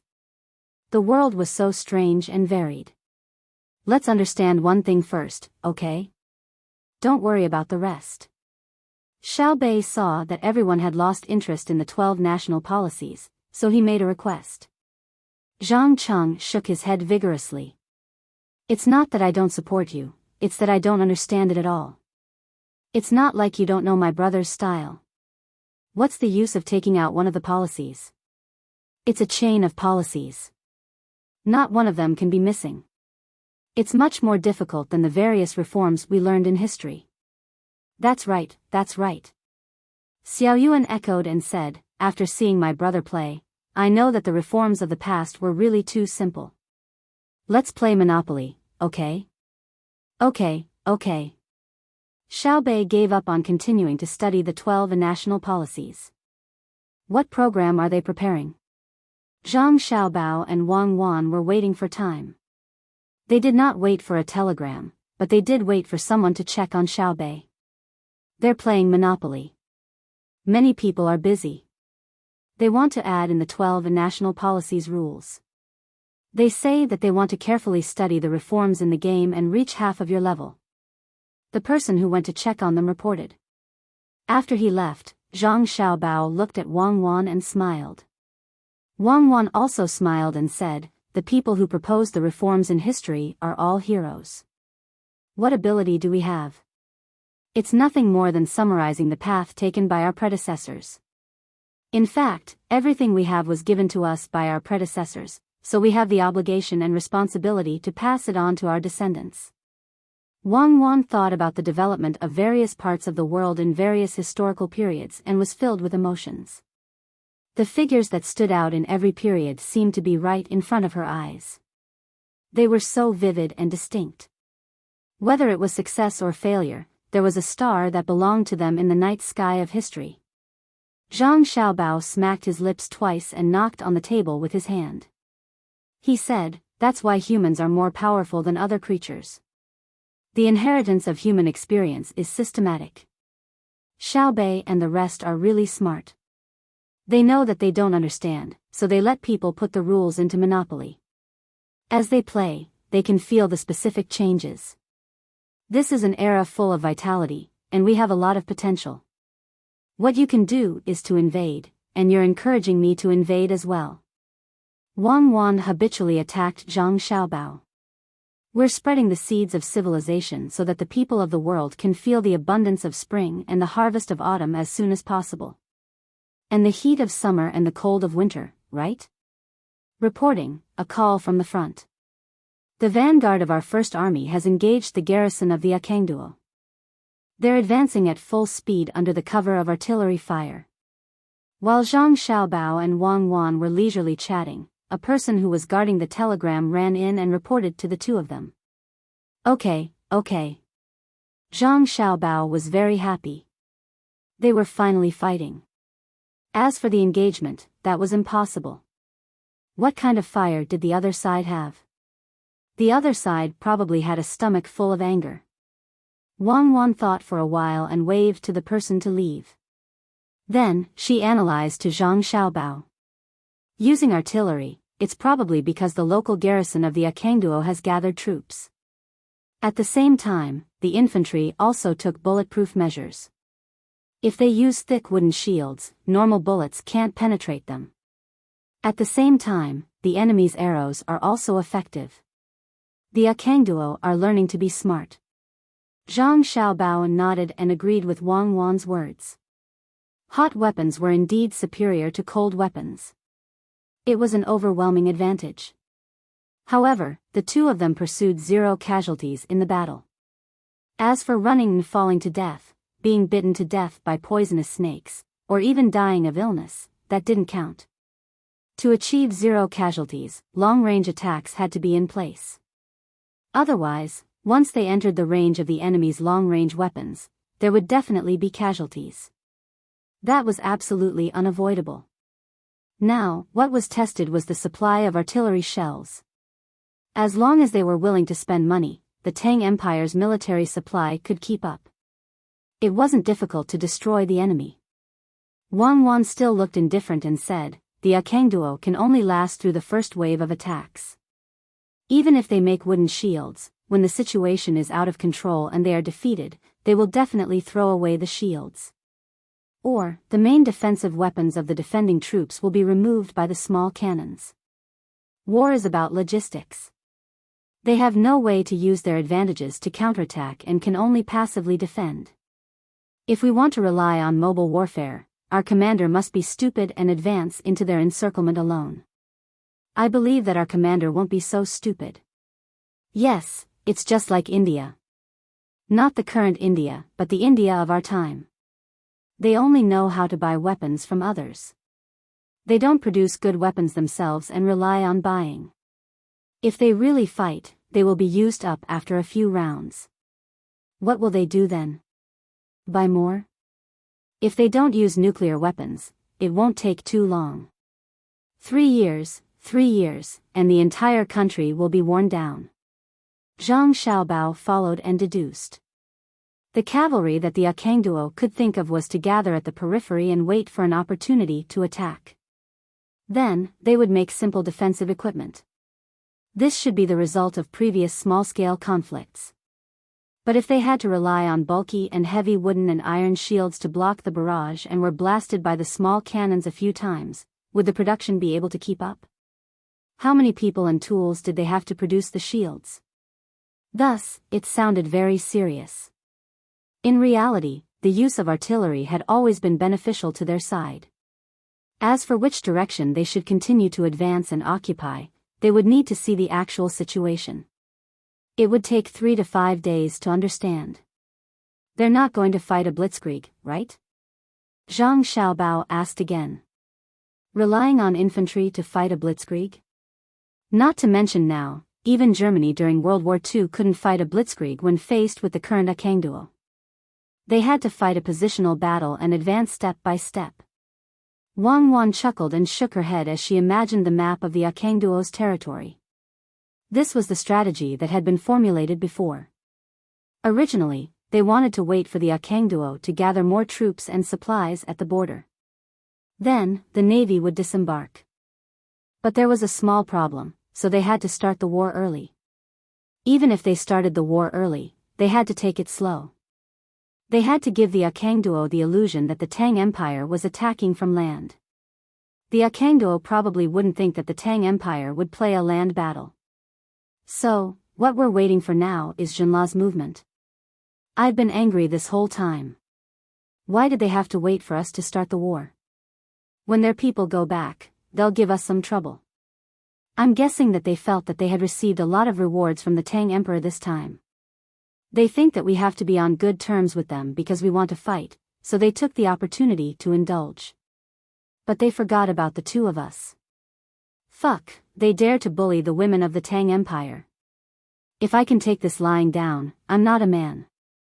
I'd rather not fight the Akangduo to let them understand what they can do and what they can't do. Zhang Xiaobao thought of the previous matter again. The more he thought about it, the more sullen he felt. Wang Wan's face was also cold. She gritted her teeth and said, "This is not over. Even if they don't resist and let us catch them, we'll have to punish them when we have time. After we complete the early strategic goal of fighting the Akangduo, you go and cripple Jinla through economic means. I'll organize the troops. If they make a move, we'll go and kill them directly." Reporting, our troops in mud polo have broken through Guangyan City and are camping outside the city. At the same time, we're chasing the enemy who escaped from the city in the form of small troops. We're not going to get supplies from the city because we're afraid that the people in the city will play tricks. We'll continue to bombard or use explosives to blow up the walls in other directions of Guangyan City. Another person came in to report. Got it. Go and wait. Send back as soon as there's news. Who's in command in mud polo? They didn't send electricity when they attacked, and only told us when they drove people out of the city? Isn't this called a general on the outside can't obey the orders of the emperor? We'll deal with him later. That's referring to the situation when the communication system was not developed in the past. Now there are telegrams and various transmission points along the way. Would he die if he told us in advance? When Zhang Xiaobao heard that the city was broken and the troops were camping, he remembered to send a message and cursed angrily. Wang Wan looked at Zhang Xiaobao's expression and said with a smile, "That's our family's people. They probably feel that it's meaningless to tell us in advance. If they tell us in advance, we'll fight. If they don't tell us, we'll still fight. It's better to tell them after the fight." If it were the generals of the imperial court, they wouldn't dare to do so. It's easy to be accused of having bad intentions. Our family's people can be so flexible. They're clearly playing with us. I can't say whether it's good or bad to have such soldiers under us. Zhang Xiaobao also laughed. His family's people could do so because of Wang Wan's teaching. None of them were serious at all. Especially when facing weak opponents, they always liked to show off. If he was right, what if something went wrong? If he was wrong, there were many such generals in history who were famous generals. Alright, don't worry about him. If he can't fight, send a report to him in the middle of the night and scold him, Wang Wan said. He might not be able to sleep in the middle of the night. He'll definitely come up with some wicked ideas, like setting a trap or something to let more man-eating drillers do a night attack. Zhang Xiaobao analyzed this person's personality. That's possible, Wang Wan agreed. Reporting, our troops guarding Gamma Labo have not found the enemy crossing the river to fight. They're now crossing the river. The vanguard has already passed by 15,000 people. Another person came in to report. Wang Wan frowned and muttered, then where are the enemy's ships?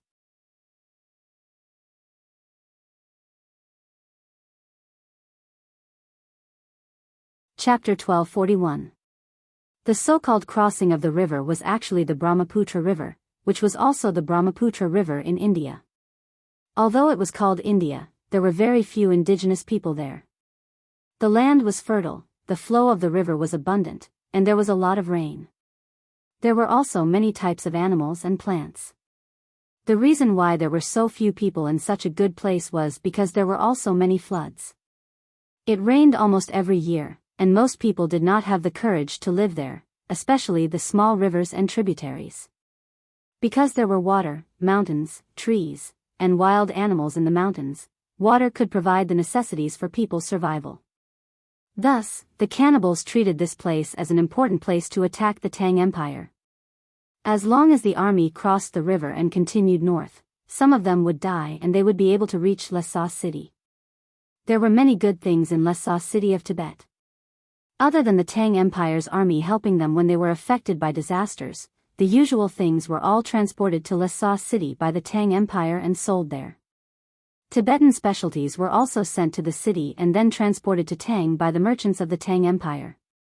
Trade with each other and exchange what they needed. The original Tibetans had better days, and the Tang Empire also got what it needed. Compared to the previous war, the trade activities were many times better. Then, what exactly was there in the city that the cannibals coveted? First, there were various advanced tools for accurate calibration. Second, there was a small hydroelectric generator and 2 small wind generators. There was also a munitions factory directly controlled by Zhang Xiaobao and Wang Wan.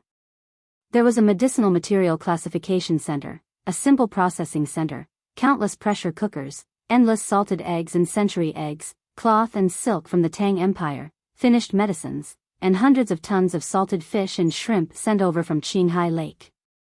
There were also books, seeds provided by the Sanongsi, and a large research branch set up in the area. There were barrels of soybean oil and high-quality white wine, cleaning products, skincare products, and iron ingots with good hardness and toughness. There was also a smelting workshop set up by the Tang Empire. There were 3 main telegraph stations, a substation for the Weather Collection and Measurement Department, a branch of the Institute of Disease Prevention and Research, a bookstore for the humanities and history editors, a breeding base for the military and police Tibetan mastiffs, a breeding base for goshawks, and a farm for other animals and birds. These were all things that the Tibetans did not even dare to think about in the past. They were a bunch of things that could directly form a social development system. Zhu Zan of Child was still the local manager, and the princess of Jincheng still treated him as a married wife. The difference was that Zuzan Chitta had thrown the idea of independence beyond the 9th heaven and buried it in the bottomless abyss. What he had to do every day was to help manage the merchants that came and went, and to learn all kinds of books from Princess Jincheng. On the other hand, Princess Jincheng was a woman of her word. Other than raising the child, she would instill the thoughts of the great Tang into the Tubo people. Occasionally, when she was in a good mood or feeling unwell, she would allow the other women to accompany Zhu Zan for the night. When the weather was good, the couple would travel to the capital of the great Tang Empire and see if they could bring back anything good. Thus, such a good city was targeted by the man-eaters. As long as they could attack it, even if they couldn't defend it, they could move the craftsmen, students, and other things back. However, the other places were heavily guarded, especially the Wuchang region in the north. Originally, there was a direct route that could easily lead to the original location of the Turkic Khaganate. But now, that place had become a training ground for the Great Tang.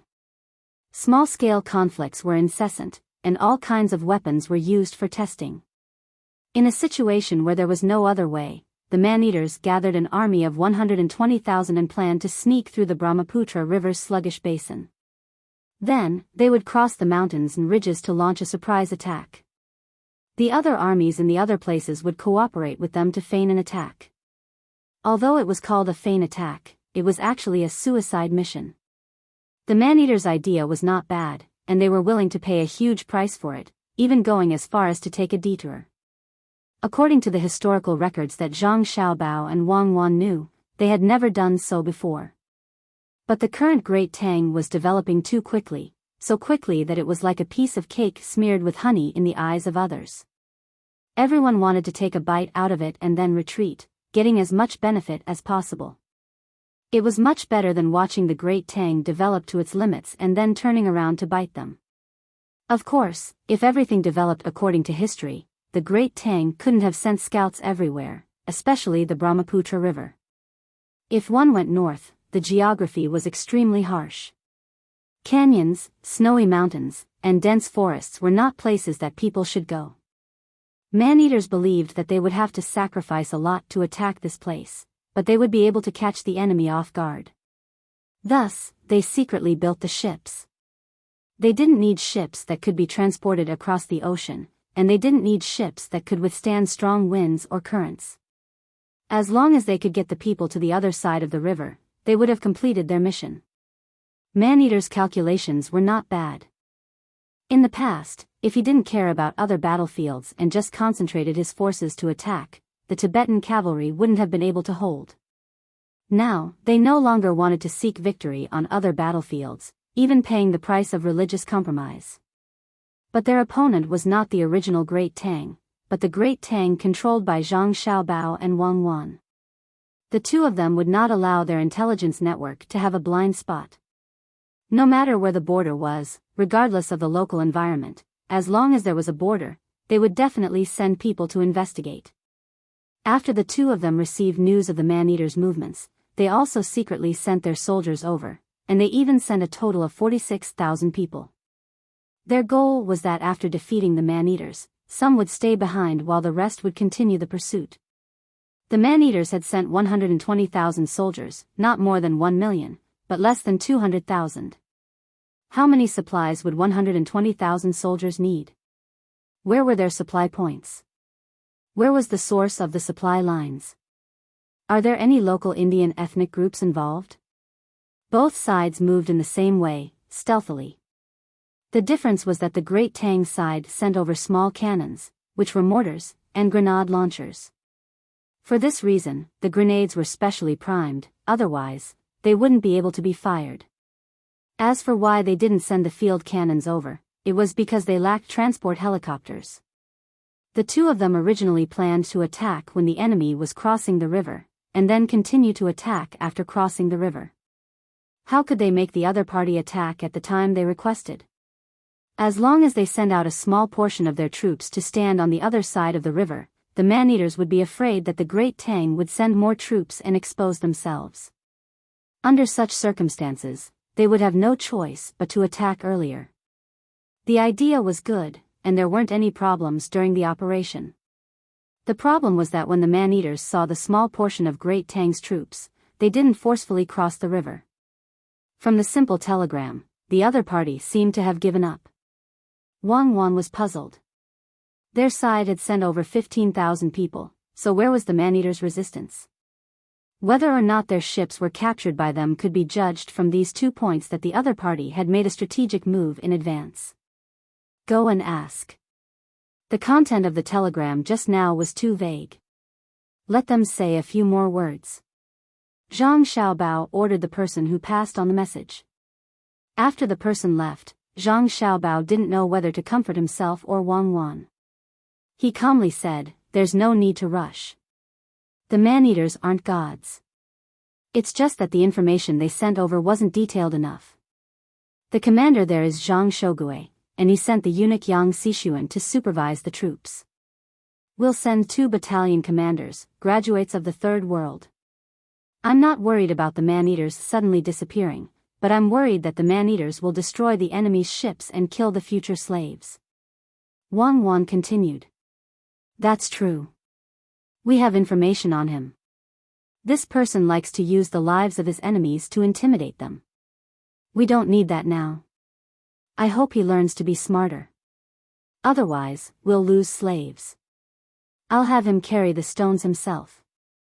Zhang Xiaobao had a good understanding of Yang Xishuan. Wang Wan's words were also recorded in history. This person liked to kill, and he didn't even let go of captives. In Zhang Xiaobao's view, this was a form of intelligence. Killing the enemy's captives could intimidate the enemy, and at the same time, reduce the enemy's youth. Otherwise, if you attacked and captured a lot of people, bringing them back would be a problem. What he was afraid of was that he would use this intelligence on the man-eaters. Zhang Xiaobao and Wang Wan's goal wasn't to kill people, but to obtain resources. Human resources were also resources. They had only built one railroad, and they had to continue building it. Zhang Xiaobao suddenly said when he was thinking about who should die in the construction of infrastructure. We also need people to blow up the river. Blowing up the submerged reefs is almost a death sentence. We can't use our great Tang people. I can't bear to add people to it. Wang Wan looked at Zhang Xiaobao in confusion and asked, blow up what river? It's the river between us and India, the Brahmaputra River and the Brahmaputra River. If we can form a navigation channel, it will be very useful. Zhang Xiaobao explained. No, the place we're connected to is affected by the geographical environment. It's not navigable. If we build a dam in the future, we can add a few sets of generators. Can you think of something more practical? A map appeared in Wang Wan's mind. She shook her head and rejected Zhang Xiaobao's suggestion. I'm being practical. The geographical environment can be changed. In the past, it didn't change because of India. China has to spend a lot of effort and countless manpower and material resources to transform the river so that it can be navigable. However, India directly said that you can come over. What do you think China should do? Is the investment in the early stage gone? Tell me, which river in the world can't be transformed? The main problem is whether the investment is proportional to the return. We're not at that time now. Why do you want to stop the duo crossing the river and send troops to track down their supply line? Zhang Xiaobao analyzed the situation at that time and asked Wang Wan. I'm thinking that if someone in India gets involved, we can attack them, question them, and force them to admit their mistake. Then, we can give up a line of the Brahmaputra River, including a certain area on both sides. They foolishly sent back such detailed information. Why did you read it? Zhang Xiaobao glared fiercely at the person who reported. Did the daily habits of the cannibals need to be explained in a telegram? The person called Little Liang by Zhang Xiaobao smiled shyly and nodded. Okay, what Zhang Shogui mainly said is that they have already occupied the original camp of the cannibals. They just occupied it. Now, some of the follow-up troops are left behind, about 5,000 people, and the others are crossing the river. The troops who have already crossed the river are chasing the enemy's scattered troops and capturing many prisoners, mainly to let the people who can speak the language of cannibals shout. General Zhang Shogui also said that a lot of the supplies of the cannibals are still there, not burned, and not protected by anyone. Zhang Shogui wanted to ask what to do next. He judged that the fleeing cannibals might look for grass roots to eat. Our troops only need to find a place with a water source to encounter the cannibals. But it is impossible for the fleeing cavalry to kill horses for food. It is more likely that they will run far away, at least to the next supply point on the supply route of the cannibals, or even attack the Indians to plunder survival resources and obtain physiological satisfaction. The main content of the telegram was relatively euphemistic, but the meaning was clear. The cannibals were defeated before the battle. Those are 120,000 people, and 120,000 well-prepared soldiers. They ran away when they met our small troops. Madam, do you believe it? Zhang Xiaobao asked. Little Liang, send back a telegram. Tell General Zhang Shogui to retreat immediately after a day's pursuit and defend the riverside. Use the resources provided by the cannibals as supplies. It is forbidden to kill prisoners for no reason, and it is forbidden to go in alone. Process the captured ships and use the local resources to continue to build simple transport ships. Wang Wan instructed Little Liang. Little Liang did not ask any more questions and turned to leave the telegram. Wang Wan turned back and said to Zhang Xiaobao, I believe it. Winning a war is not a matter of numbers. We made a mistake and overestimated the cannibals. They wanted to launch a sneak attack on us. When they see our people, the first thing they think of is the advanced weapons and communications of the Tang army.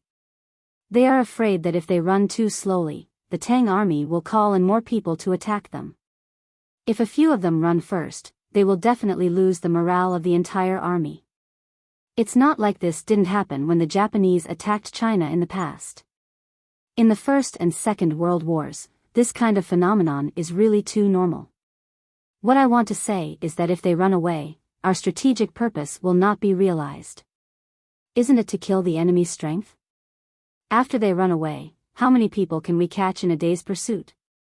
Zhang Xiaobao felt that the cannibals were not giving them face. What could they do if they persisted? Couldn't they learn how to attack halfway? It seemed that they could not. As long as the people in front of them passed by, the machine gun positions and artillery positions would be set up. The gap between weapons made many tactics useless. Wang Wan did not continue to explain to Zhang Xiaobao. She knew that it was not that Zhang Xiaobao could not learn, but that sometimes he was not willing to learn military skills. Even if he knew, he still pretended to be stupid and asked her. Wang Wan was helpless and happy about this.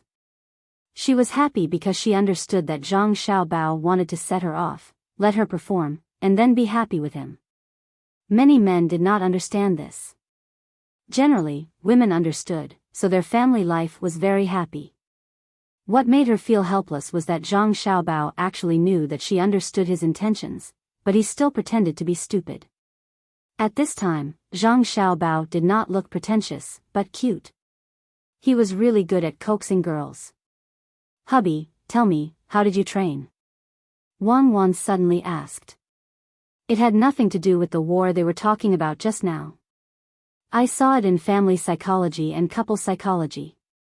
Zhang Xiaobao immediately knew what Wang Wan was asking, and his current behavior and tacit understanding explained his understanding of the two kinds of psychology. What I'm asking is... Forget it, I'll tell you about the three essentials and the knowledge of how to use them to survive, okay? Wang Wan returned to the previous topic. Okay. Zhang Xiaobao sat upright.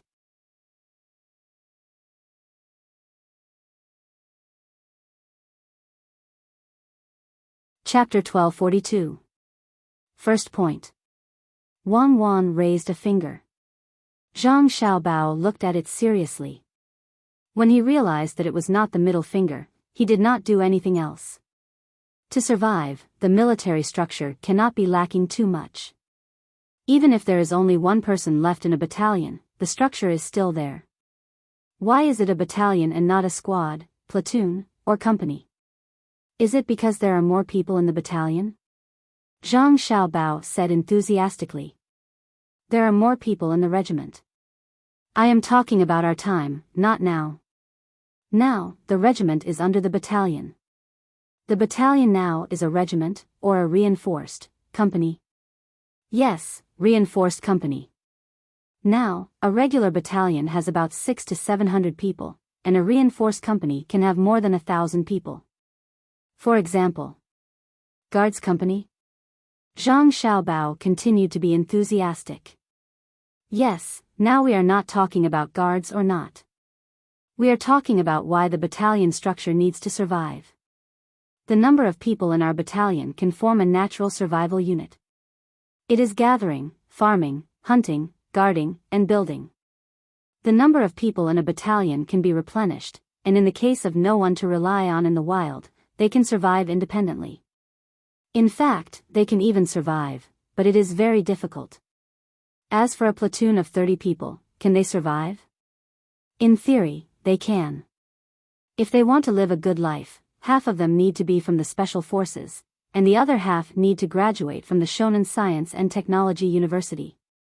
Then their survival rate is higher than that of a battalion. Are you saying that almost all of them are like the two of us? Zhang Xiaobao puffed out his chest and said confidently. Your role will not be reflected in the situation where we do not meet other tribes. Then what if we meet them? Very simple, we will no longer be two people. They will be confused by you and then work for us. Even if there is a language barrier, I believe that you have the ability. Thank you. You are welcome. That is why, in order to maintain the survival of an army, the existence of the structure is very important. It is enough to replenish the personnel. The role of the veterans must not be ignored. The second point is that we need a strong political leader. In the situation where we cannot achieve military victory, he must use his rhetoric to paint a picture of a pie for the soldiers. Is it to quench one's thirst by looking at plums? Zhang Xiaobao echoed.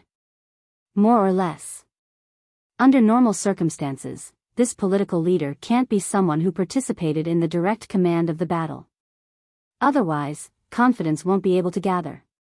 If he's still a commander who participated in the battle, he can still play the role of winning people's hearts after his failure. Then, he's not an ordinary person. For example, Napoleon. I think that in this era, the two of us should be fine, right? Zhang Xiaobao didn't have much confidence when he spoke. Who knows? The people of the great Tang already treat us like gods. In their hearts, we represent invincibility. If we lose, then I'll have to readjust my domestic policy. How about we also make a movie and advertise it, saying that we had times of failure, but in the end, we stubbornly survived. This way, we'll leave a psychological hint to the people that we're also humans. Our strength lies in our tenacity. Zhang Xiaobao smacked his lips, as if he didn't want to adjust the policy after failing. Do you think it'll work? Wang Wan asked. No, absolutely not. We're gods, we're not mortals. The people think so too. Third, what's the point of thinking about this? I don't believe that there's anyone who can compete with us in terms of military and economic power now. At most, a sudden natural disaster will cause losses to our army, but we can slowly push forward and try to circumvent the weather disasters as much as possible. Of course, for the domestic market, it was just a flat transportation fee, but not for India and Duoshire. This was probably the reason why Duoshire always wanted to attack. In the past, trade was not restricted. Now, salt was a strategic resource. If it were anyone else, they would not be willing to be restricted like this. Therefore, it seemed that most of the people fighting were the various countries and vassals of India. In fact, Duoshire and the various countries in India had discussed this. Different religions could unite when they had a common enemy. Wang Wan knew that even though the Indians who had been convinced by the poly-eater were not helping either side, they had been secretly helping the poly-eater all along. Once they knew that there was good salt at their doorstep, they would almost 100% send troops to get close and try to get it. It could also promote the temporary alliance of their various countries and races. Of course, if her army was strong enough, it could also become a large trade market and conduct more trade with various countries and tribes in India. Xiao Bao, I can't think of what will happen after your goal is achieved. We have to continuously transport arms and medicine there. Don't you understand what kind of demand the Indians have for salt? Wang Wan wanted to persuade Zhang Xiaobao to take back this decision.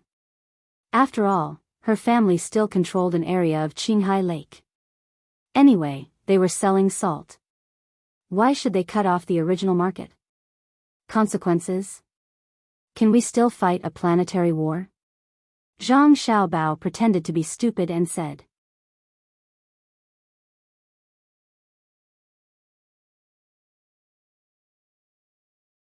Chapter 1243. Then you should organize the logistics of the space battleship to fight Star Wars. I'll tell the kitchen to make malatang tonight. Sichuan is more humid, like the sea. Eating more spicy food will help with blood circulation. Wang Wan didn't plan to talk nonsense with Zhang Xiaobao. With a flash, she disappeared from the door. Zhang Xiaobao sat there in a daze. Suddenly, he got up and chased after her. As he chased, he shouted, "Wait for me, I'll go too. I have to tell the kitchen to prepare rice noodles. Just seafood malatang won't be able to fill my stomach." When he caught up with Wang Wan at the staircase, Zhang Xiaobao added, today's soup should be bland and less salt. We're not some Indian, Arabian, or polyglot. They shouldn't eat too much salt, they'll be thirsty.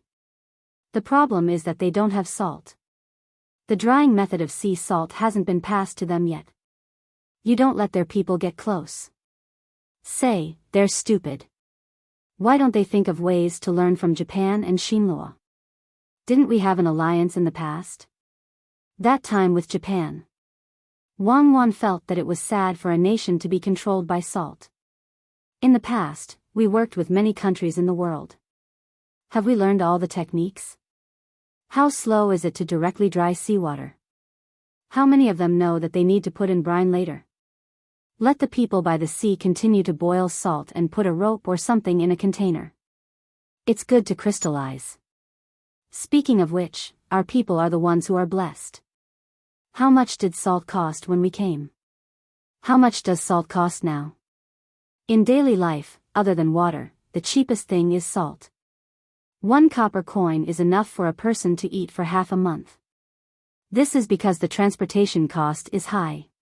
Zhang Xiaobao recalled and felt satisfied. He continued to work hard to improve the living conditions of others. Then, he sighed, salt is the root of so many racial wars. When Wang Wan arrived at the entrance of the kitchen, she stopped and admitted, indeed, there are many wars caused by salt. Wars between races, wars between religions, wars between countries, and wars between people. Food and salt are the most basic needs for survival. You can make the arrangements. At worst, we can increase the war investment and try to see if controlling a country's salt can stop its gradual rise. Don't always think about investing. There are returns. They are all places with slavery and caste systems, right? If we control the salt mines there, we will directly control the 2 river basins of India, the Sindhi River and the Brahmaputra River, not the Ganges River. According to what you said, the Ganges can also be controlled because the Brahmaputra River is further away from the Sindhu River. It is now called the Naga River. The 2 rivers basin refers to the place between the 2 rivers. Doesn't that mean you want to control the whole of India? What I mean is that you should try not to use force to conquer India, because the man-eaters still need us to fight a long war with them. You can give the Indians more preferential treatment in trade. Wang Wan was afraid that Zhang Xiaobao would calculate and eventually force the Indians to launch an all-out war. That would be very busy.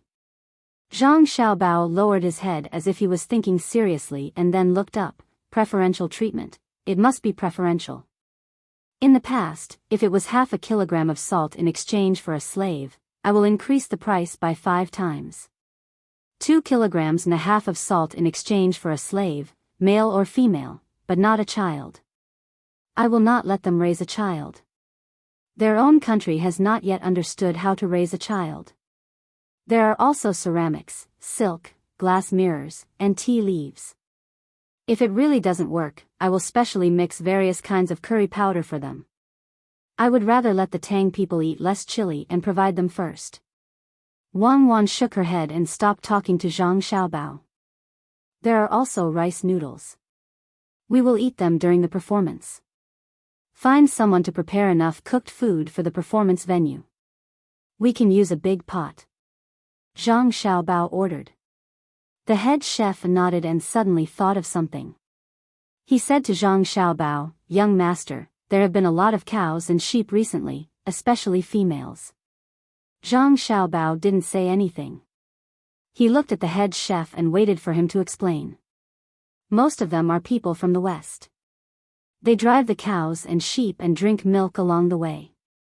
When they reach Yizhou Prefecture, they sell the animals and find other jobs, the head chef said. Oh, I see. After saying that, Zhang Xiaobao didn't give any instructions. He turned around and left with Wang Wan. The shadow of war hangs over the sky. I hope they will come more often, Zhang Xiaobao said as he came to the door. Wang Wan nodded.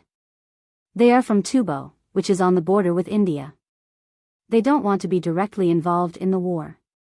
When they found out about the cannibals and Indians, they had no choice but to come here with their family property. The males were probably killed and eaten along the way. This is an abnormal loss in war. It's just a small loss. It's okay. Give the order. Let the merchants in Jiannan Road buy livestock at a normal price.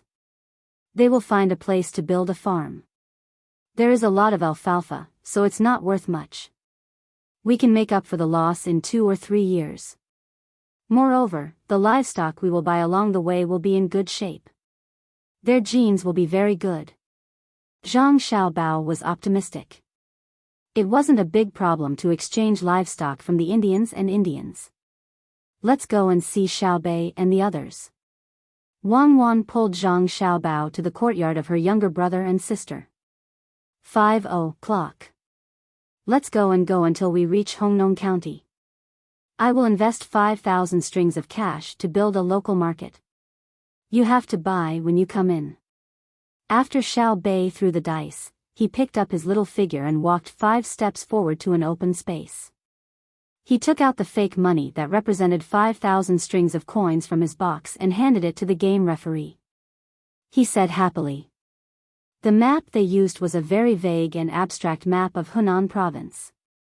It was much more profound than the Monopoly games played by ordinary children, but it was also much simpler than the games played by adults. Of course, it couldn't be compared to the top-ranking assessment. That kind of assessment not only depended on how much assets you had, but also your assessment results. If your assessment results were good, the bank would give you a loan to help you do business in the real world. It was the same as when you came up with a plan and looked for venture capital. After Xiaobei finished speaking, the referee picked out a small model of the market from the box and placed it next to Xiaobei's little figure. The map was very big. It was 11 meters long and 6.5 meters wide.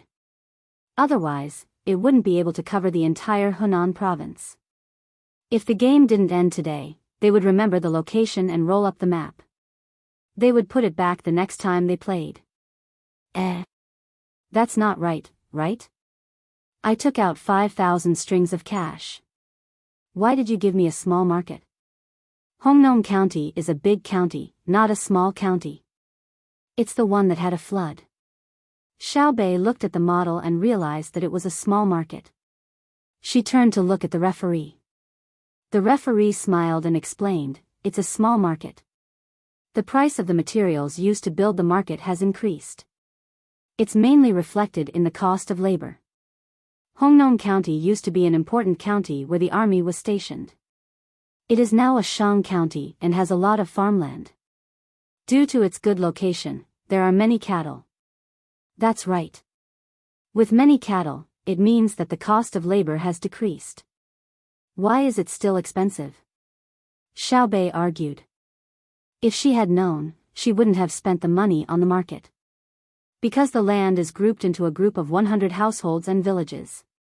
After the merger, there are cattle for large-scale farming. The team leader fired many of the original farmers. A portion of the fired farmers left the area to seek more income. Some of them wanted to do small businesses. Some of them had good skills and were given a very high grade during the assessment. Hence, their income was high. The final portion went to participate in training. Hence, there was less cheap labor available in the area. The referee patiently analyzed the situation. Xiaobei blinked and looked at the other 8 people. Everyone looked at each other and communicated with their gazes. After a while, Xiaoyuan reacted and said, so the effects of the 12 national policies on society are so direct? Then what will happen if the population of Hongnong County decreases? Will it be demoted to Zhongxin County? No. Because Hongnong County is an important county in Hunan Province, it has developed water transportation. Furthermore, the county will increase the number of merchants seeking opportunities. Hence, there are more immigrants than locals leaving. However, the newcomers are usually people who don't have any skills in their original areas. They won't go to the market. Instead, they are willing to accept low wages and squeeze into the service industry, as well as the port transportation industry. The referee explained to Xiaoyuan again. Xiaoyuan lowered her head and thought hard. Xiaonan interrupted and asked, will the previous port workers of Hongnong be affected? What will happen to them? That depends on how many new products Hongnong has produced. What's the concentration of production efficiency and demand for goods? If the merchants prefer luxury goods, it will cause a large influx of luxury goods from outside in a short period of time. If the local workshops and agricultural groups further increase their efficiency, it will speed up the export of local goods. Because the original port workers of Hongnong have rich experience, the new laborers working at the port will not be as efficient and safe as the local workers. Hence, the wages will be divided into different levels. At the same time, the local workers will be promoted to become the foreman of the new workers. The referee continued to explain patiently. These 9 little guys were the hope of the future. They had to be taught well. It's a loss. Xiaobei didn't feel that there was anything wrong with the explanation. Hence, she agreed to spend 5,000 strings of coins to buy a small market. The main reason was that her market was beside the county, far away from the workshop. Furthermore, there were many shops in the city. Actually, I should have built a chess room, Xiaobei added regretfully. What you should have built is a gambling site.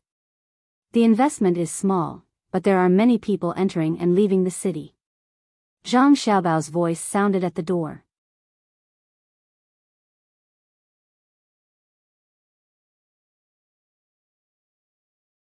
Chapter 1244.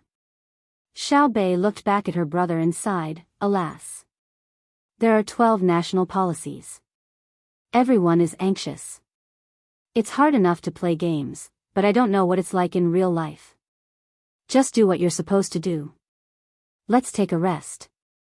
We'll leave the city in a while.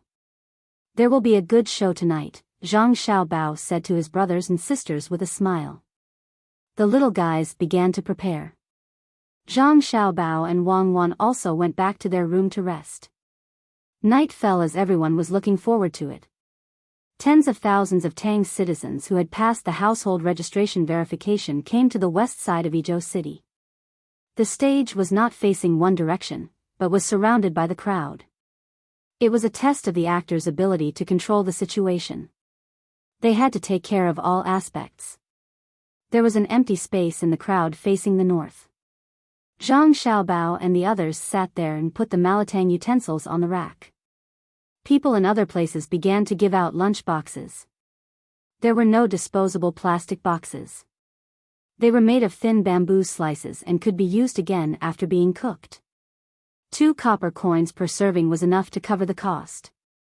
As for the snacks, they were handed over to the local merchants to sell. They didn't care how much they sold them. While the host was still talking on the stage, the whole place was filled with the smell of food. Fortunately, the performers had eaten a little in advance. Otherwise, it was easy to not be able to continue the performance. Many people opened their lunch boxes and looked at the food inside, then closed them again and waited until midnight to eat. Although they had been informed that there would be a restaurant selling lunch boxes at night, and they had not eaten dinner, they could not bear to eat now. Otherwise, what would they do when they were hungry later in the night? The host was stirring up the audience's emotions. Seeing this, he pretended to be angry and said, "You look at me after looking at the lunch boxes. Do you think I'm a dish?"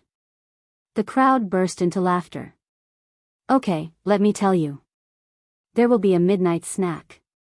If you don't eat now, you won't be able to eat too at night. If you take it away, you'll have to pay for the lunch boxes. How about this? In order not to waste everyone's time watching the show, let's eat first. Before the actors appear on stage, I'll sing first.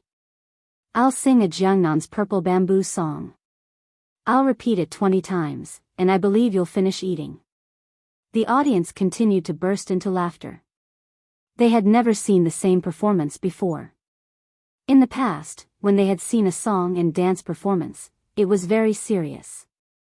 Whether it was singing or dancing, it was all methodical. The noble mood made the audience full of admiration for the actors. Only when they were listening to storytellers in the tea house would they relax a little. Therefore, when it came to people who sang and played on the stage, they wanted to listen but were also restrained. When they finished listening, they felt that their souls had been washed away. However, if they wanted to feel happy, they needed to flatter others afterwards. There was no such thing on the spot. Zhang Xiaobao and Wang Wan naturally knew what the audience wanted. When it came to elegance, the two of them knew it. Moreover, they could arrange it very well, ensuring that the atmosphere of the venue, as well as the actors' expressions and professionalism, would allow the audience to understand the artistic conception of spring and snow. However, even after the commoners comprehended it, they still didn't gain anything. They couldn't possibly learn it so professionally. Therefore, the two of them began to use the performance method they had at that time. In fact, it evolved from the form of the northeastern two-people rotation. Some people said that two-people rotation evolved from the beggar's method of falling lotus.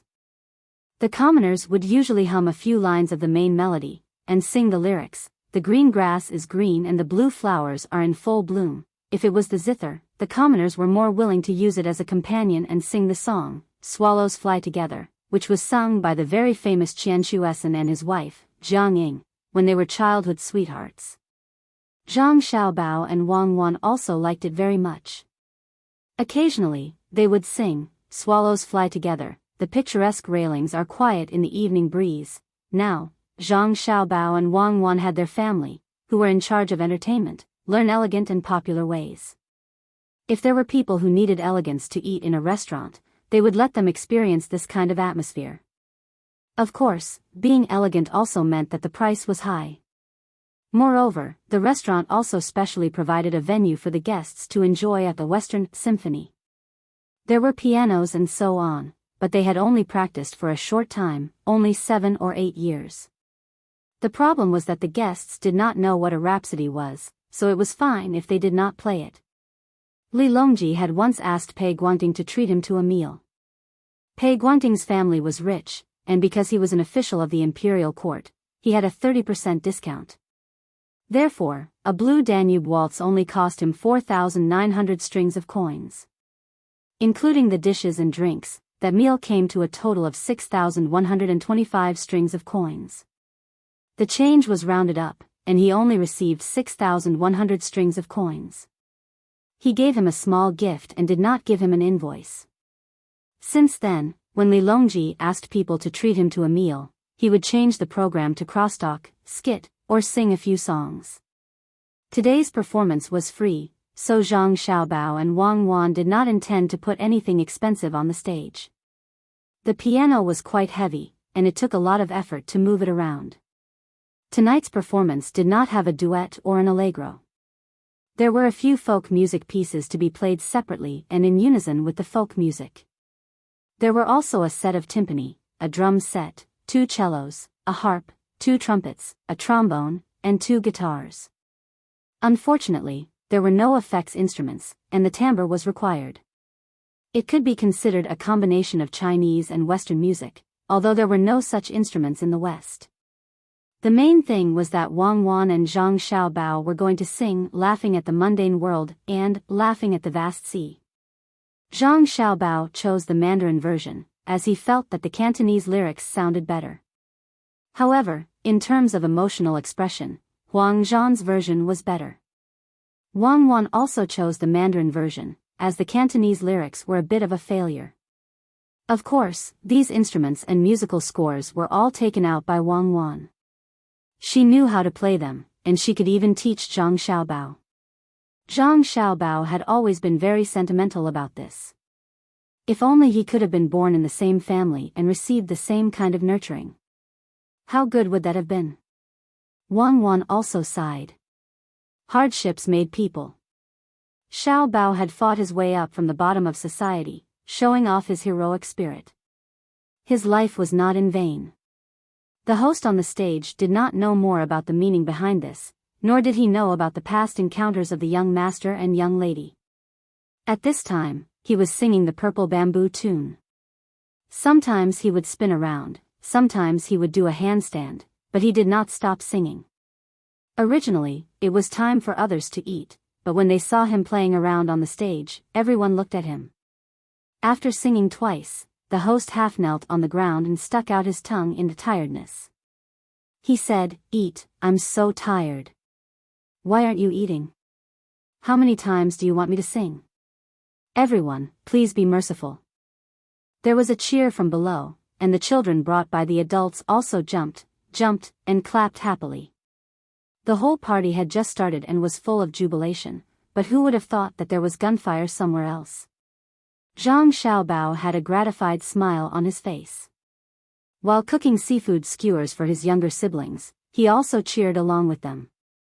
Wang Wan also put her hand in her mouth and whistled loudly under the surprised gazes of Xiao Bei and the others. Then, Xiao Bei and the others understood.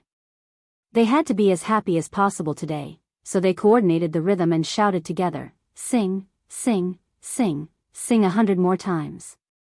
The host, who could control the whole scene, naturally paid a lot of attention to the north. He was a spy, so he had to be vigilant of the situation below on the stage. When he saw the little ancestors shouting, he could easily see their mouths under the bright lights, so he made a bitter face at Xiao Bei and the others. He turned around, pointed behind him, and said, "Did you see that? Did you hear that? Just because you didn't eat, our little ancestors made me sing 100 times. I'm so tired." When the audience heard the host's words, they all stood up and looked at where Xiao Bei and the others were. Actually, only the front could see, but the people behind were blocked. Carry us up high." Xiao Bei had a chance to show off, so she quickly instructed the people around her. Thus, a simple human ladder was set up. At the bottom were 3 people, and at the top was an adult. The adult was riding a little fellow on the adult's neck. There were a total of 9 human ladders. Xiao Bei supported the head of the bodyguard with one hand and held a string of sea cucumber with the other. In fact, it was only half a string. She waved it vigorously, then stopped to take a bite, indicating that she was also eating. She had the temperament of a celebrity and was not afraid at all. Xiao Yuan and the other 8 people were much worse than Xiao Bei. They could only wave their hands and did not do anything else.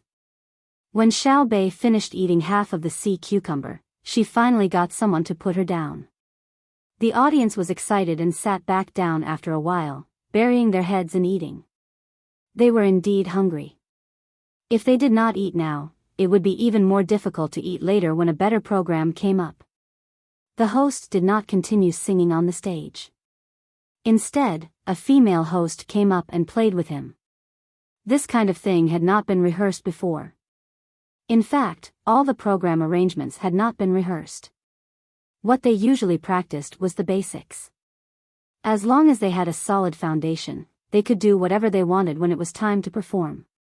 In the entire Tang Dynasty, the family performance team that Zhang Xiaobao and Wang Wan organized was the only one that could organize and perform immediately when Li Longji suddenly arrived and requested to watch the program. The two of them joked on the stage for more than 10 minutes, and the audience had already finished their food at the fastest speed. Looks like everyone has finished eating, right? I won't wait for those who haven't finished eating. If you stay any longer, it will be my performance. Oh, there's still that person. Alright, let's watch the first program. A famous beauty from Tang Dynasty will perform a song and dance for everyone. Xiao Hongchen, please take the stage. After the host finished his speech, he was the first to applaud. The audience did not know who it was, nor did they know who Xiao Hongchen was, but they still followed suit and applauded enthusiastically.